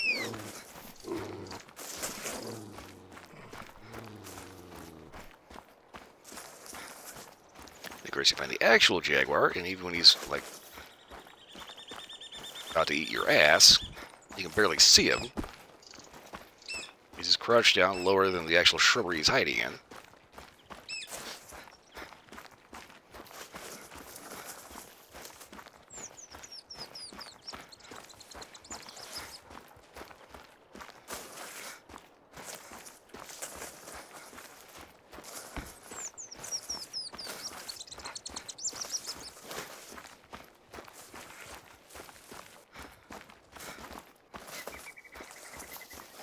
I mean, I think it's probably a similar AI set to like the tigers and the India map. That said, the tigers are just like gigantic. They're absolutely just enormous. Like if I'm hunting on the India map, I will take the 300 Win Mag with me, because that's the tiger defense.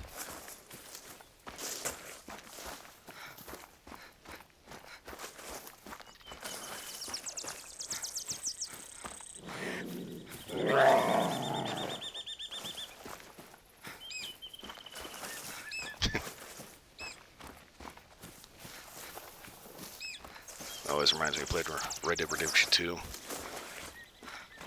We are on the plains, hunting. It's like, what's your most common hunting death? This giant cat flies up your ass.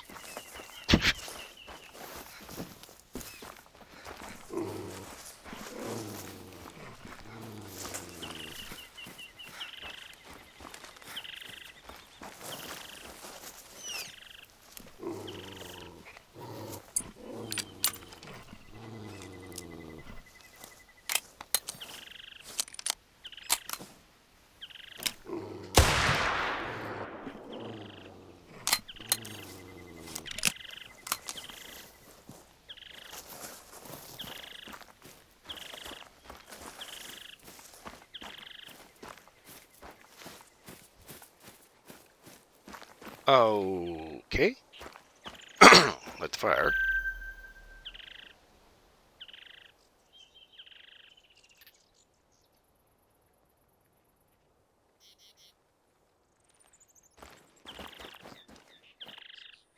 Okay. Socks, towel, shirt. Maybe dish towel?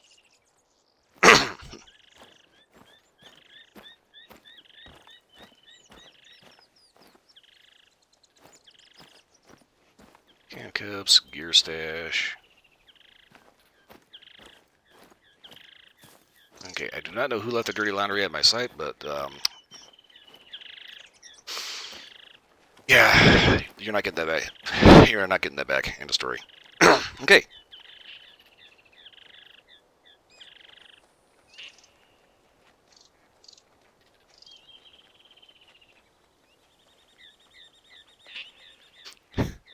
Oh yeah,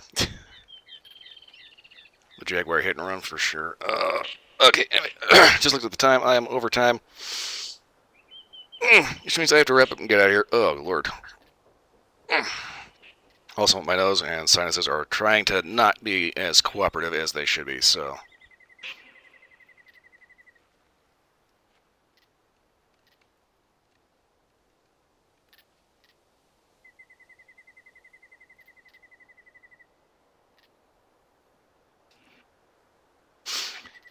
Go ahead and get on out of here.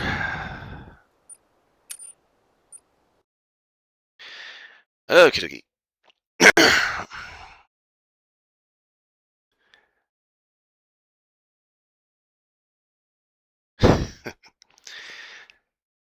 Alright, so that was first look at the Peru map. Kinda irked we didn't get the new weapon, but I will probably just go ahead and keep grinding that off stream. Because this is one of the problems with new maps, right? You have all this other shit you need to set up. And there's all these new trophies to get. But you need to save money instead of making trophies, but it's like, okay, if I don't make the trophy of this, it's going to disappear and I'm not going to be able to get the trophy again. So, yeah. Anywho, I'm wrapping up and getting out of here. Yeah. I'll be back tomorrow with probably Street Fighter 6. Yeah, and not too sure what's going to happen Wednesday. Could be Warframe, could be 7 days. We'll see how it goes. Kind of hoping 7 days decides to cooperate instead of being a horribly buggy, glitchy mess. At this point, that's kind of like asking a dog to guard your steak. Thursday, I have no idea what we're going to be doing. It could be Tomb Raider, could be something else. I don't know. Probably going to be a Phasmo Friday. Anywho, yeah, that's it. I'm getting out of here for everyone watching. Thanks for watching. Hope everybody was entertained. For everyone watching the recording of these, if you're still considered here, again, thanks for watching. Hope everybody was entertained. Beyond that, hope everyone has a wonderful morning, noon, night, whatever you are. I'll see you all again next time. I got to go. Take care of my freaking nose. Good lord.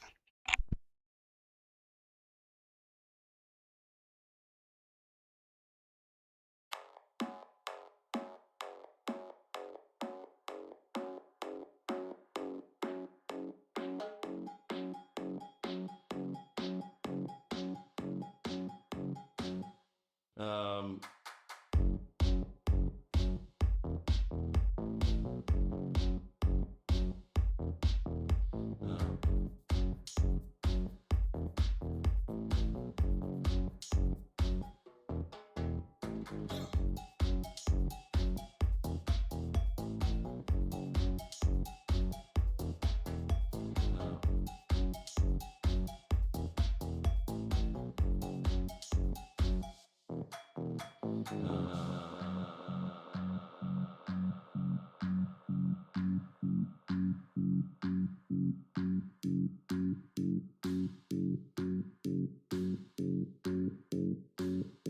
um,